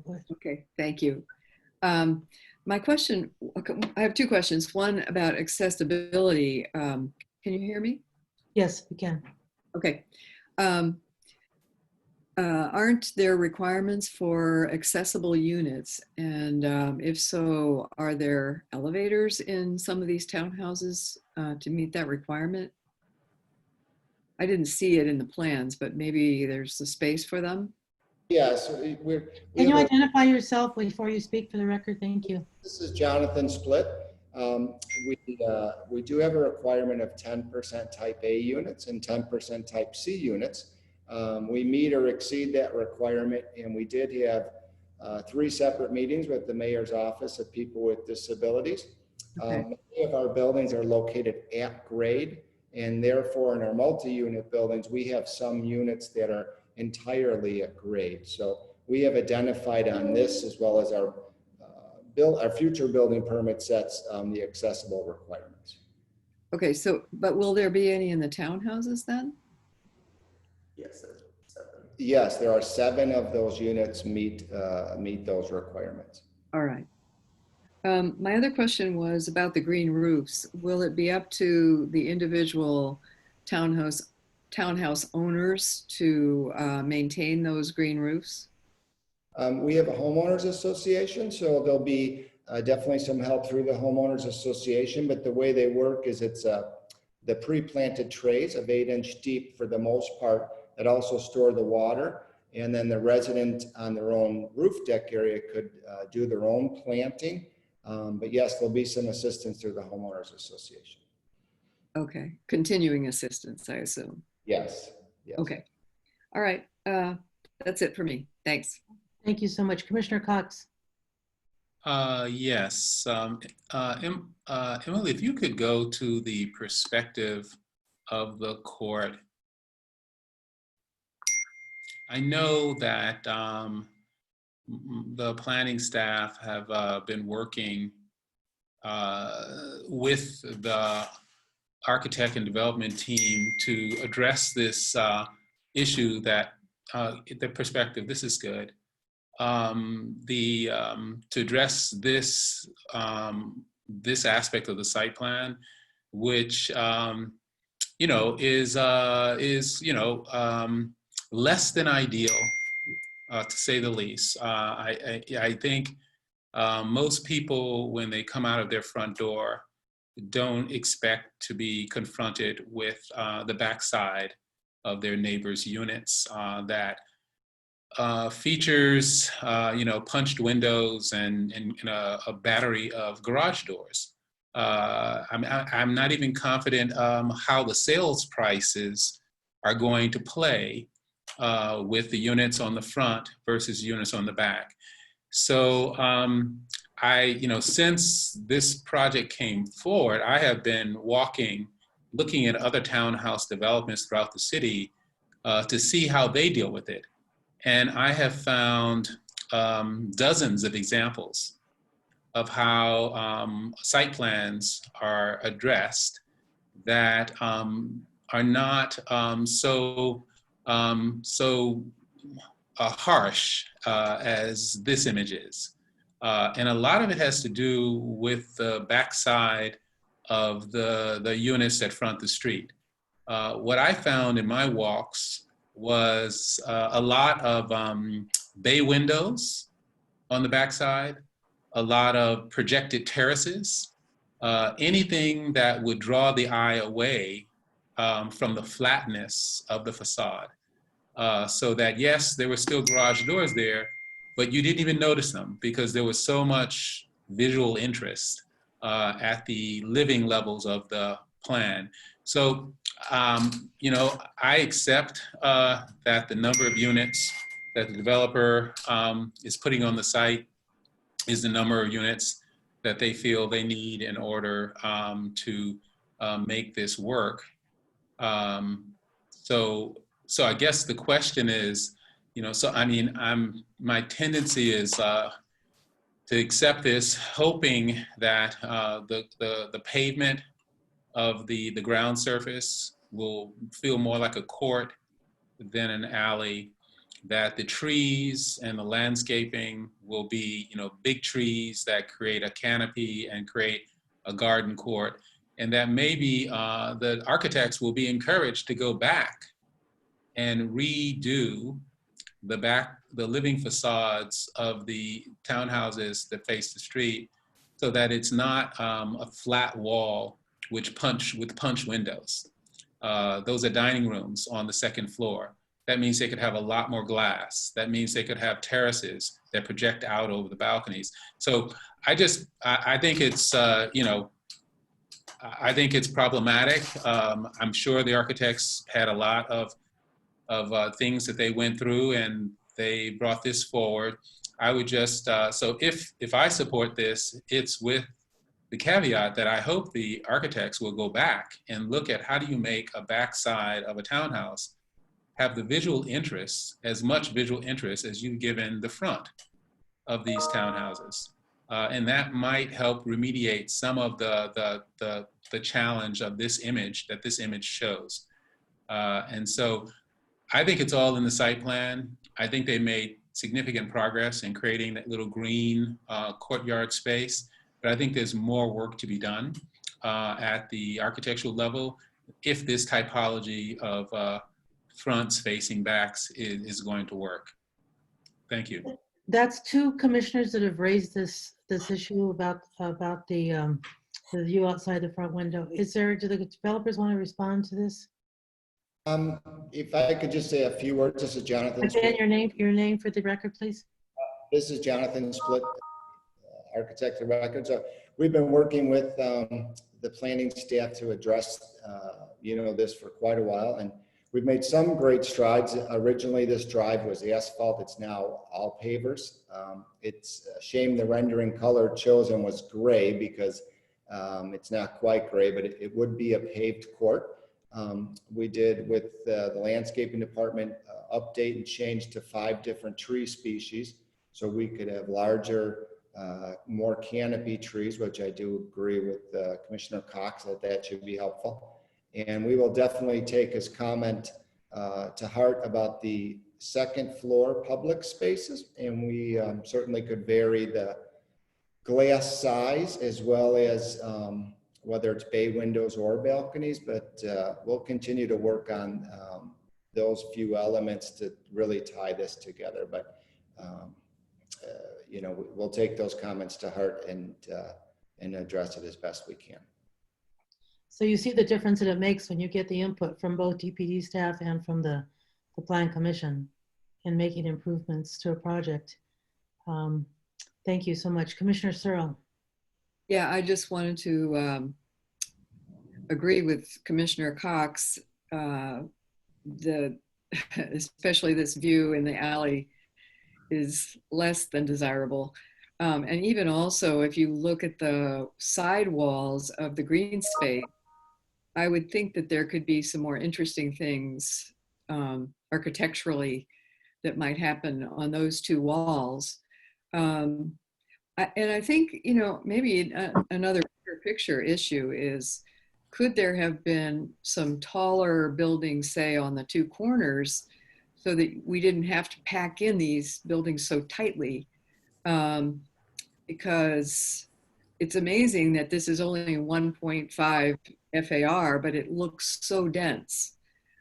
So I think that might be another question to sort of, you know, in future buildings and projects like this, to think about in the development of a site. It just looks so dense, and it's not really that dense. So. You know, I'm going to go to Commissioner, Alderman Reboras, who's been on the line most of the day, I think, if not the entire day, waiting to give us his comments for this project. And then we can come back and see if there's anything else we need to revisit with respect to the issues that have been raised by Commissioners Brumfield, Cox, and Searle. Alderman, thank you so much for your patience. And I know you've been here all day. I hope that you have found it interesting. Thank you, Chairman Cordova, and I want to thank the planning commissioners as well as Commissioner Cox for allowing me to present on this matter. As we all know, currently all the buildings that are on Belmont Avenue, the storefronts have been empty for a while, and it's not a good presentation for the neighborhood. We started this project back in 2017.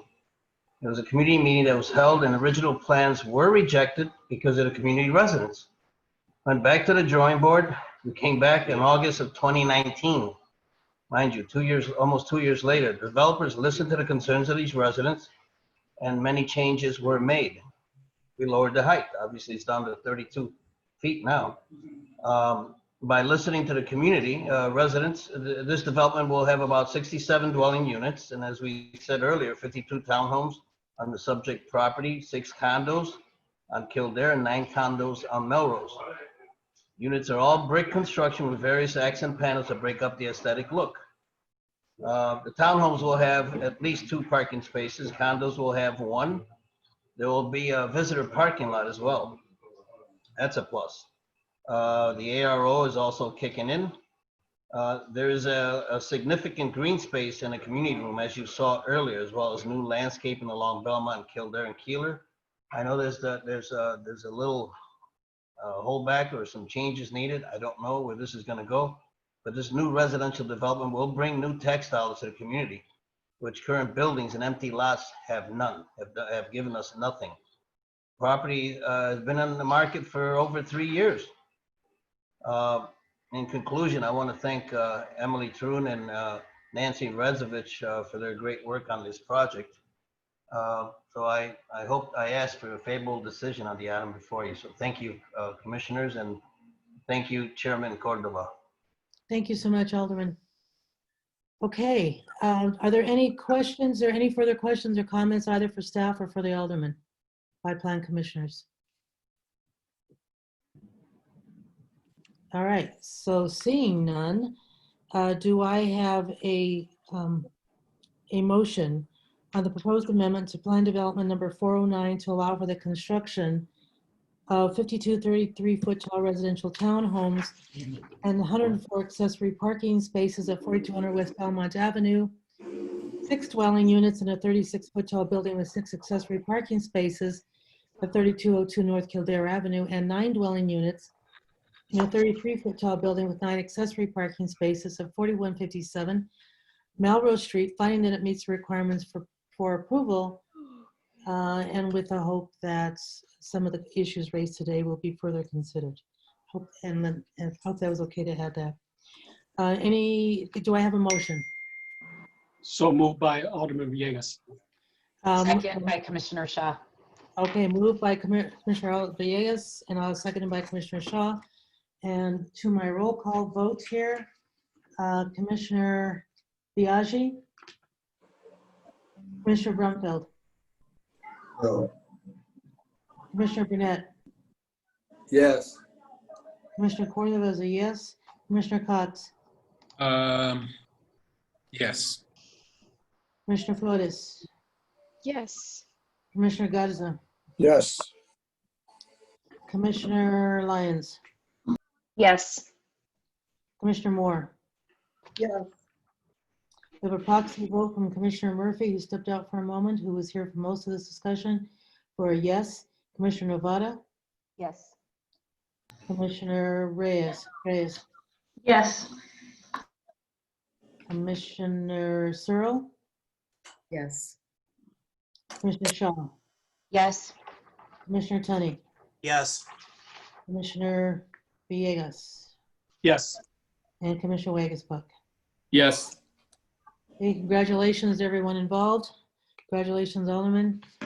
Thank you very much. The motion passes. I'm going to go back now to item number 4. The next item is a proposed plan development submitted by the Shorewood Development Group, LLC, for the property generally located at the 900 West Fulton Market. The applicant is proposing to rezone the property from C1-1 Neighborhood Commercial District to DX-5 Downtown Mixed Use District, and then to a business plan development. The applicant proposes the rehabilitation of an existing 4-story building located on the site to include a new rooftop addition, the demolition of a 1- and 2-story building on the site, and the construction of a new 9-story building at 906 West Fulton Market, and partial demolition of 2-story building at 910 West Fulton to facilitate rehabilitation of the front facade and the construction of an addition. The proposed use of the resulting development is commercial and retail on the ground floor, with office uses on the floors above.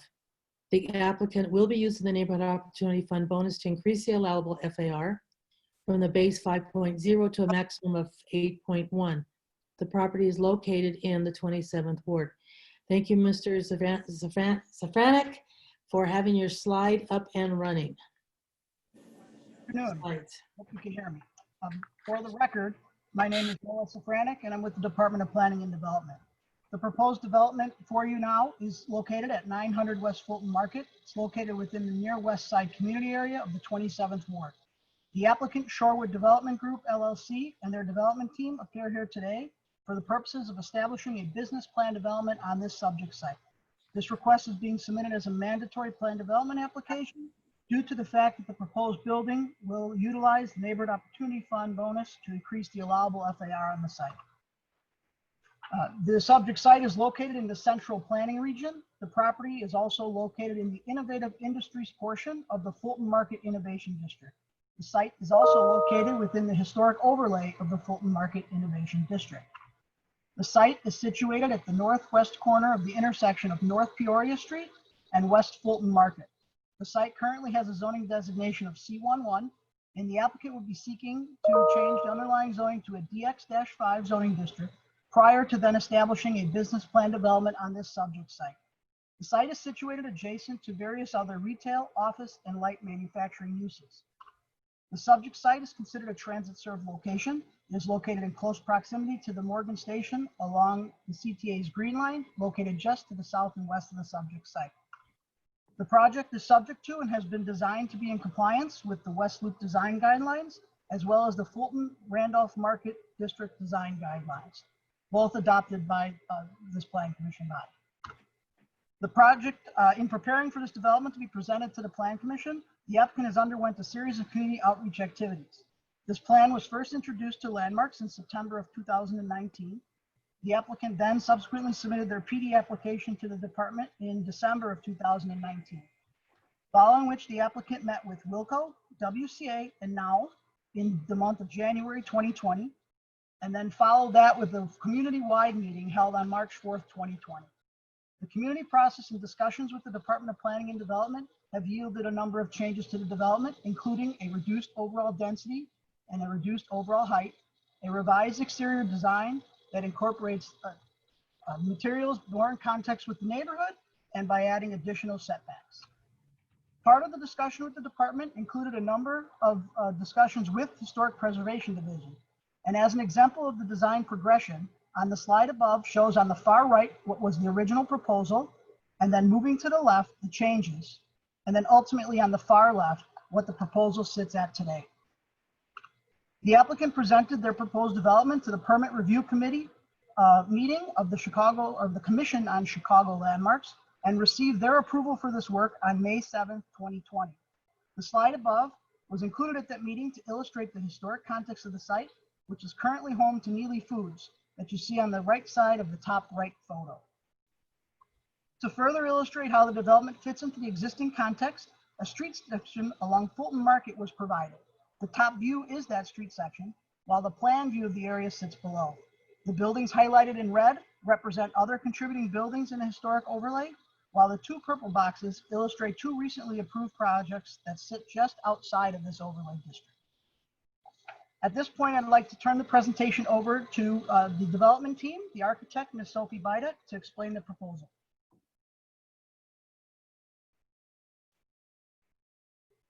Okay, can everyone hear me? It seems like yes. Yes, we can. Okay, great. Thank you, Noah. My name is Sophie Bidek. I'm a partner at Hartshorn Plunkett Architecture. For the past 20 years, our office has been located at 232 North Carpenter, which if you squint, you might be able to see the building just at the top left of the slide on the screen today. In the slide, you also see the three buildings that Noah mentioned.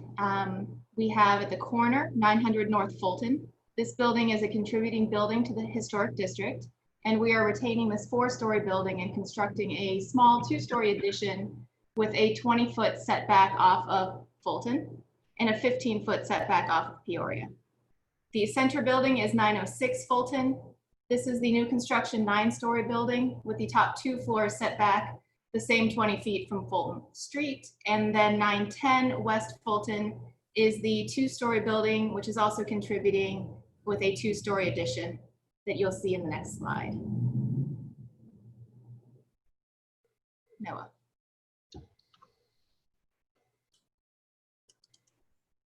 So here you can see that 910 West Fulton building with the 2-story addition. Next, okay. Here we have the pedestrian level where you can see the design intention is to illustrate these buildings as 3 separate buildings, even though they are still functioning as one cohesive development within the project. The new construction building at 906 is in the center. This was designed with complementary proportions to buildings within the district. However, the brick detailing and the large window wall openings will showcase contemporary detailing as it is a new construction building.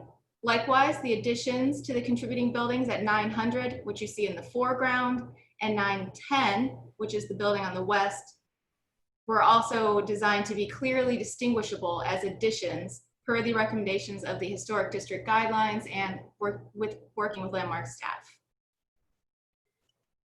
This is the ground floor of the 3 buildings where you can see it is unified and maintains a consistent street wall for retail uses. You can also see here that we are planning to restore the historic storefront that has since been bricked over and infilled, which is illustrated in the top right existing condition photo. In the site plan, you can see that we are adding 3 street trees to the east sidewalk along Peoria. We are preserving the CDOT implemented Fulton Street improvements, and we are furthering the design of the building in conformance with the Historic District Guidelines, as well as the West Loop design guidelines, by replacing the existing industrial steel canopy that is there currently in a grave state of disrepair. We'll be replacing that with new high quality canopy spanning all 3 of the buildings along Fulton to enhance the pedestrian scale. Here you can see the ground floor plan, the majority of which is reserved for retail, with entrances from Fulton to the retail, and then the office lobby entry at the northern corner off of Peoria, just at the top. There you go, where Noah's indicating. This slide also shows the basement level There is a portion under the 900 building that is not usable given its existing condition that will remain. And then the remaining portion of the basement will be reserved for a little bit of retail and back of house mechanical.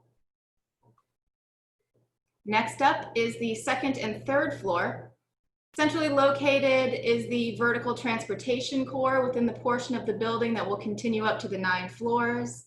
And the remainder of this floor plan is office. The second floor is our largest floor plan at 8,650 square feet. The third floor, you can see we start to set back with our building setbacks off of Fulton. That's the 910 Fulton building. That's our first setback, which is 15 feet off of Fulton. Moving on up, we have the fourth and fifth floor plans. The fourth floor, you can see the second edition of that 910 building. That portion is now 32 feet from Fulton. And then as we move to the fifth floor, you can see the roof of that addition as well as the addition on the 900 Fulton building. Here we have the sixth floor and the seventh floor. You can see that we have now completely moved away from the 900 building. Once we get to the seventh floor, we're left with the smaller piece of our middle building, 906, and that floor plan is 3,200 square feet. Our top 2 floors, 8 and 9, smallest footprints. This, we have now set back that building off of Fulton, the 20 feet, and then the 9th floor is our last top floor, 2,500 square feet.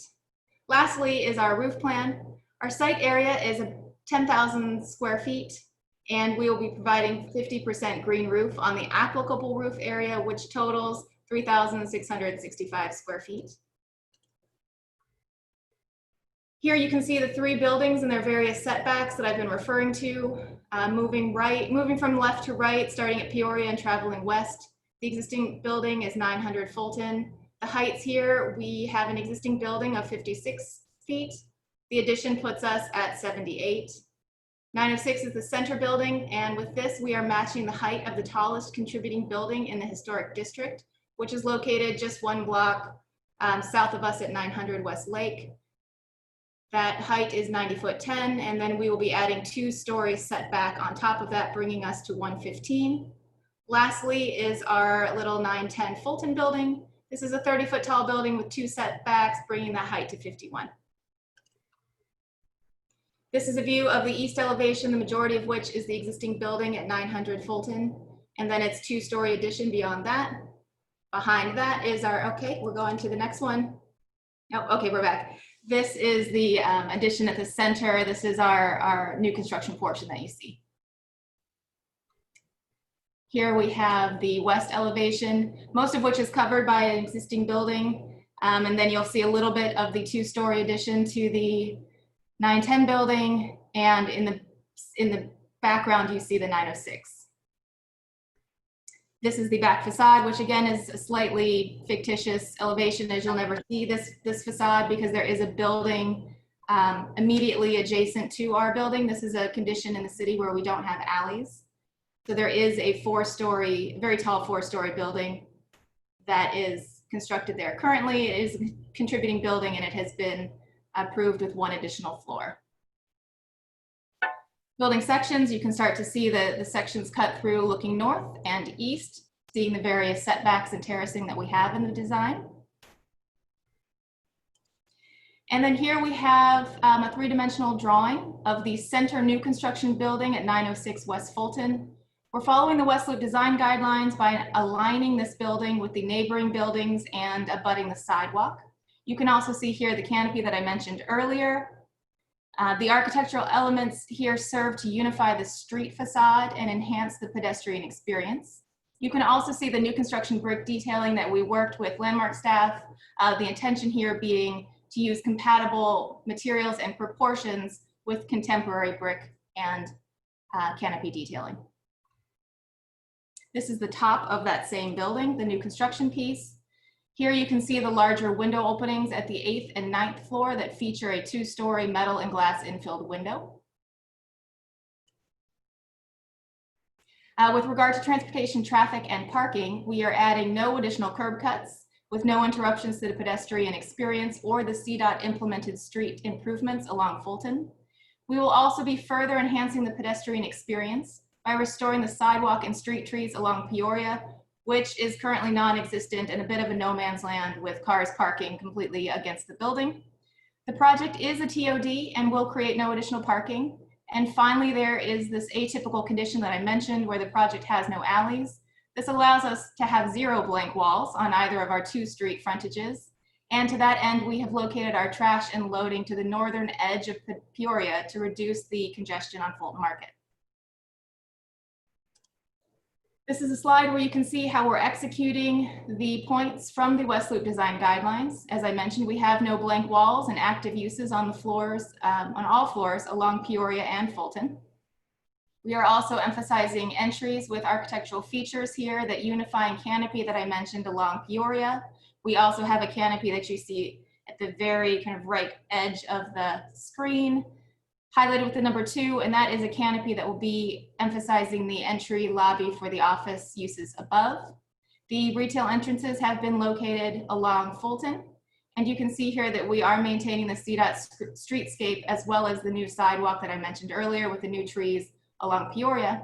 Lastly, the grade level facade has no reflective windows, which will allow views of the indoor commercial space from the exterior. Landscape ordinance analysis here, you can see the 2 new street trees and grates that we are adding along Peoria, as well as the existing 2 remain CDOT implemented streetscape improvements.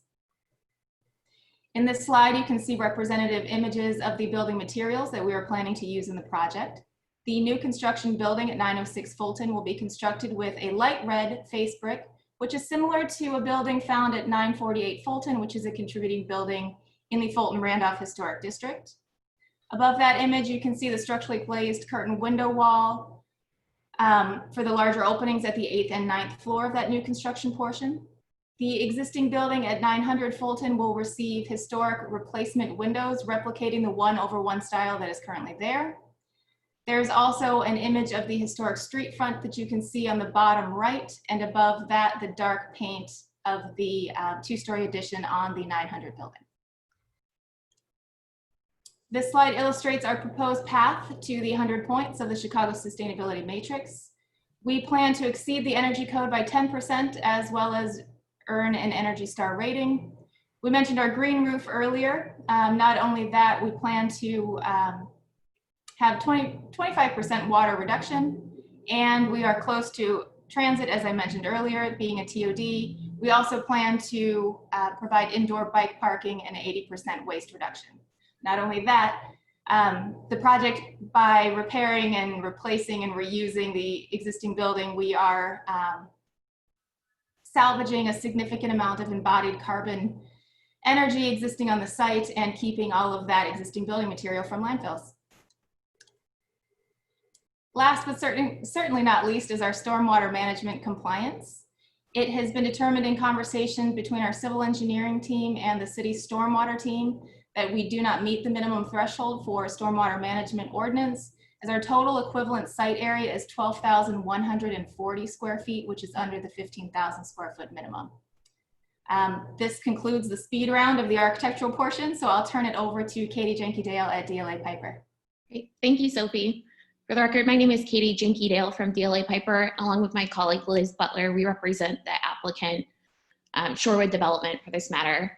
Just going to briefly review some of the economic and community benefits of this project. As Noah mentioned, the project has a maximum approved FAR of 8.1, which is a 3.1 FAR bonus, which we'll achieve by making a payment of approximately $726,000 into the Neighborhood Opportunity Bonus. The project is anticipated to create approximately 176 construction jobs and 138 permanent full-time jobs, office and retail jobs. The applicant hasn't selected their GC yet, but has committed to having the GC, once selected, JV with a minority contractor, as well as working with Alderman Burnett's office to make sure that local and 27th Ward residents are given the opportunity to work on the project. Our entire team is here for questions, but with that, I'll turn it back over to Noah. Thank you. To summarize, the Department of Planning and Development has reviewed the materials that have been submitted by the applicant, and we've concluded that the proposed development is appropriate for the following reasons. First, the proposed plan development is in compliance with the West Loop design guidelines. Second, the proposed plan development does promote economically beneficial development patterns and that is compatible with the character of the existing neighborhood. Third, the project seeks to promote transit, pedestrian, and bicycle use. It ensures accessibility for people with disabilities, and it minimizes conflicts with the existing traffic patterns in the vicinity, just due to the fact that it does not create any new curb cuts. The site is also within 1 mile of the Morgan Street station situated along the CTA Green Line. Fourth, the proposal follows building orientation and massing suggestions contained in the zoning ordinance, including bringing the proposed building edges up to the street frontages, providing large transparent storefront windows to create active building walls adjacent to the public rights of way. Fifth, all sides and areas of the building that are visible to the public are treated with architectural details and materials that are of high quality and appropriate for use on primary public way facing facades. And lastly, copies of the application were circulated to other city departments and agencies, and there have been no comments that have been received which have remained unaddressed. So please refer to my staff report for further details regarding this project and the plans identified here today. But based on that foregoing, it is a recommendation of the zoning administrator of the Department of Planning and Development that this application to establish a business plan development be approved and forwarded as such to the City Council Committee on Zoning, Landmarks, and Building Standards. Thank you. Thank you, Mr. Svranick. Commissioner Flores.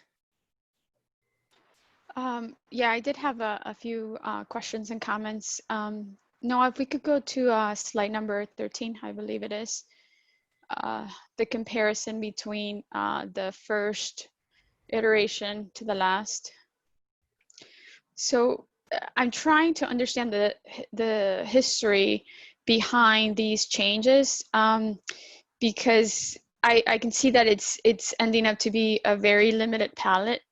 I understand that we have some guidelines in the West Loop, but it also feels like these guidelines are limiting the choices of materials and in palette in terms of colors.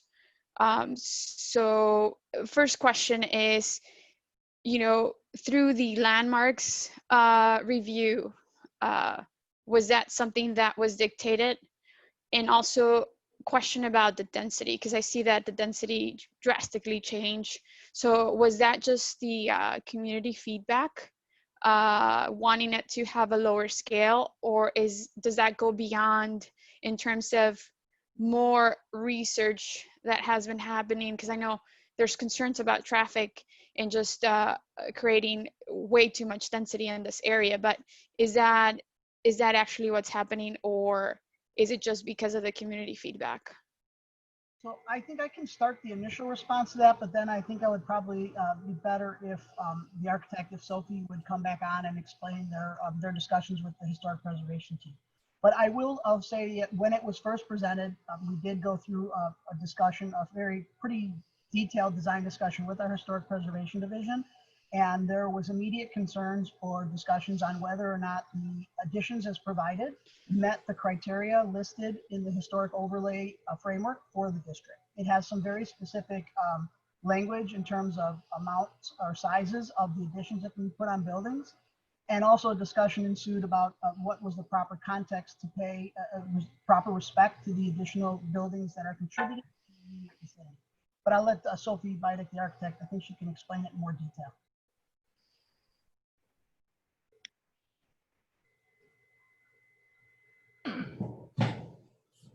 And identify yourself for the record too, please. Okay.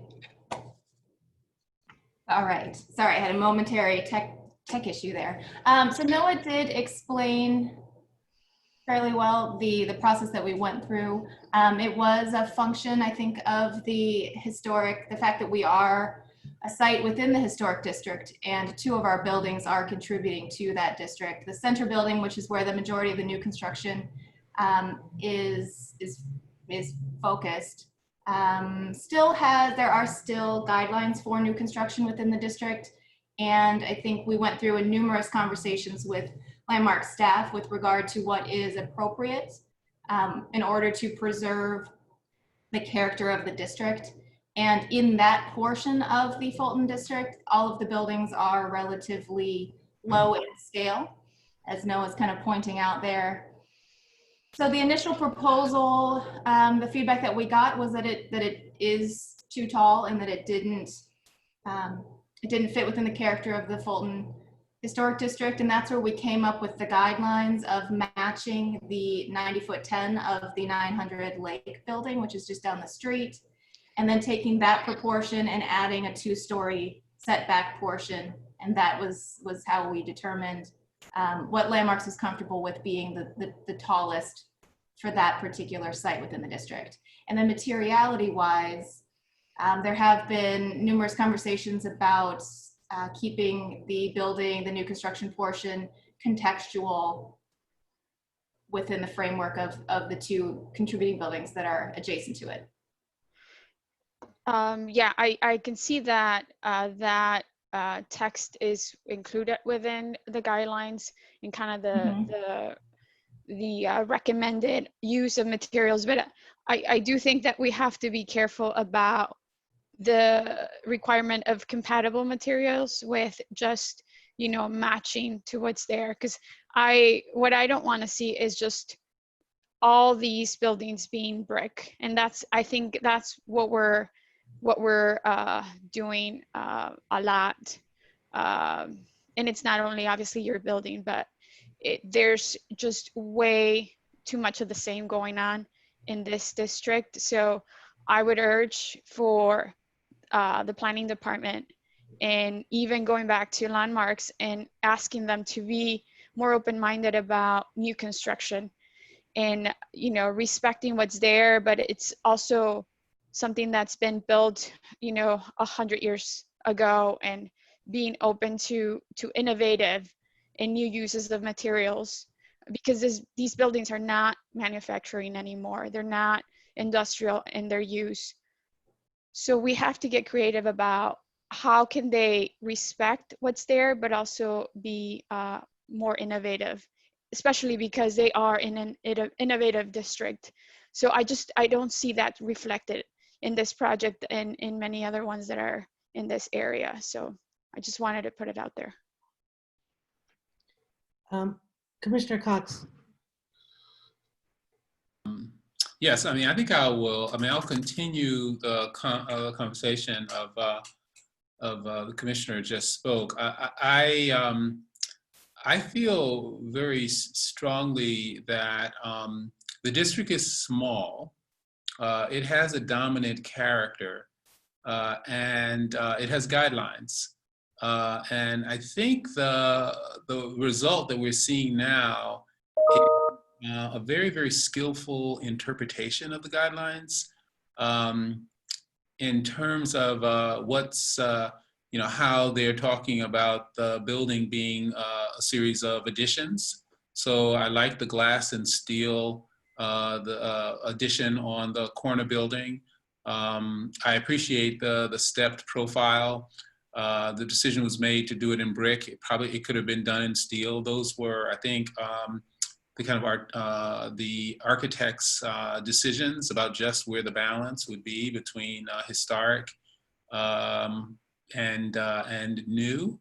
But when I compare this to the first version of this, that felt like, you know, I don't know, a blunt instrument had just kind of landed on top of the building. I think the final version of this is just so far superior. And so it feels to me, I mean, I appreciate the collaboration between the staff, the preservation staff, and the architects who have, I think, woven a much more complex massing, much more in scale to its context. And I think it's going to be a pretty successful addition to the district. So I don't know how you did it, but I think you struck a balance, the type of balance that I think is going to enhance the district and not necessarily, you know, not necessarily set up an adversarial posture to the district. So thank you. Alderman, thank you very much, Commissioner Cox. Commissioner Searle.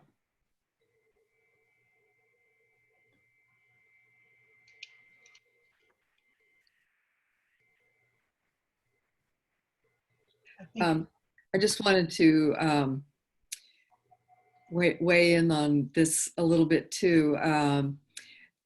First of all, I think guidelines are sometimes more difficult than they are, useful, but they do tend, I think, to take away from an ability by architects to think of outside the box a little bit. Oh, and let me get my video on too. Sorry, I forgot. So I think this whole question of the center, because the whole project is sort of a slice of new building in between two existing buildings, and how you weave those together. And I think it could have been more interesting if the center new building was not brick, but I do appreciate the kind of addition on top of the existing corner 900 West Fulton building, just that it is different. And, I think hopefully we can see more innovation in the way buildings are kind of woven together in this case, because it's an interesting and difficult project when you try to assemble three structures and make them sort of look together, but in fact, each one is a different thing, a different building, but they in fact are all one when you go inside. So it's a tricky project. Yeah, it would be nice to have more conversations about how this is done, and especially in this overlay historic area. Yeah, thank you so much. This has been an interesting set of comments. One of the things I appreciate about this project, and it's really great seeing the slide with the progression of the different stages of this. And I agree with Commissioner Cox that first one really does look like a blunt instrument. But part of what I appreciate about where we ended is that this was not we're not talking about a demolition here, that there was really an honoring of that, not only the history of that district, but of the buildings in that district, right? That we're not just going through and demolishing every building and starting new, but taking buildings that are there that are perfectly good buildings, but making them better, sort of updating them, if you will, or combination of updating and bringing back certain elements. So, I like this project very much in that respect, but found this conversation very interesting. Let me ask Commissioner Burnett to put on his alderman's hat and speak as the alderman at the 27th Ward on this project. Thank you all very much. Unfortunately, I'm trying to do 2-3 meetings at the same time. But anyway, so personally, I like all of the designs, right? And I know when the young lady was speaking there, Laura was speaking, the architect was smiling over there because, of course, every architect like every design that they do, and every architect have an opinion on the architecture. But each one of them were nice to me. This one came out nice, and I think at the community meeting, what I said is, I'm just happy that we're able to get development in landmark areas where folks could not build a lot of FAR, and it costs a lot of money, and they're doing it, right? So this is just you gotta excuse me. This is just an example of what can be done when you have a landmark in a community. And like the commissioner was saying, everything else around this is high rises. Everything else around this is tall buildings. So this is the one piece of area that we have in this community that we are trying to preserve something. And it's just fantastic that we are able to preserve it. And they did a beautiful job. I know they shifted the FAR over the buildings that we can't see, but they shifted some of the FAR. They gave up a little bit of it, but it turned out to be a beautiful building. And this was one of the few community meetings that I had that I did not have anyone against this building. Everyone loved it, and they didn't have any complaints. So really not a lot of questions with this building. So I just want to say congratulations to the architect and the developer, and I support this 100%. And all of the community organizations did too. Thank you. Thank you, Alderman. So are there any more questions of Alderman or staff? Commissioner Villegas. Yeah, Madam Chair, I just, and I apologize. I've been participating in some other calls and doing multiple things. What was the total cost for the project? For the, this is Noah. The total project cost is about $40 million. You said 40? 40, that's correct. Okay. The neighborhood opportunity fee that will be paid with it is just over $726,000. Okay. So, okay, cool. That was my only question. I'm sorry about that. Thank you. That's okay. That's okay. Thank you. All right. Do I have a motion on the proposed plan development to allow for the rehabilitation of an existing 4-story building located on the site to include a new rooftop addition, the demolition of a 1- and 2-story building on the site, and the construction of a new 9-story building at 906 West Fulton Market, and partial demolition of the 2-story building. So at 910 West Fulton to facilitate rehabilitation of the front facade and construction of an addition to allow for resulting development with commercial and retail on the floors with office uses on the upper floors, finding that it meets requirements for approval. And I'm reminded that it does have demolition. Do I have a motion? So moved by Commissioner Cox. Moved by Commissioner Cox, seconded by Commissioner Searle. Commissioner Searle. Any further discussions on the motion? Seeing none, let me do a roll call vote. Commissioner Biaggi. Yes. Commissioner Brownfeld. Yes. Commissioner Burnett is recused. Commissioner Cordova, yes. Commissioner Cox. Yes. Commissioner Flores. No. Commissioner Garza. Yes. Commissioner Lyons. Yes. Commissioner Moore. Yes. Commissioner Murphy. I'll recuse. I had to step away for another meeting. Okay. Commissioner Nevada. Yes. Commissioner Reyes. Yes. Commissioner Searle. Yes. Commissioner Tunney. I know he's still on here, but he's probably also multitasking. Commissioner Villegas. Yes. Commissioner Wagasbuck. Yes. So I want to remind any of the public that's listening too, the commissioners do review all these materials and do have a chance to study them. And so if they step away momentarily, they still have reviewed the materials and have and are able to consider the materials. Motion passes. Congratulations, everyone. Chairman, I don't know if you called me Well, Smita Shah. what I do? Commissioner Shah. Yeah, Commissioner Shaw, go ahead. I did something. No, I thought, weren't you doing the vote? I did it. Oh, yes, no, but I'm saying, I don't think you got my vote. I don't know. I don't know why. Next. Oh no, I did not for some reason. I'm sorry, Commissioner Shaw. Yes. No problem. So I vote aye, yes.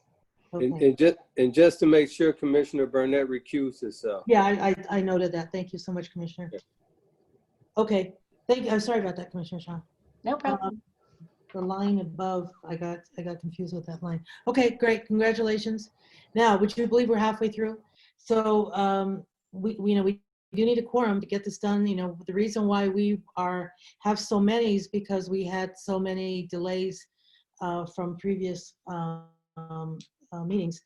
I'm going to remind the developers to stay within a 20-minute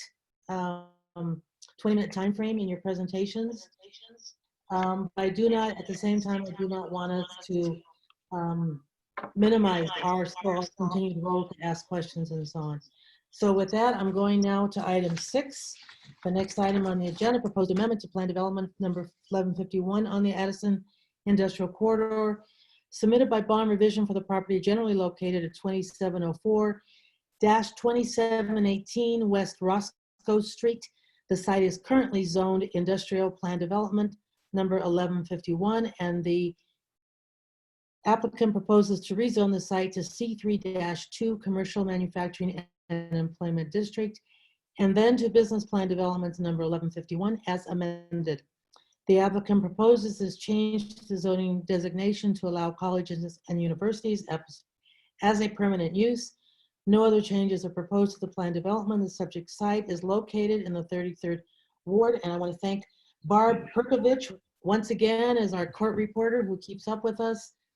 Alish Tafi will provide the context. Alish, you want to get your slides going? We'll provide the context overview, and the applicant will present their proposal. Thank you, Madam Chair. Good afternoon, Commissioners. I wanted to just brief you before I changed from my script to my slides. The project before you is a request to amend an existing plan development in the Addison Industrial Corridor. The project site is currently zoned as an industrial plan development 1151, and the applicant proposes to rezone the site from underlying M22 in Light Industry District to C32 Commercial Manufacturing and Employment District, and then to Waterway Plan Development 1151 as amended. The change to the zoning designation will allow for college and university as a permitted use.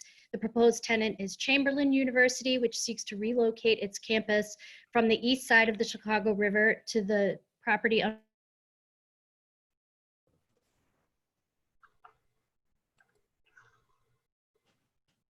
She froze. My worst nightmare for these calls here. Under plant mate. And can you see my slides? We can. Thank you. You may want to go to slideshow.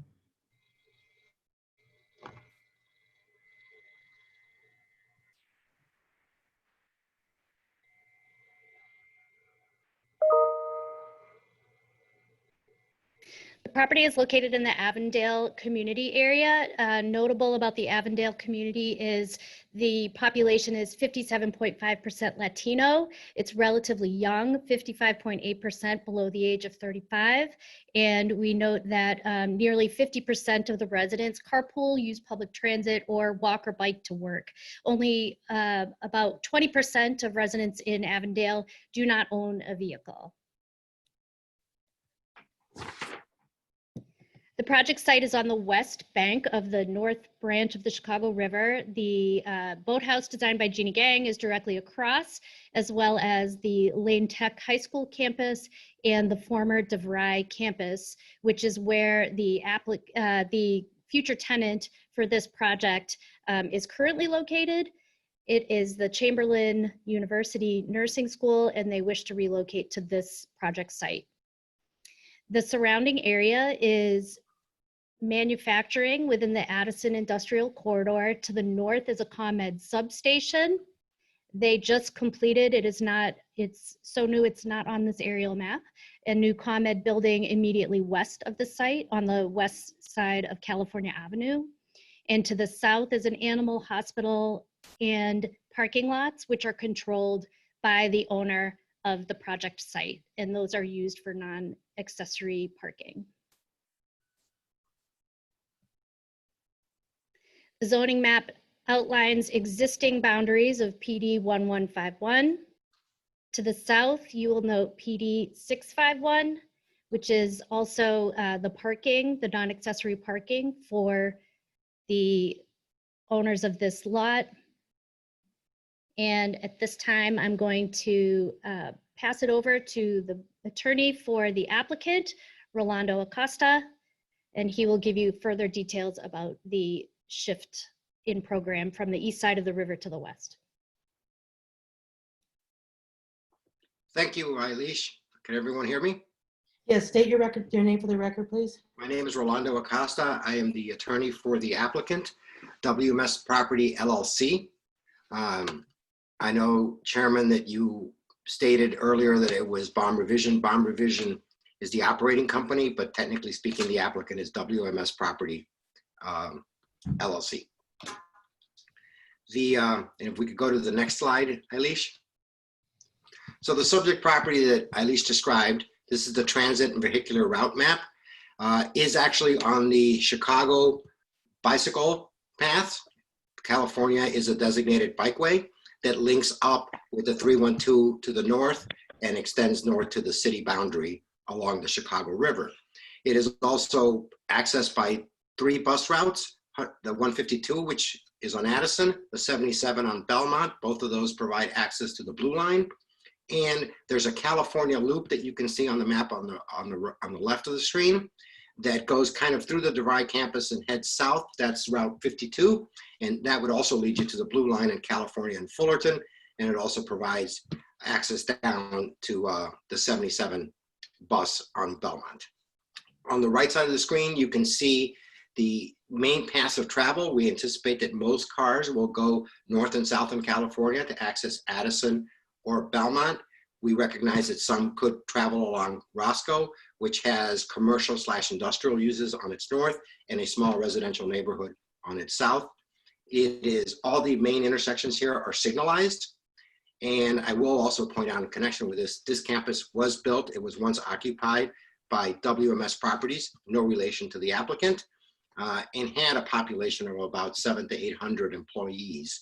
It was vacated about 4 or 5 years ago by WMS company and has been dormant since, but the similar population is to be reestablished on the property. So we're reusing the same buildings essentially for a equal type population. Next slide, please.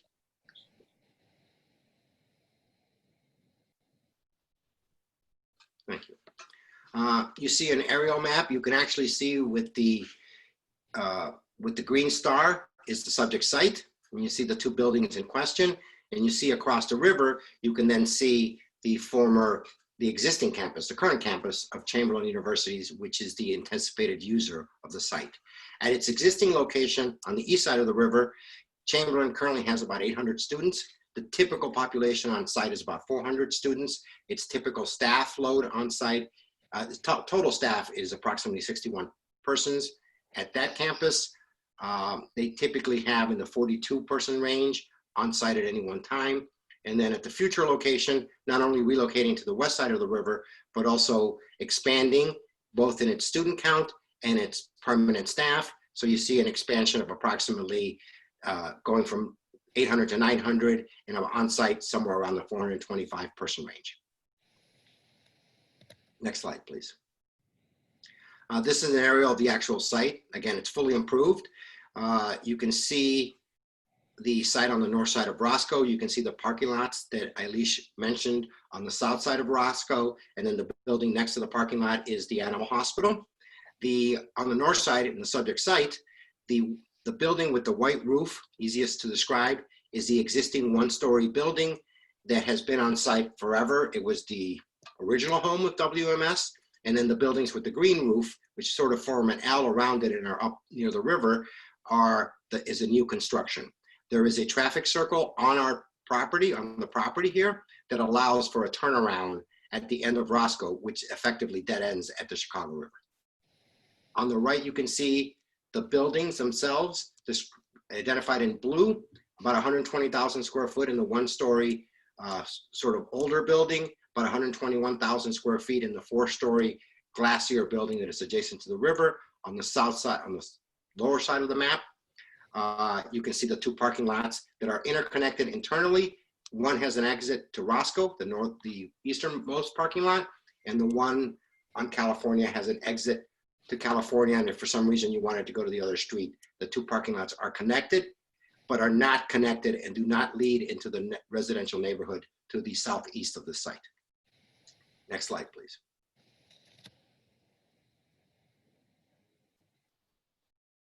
Aerial view, sort of giving you a clearer picture of the newer building that was completed in 2012, 2013, and the older building that fronts on California at the hard corner with Roscoe. The parking lots, you can see the Gina Gang boathouse kind of on the top left of your screen. Next slide. Trying to walk you quickly around, kind of around the intersection at grade at the pedestrian level. This is the new 4-story building completed in 2012-13, and an image on the right of the traffic circle I previously mentioned at the end of Roscoe. The entrance to this building would serve as an entrance to the campus. Next slide. This is the front on California. This is the original building with some additions and enhancements that were done roughly around the time of the construction of the new building to sort of bring the what was an old red brick building more up to date. And this is the main entrance on California that accesses the western of the two buildings. Straight on the left, there's a straight shot down Roscoe to its terminus at the Chicago River. You can see the animal hospital on the right. You can see the site on the left, and the parking lot would be behind the animal hospital. On the right side of your screen, you see the southeast corner of the intersection, which is the animal hospital. Next slide. Left screen is the southwest corner of the intersection. You see Cafe Tola. That is formerly Hot Dogs for those of you who are hot dog aficionados. It's now been converted to a new restaurant. And then on the right side of your screen, you actually see the new Comet building that is very close to completion. This photograph is about 2 weeks old. Next slide, please. You know, I can't remember the last time I had a hot dog, but now you got me thinking about hot dogs. I apologize. Maybe it's because we've been here all day. You've missed breakfast and lunch at this point. We're hoping you don't miss dinner. I'm gonna have a hot dog.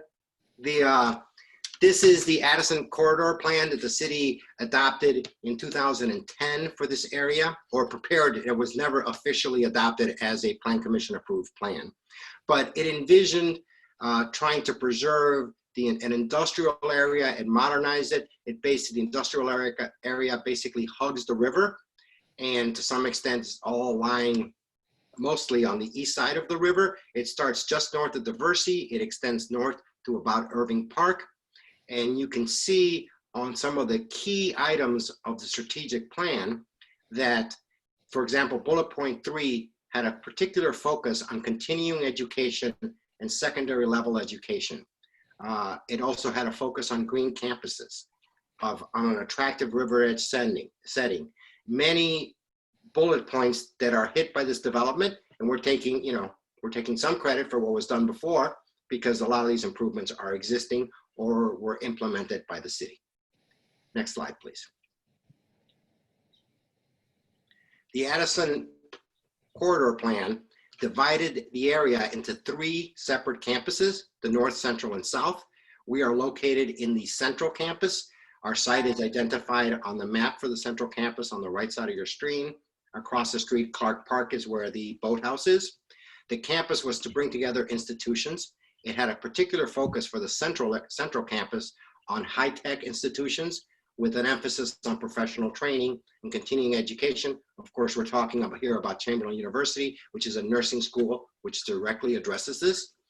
The plan actually called for expanded recreational facilities on the east side of the river. Have to acknowledge that those have been completed by the city with the boat launch and the baseball field that is southwest of Lane Tech. The plan actually envisioned Roscoe River access. Greater access was created elsewhere. We've provided river walks that you will see shortly. And the river, I know that CDOT is working on a plan to complete that element of this particular report. In terms of there was envisioned a bridge over the Chicago River that would have come at Roscoe. That bridge has now been completed. It's part of what's known as the 312, and it is further north of Addison, going into what is California Park that leads into Horner Park. As I mentioned previously, California is a bike lane. So that's good, Eilish. Go back, next slide. Thank you. In terms of Chamberlain University and the buildings that are on site, previously mentioned the 1-story industrial building, about 120,000 square feet. It's the original headquarters of WMS, now known as Scientific Games. For those of you who are video game fans, this is the home of Mortal Kombat. This is where Mortal Kombat was invented, which greatly enhanced the image of WMS. And this building by itself once housed 400 plus employees.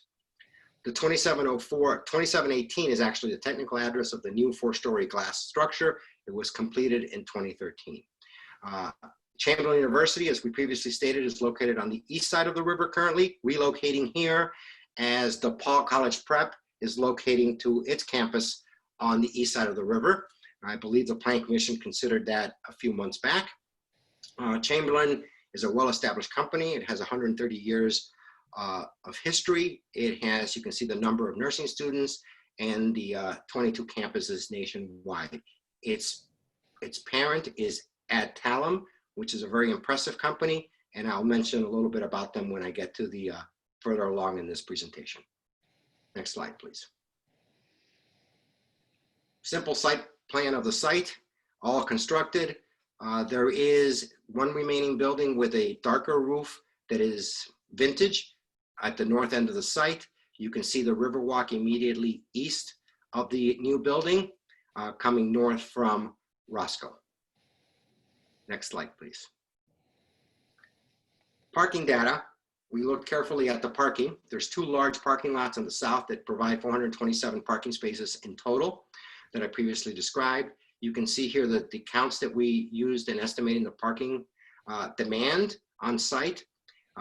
Currently, Chamberlain has 275 parking spaces available to it. It will have at least 320 available here out of the 427 total on site. We have left some parking to accommodate future users. There's still additional space within the glass tower, and there's always, of course, the reuse of the existing 1-story building. But based on the analysis reviewed by the Department of Zoning, also by CDOT, we came up with a parking requirement of 414 spaces for the entire amalgam of buildings, not just Chamberlain. The PD today actually required 329 for what was basically an equivalent population. We obviously have been providing more on the site and will continue to do so. So we have changed the PD requirement to mirror what we have on site today, which is the 427 spaces. Next slide, please. In terms of compliance, transportation, traffic, and parking, all our signals are, all our intersections, our main intersections are signalized. California is a bike lane, so that provides a great amenity, we believe, to the site that we use in promoting why businesses should locate here. The parking lots I mentioned had separate accesses. We have an agreement. It's difficult to conduct a traffic study under the COVID scenarios because traffic volumes are low. So we're fearful of generating artificially low numbers. So the agreement that we have with CDOT is that we will prepare a traffic study when conditions return something closer to normal. We will submit it to CDOT, and to the extent that it requires any improvements, the applicant will pay for those improvements in terms of signalization, any changes that have to be made. We don't anticipate much given the conditions on the ground, but this is a fail-safe in case we miss something. In addition, CDOT has recommended 3 improvements to existing conditions. One is to provide stop signs at the exits to our parking lots, so people want to make sure to stop before exiting. Second is to restripe the intersection of, actually refresh the existing stripes which are worn due to use at the intersection of Roscoe and California. And lastly, to locate bike racks near the Roscoe entrance of the new glass building. We've agreed to all of them. They're all going to be subject to further CDOT review done pursuant to CDOT regulations, but at the applicant's expense. I think that is all for this slide. Thank you, Eilish. In terms of pedestrian and urban design, we're dealing with existing conditions, so really I'm addressing what's already there. We do have entrances facing each of the public ways. We've separated the entrances, which sort of helps us divide the population, at least from a pedestrian perspective. The property has landscape buffers around it. The sidewalk, existing sidewalk, is really not wide enough typically for the typical parkway and tree plantings, but our predecessor actually provided equivalent landscaping to buffer the building from the sidewalk. It's just on inboard of the sidewalk as opposed to how we're used to seeing it. And we do have the ability, because of the unique configuration of the buildings, to provide sort of a separate campus atmosphere at the end of Roscoe for Chamberlain University. Next slide, please. Open space and landscape. This is actually, the image on the right is probably the most informative here because it shows the continuous Riverwalk. And what's important, I think, for the commission to note is that the applicant owns the parking lots as well as this building. They are in 2 separate planned developments. Notwithstanding, it's one entity that is maintaining this Riverwalk. And the Riverwalk extends from the southern edge of the parking lots where the townhomes are, and actually continues along the townhomes. It's just someone else's property and their maintenance. But we maintain this entire Riverwalk from the south edge of the parking lots to the north edge of the new building. It is fully landscaped. It will be accessible at all hours. And it also will have some enhancements to it. And it's actually rather nice today. Next slide, please.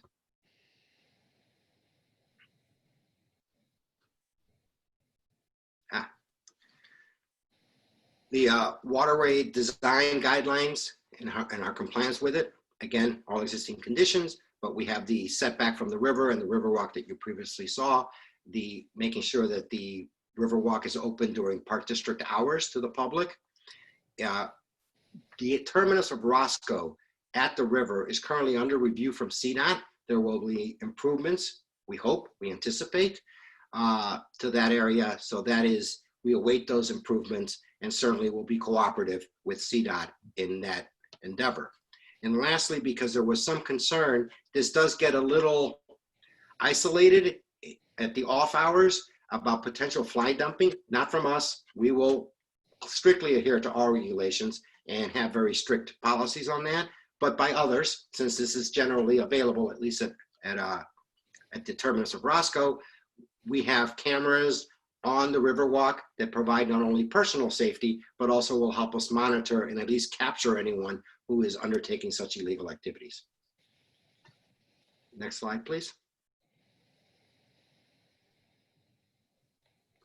In terms of building design, it's here.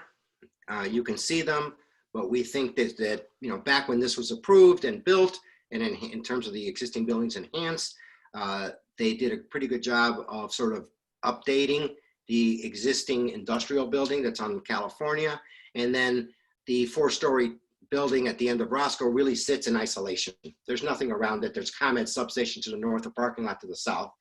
But by using this glassy design, at least some of us felt, it did evoke the river. It does actually provide some nice reflections at grade that give you even a greater feeling of open space because of the type of facade that was used. Next slide.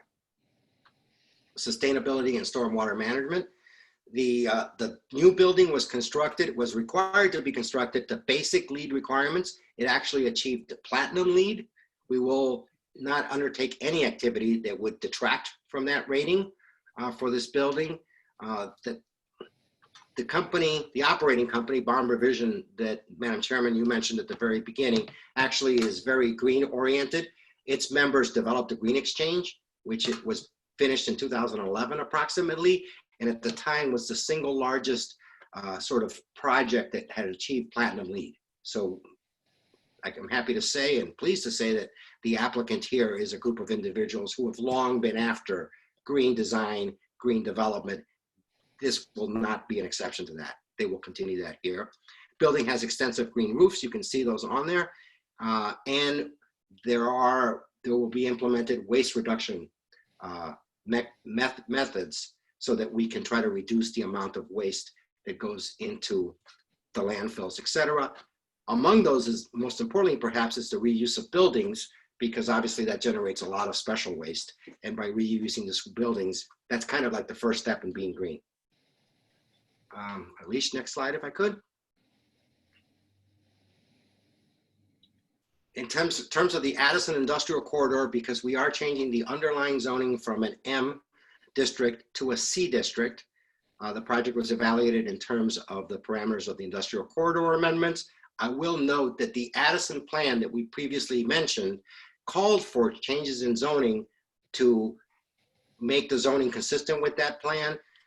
The zoning changes were never made. Had they been made, we probably wouldn't be having this discussion today, because clearly it envisioned a university campus in this area. It's just the zoning didn't allow for it. So that's the basic consistency. We don't believe we're detracting from that plan. We are establishing, reestablishing, relocating an existing training and employment facility to this property and keeping it more or less in the same type of use that it's had historically. And we're perfectly consistent with our southern neighbor MedVet and our northern neighbor ComEd, northern and western neighbor ComEd, which is office west of office and some storage west of California, and a substation on the east side of California, north of the property. Next slide, please. In terms of public benefits, mentioned the reuse of the existing buildings, retaining Chamberlain University, which is a well-known institution, highly acclaimed. It's already in the city. We're just moving it west of the river and accommodating in the same process the expansion and improvement of DePaul College Prep, which takes over Chamberlain's prior space. We have a use that's consistent with the Addison Corridor Plan. We're reactivating a site that shortly after it was completed actually got vacated by its occupant. It's been vacant for 4 or 5 years. We're adding to the healthcare capacity of the city, which is important, particularly now with COVID-19. And we have agreed to the MBE, WBE participation. And in this regard, I actually wanted to mention, because I think it's notable. It's unfortunately that it's notable because it shouldn't be an exception, but the parent company of Chamberlain University, Adtalem, is actually a very diverse university. It is in the S&P 400 index and is the only, its chairman is an African-American woman. She is the only African-American woman chairman in the S&P 400 index, which is shameful to say, but laudable that it is at Adtalem that has achieved that. It has a very diverse board of directors. It has 9 members, of which 3 are women and 4 are African-Americans. So it is not only is the applicant itself very focused on diversity and green design, but the tenant, Chamberlain University and its parent, are also very focused on sustainability and diversity. And with that, Madam Chairman, I turn it back over to Alicia. Thank you so much. Thank you, Rolando. I wanted to just point out that Alderman Rodriguez Sanchez had to leave, but has. I will give her comments. Go ahead and just tell us now your recommendations there. Thank you. The department has reviewed the project and has found it to be in conformance with Chapter 1713 and 17:8 of the zoning code.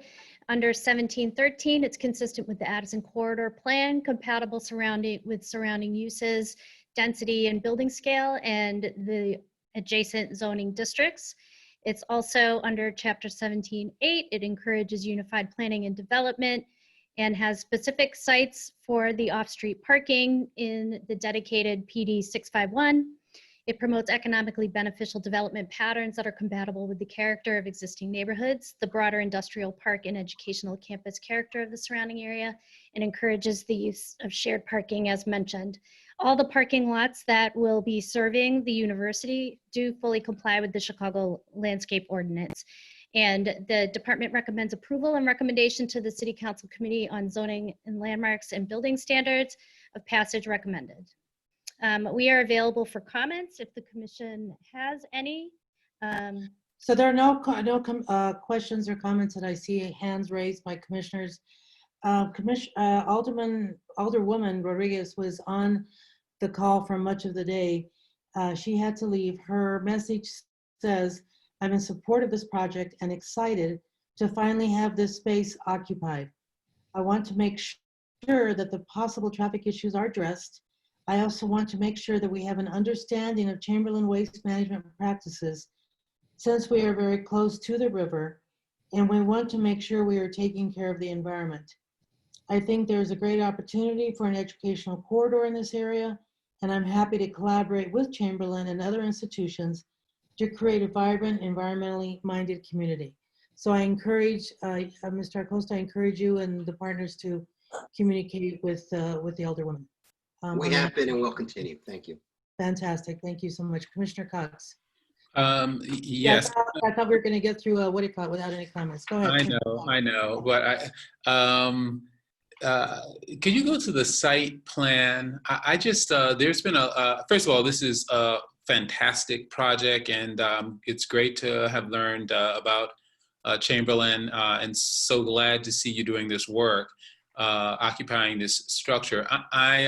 You spoke a lot about the Greenway and some of the goals for the Greenway. I was interested in trying to understand the neighborhood just to the, I guess, I don't know if it's the west, but the main street that has all of the parking on it. Roscoe, yes, sir. Roscoe. Are there any, how is the experience of a pedestrian who lives in that Roscoe neighborhood getting to the river? Because on one side of the street, there's a sidewalk and there's a parking. On the other side of the street, I can't seem to tell if there's a parking. So I guess I'm just not, I don't understand if you live on Roscoe further, is it west? Yeah, to the left. What is your experience like getting to the river walk? It feels kind of like it's not really tended to, and I just, I don't know. Yes.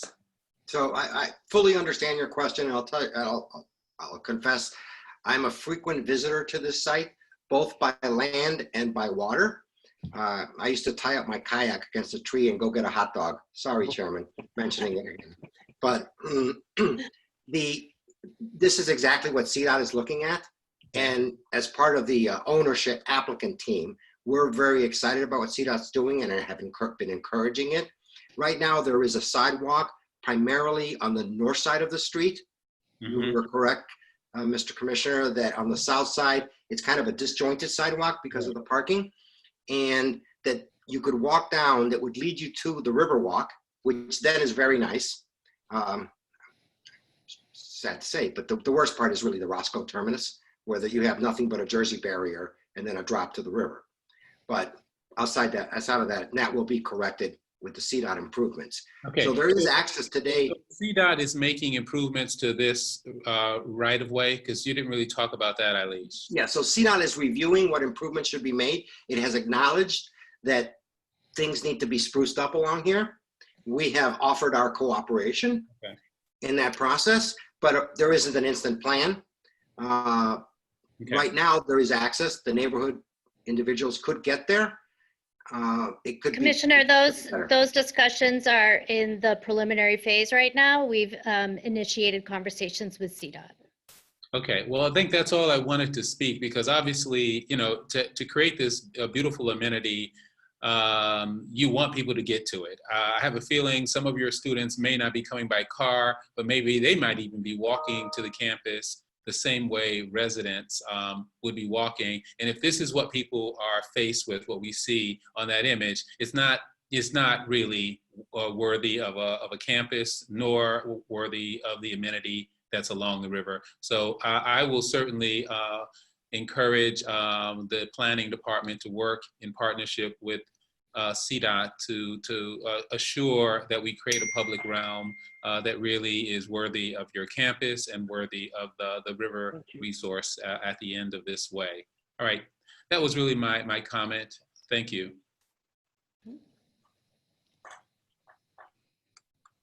Commissioner Biaggi. Thank you.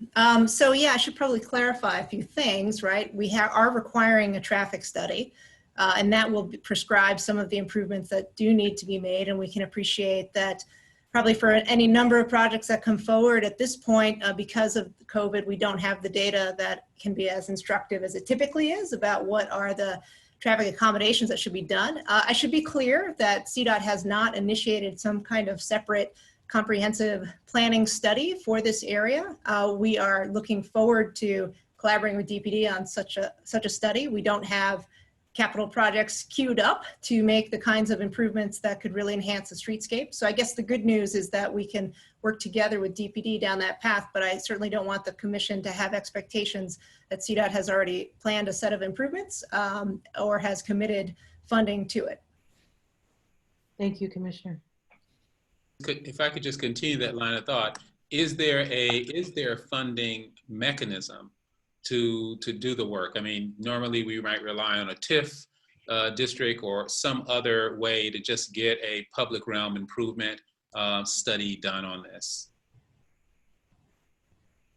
Is that a question to me? Is it to or it could me be or the commissioner? No, staff can answer it if there's an answer.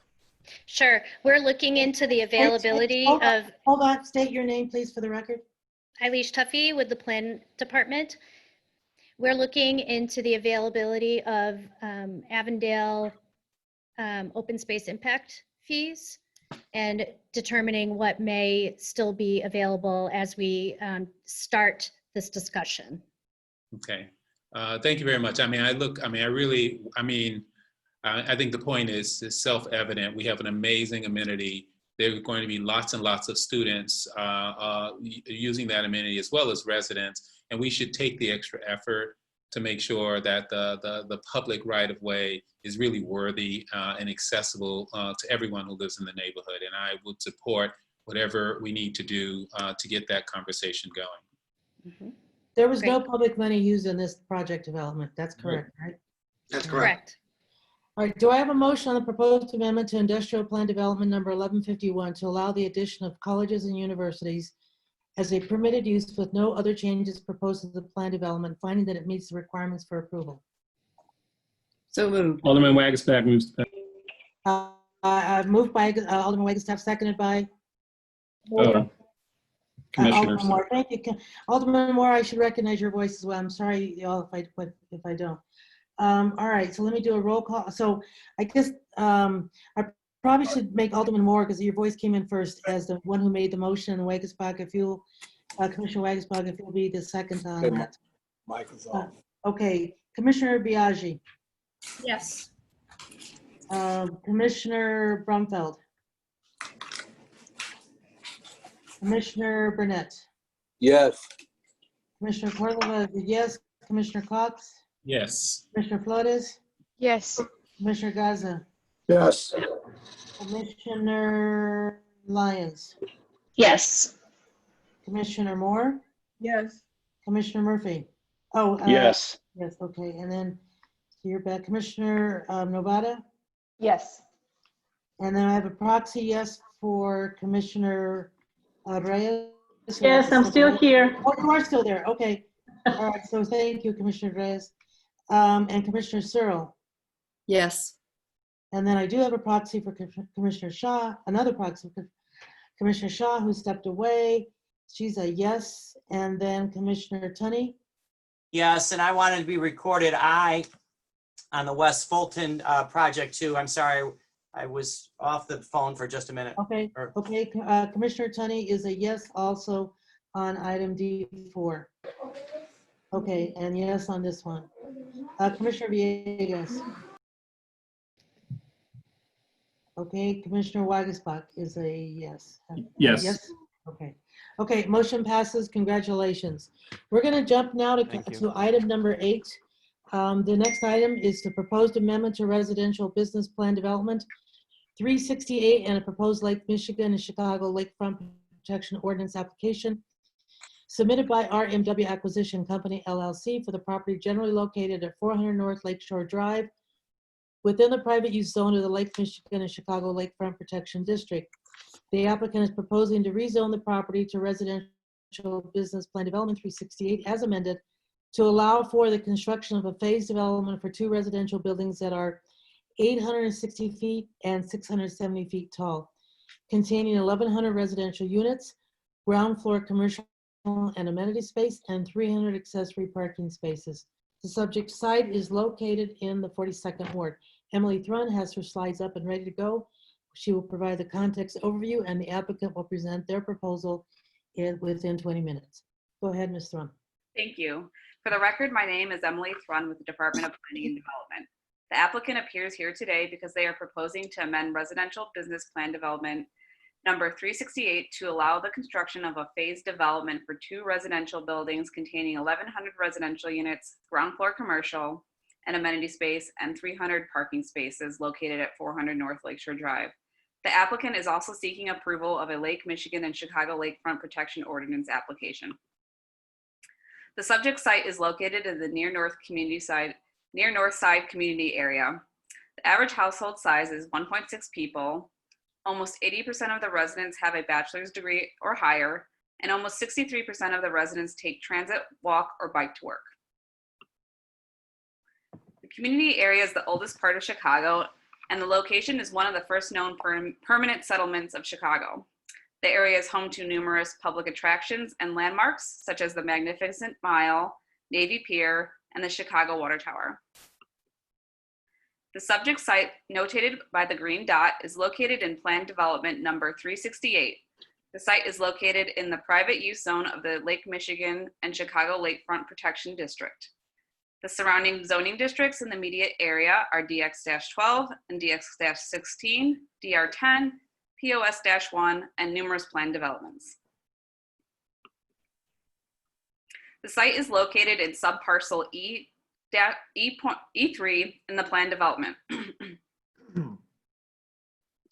The site is bound by North Lakeshore Drive on the east, the main branch of the Chicago River on the south, Residence to the west, and the Ogden Sip to the north. The future DuSable Park is located to the east of the site. The site is approximately 3/4 of a mile east of the CTA's Grand Red Line station and is served by numerous CTA bus lines. The planned development was first established in 1985. It has since been amended numerous times. Subparcel E3, the subject of this amendment, was amended in 2007 to allow up to a maximum FAR of 25 and 1,200 units. The current amendment decreases the allowable bulk and density to a maximum FAR of 15.92 and 1,100 units. The current amendment is governed by the previous bonus code. The base FAR of the PD is 10, and the applicant is seeking an additional 5.92 FAR through the prior bonus system. The applicant is making improvements to areas surrounding the Chicago Riverwalk, providing underground parking for 300 automobiles, and contributing over $3.8 million to the Affordable Housing Fund to achieve this bonus FAR under the former system. This slide includes images surrounding the site. The site is currently vacant except for an open foundation hole left from a failed previous development attempt. The next series of slides will include images of the existing pedestrian context of the site and the same pedestrian level view of the proposed project. This is a view looking east along the Riverwalk with both phases built out. This is the same view as the previous slide, but showing only the first phase. This is a view looking east onto the site from North Water Street. And this is a view looking north towards Ogden Slip. And finally, a rendering of the proposed project in context with the surrounding buildings looking west. The project is subject to both the Central Area Plan and the Central Area Action Plan. Some of the goals of the plans are to strengthen the city as an economic engine, promote alternative modes of transportation, and encourage a mix of uses. The site is also subject to the Chicago River Corridor Development Plan and the Chicago River Design Guidelines. Both plans outline specific guidelines for development along the Chicago River. Now I will turn the presentation over to Rich Clowder, the applicant's attorney, who will introduce the team and will further explain the details of the proposal. Thank you, Emily. Good afternoon, everybody, and thank you for your patience this afternoon. I know it's been a long day. For the record, my name is Rich Clowder. My partner, Katie Jenke and Dale and I are with the law firm of DLA Piper. We are joined this afternoon by our client representatives, Kurt Bailey, who is the president of Related Midwest, and Don Bernacki, who is the senior vice president of Related and also the head of construction. Our architect is Ryan Culligan from SOM, and I will turn the presentation over to him in a moment. And Peter Lemon from Kimley Horn is our traffic engineer, should any questions of him be required. I wanted to quickly state that Related did acquire the property several years ago, and since that time has been engaged with Alderman Riley and local stakeholders in a lengthy period of time, which culminated in a formal meeting nearly 2 years ago on the project. Following that meeting 2 years ago, Related received and incorporated ongoing feedback and presented a revised plan in March of this year. Numerous meetings with local stakeholders have taken place even since March virtually throughout the project, and the project being presented today is fully responsive to the feedback received from them and from Alderman Riley. Significant changes in design, traffic circulation, and even use have been incorporated, notably the following, and Ryan Culligan will walk through these in greater detail in a moment. First and most importantly, the hotel and related programs has been entirely eliminated from the project. A large podium upon which improvements were to have been built and the towers connected has also been eliminated. Pedestrian access to DuSable Park from the Riverwalk has been enhanced. Pedestrian pathways have been widened and security coverage and lighting have been improved. Traffic, including taxi and rideshare, which already flows at an A level of service, has been reduced from the revised plan from that presented 2 years ago by more than 70%, due principally to the elimination of the hotel and directing service and rideshare traffic to Lakeshore Drive. Again, as I said, we'll go through this in more detail now, and I will now turn the program over to Ryan Culligan from SOM. Good afternoon, Madam Chair and Commissioners. For the record, my name is Ryan Culligan. I'm an Associate Director at Skidmore, Owens & Merrill. I'm very happy and excited today to be talking with you. It's been years of work and many meetings with community groups, neighborhood groups, the aldermen, and the team at DPD. And I'm going to present a few slides first that explain the result of that collaboration. One of the big changes that has happened to the design in response to community feedback, as Rich mentioned, is the removal of all of the hotel from the program. So on the left of the slide is what had been the design before, and on the right is what is the proposed design. 2 rental buildings with slight changes in building height and a removal entirely of the podium. This is a view from basically Water Street looking towards the lake. On the top of the image here, you'll see what had been previously the design. 5 stories of podium that have been removed so that the 2 towers can touch down gracefully and heavily landscaped street with a really sensible and appropriate, let's say, termination to Water Street, more human scale and more consistent with the fabric and scale of the neighborhood. Here you see that same moment and plan. Water Street is the street that runs top to bottom on the page with Ogden Slip and the river on the right. What we've done is removed the podium and made some changes to the public realm. Access to DuSable Park has been simplified and improved. A green buffer of vegetated plants have been added to the east edge of the townhouses to create a pedestrian path that connects the access to the Ogden Slip to the Riverwalk. And more area of landscape has been provided to the north of the development fronting the Ogden Slip. 2 plazas that you can see on the right-hand side are proposed to be separate, discrete, but formal, beautiful drop-offs. One that serves residential traffic from Water Street and the other from Lakeshore Drive. The project that we're proposing is a phased development.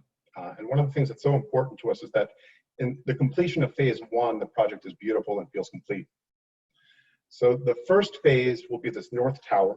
Its structure is centered on exactly the hole that everyone knows so well and uses the structure. We are proposing a cafe and grab and go at the street level. And at the base of what will be Tower 2, a beautiful landscape using native grasses, so that as you walk along the Riverwalk towards the future DuSable Park, that space feels open and lush and beautiful.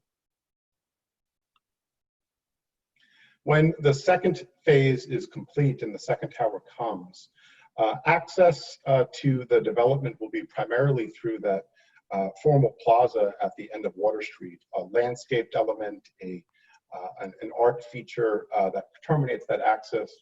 And amenities and active uses will line the Riverwalk through the duration of the project. There are 2 levels of basement proposed for the project, yielding 300 parking spaces. All parking is below grade. We have amenities proposed for each of the towers, roughly mid-height, which includes sun deck, pool, and fitness facilities.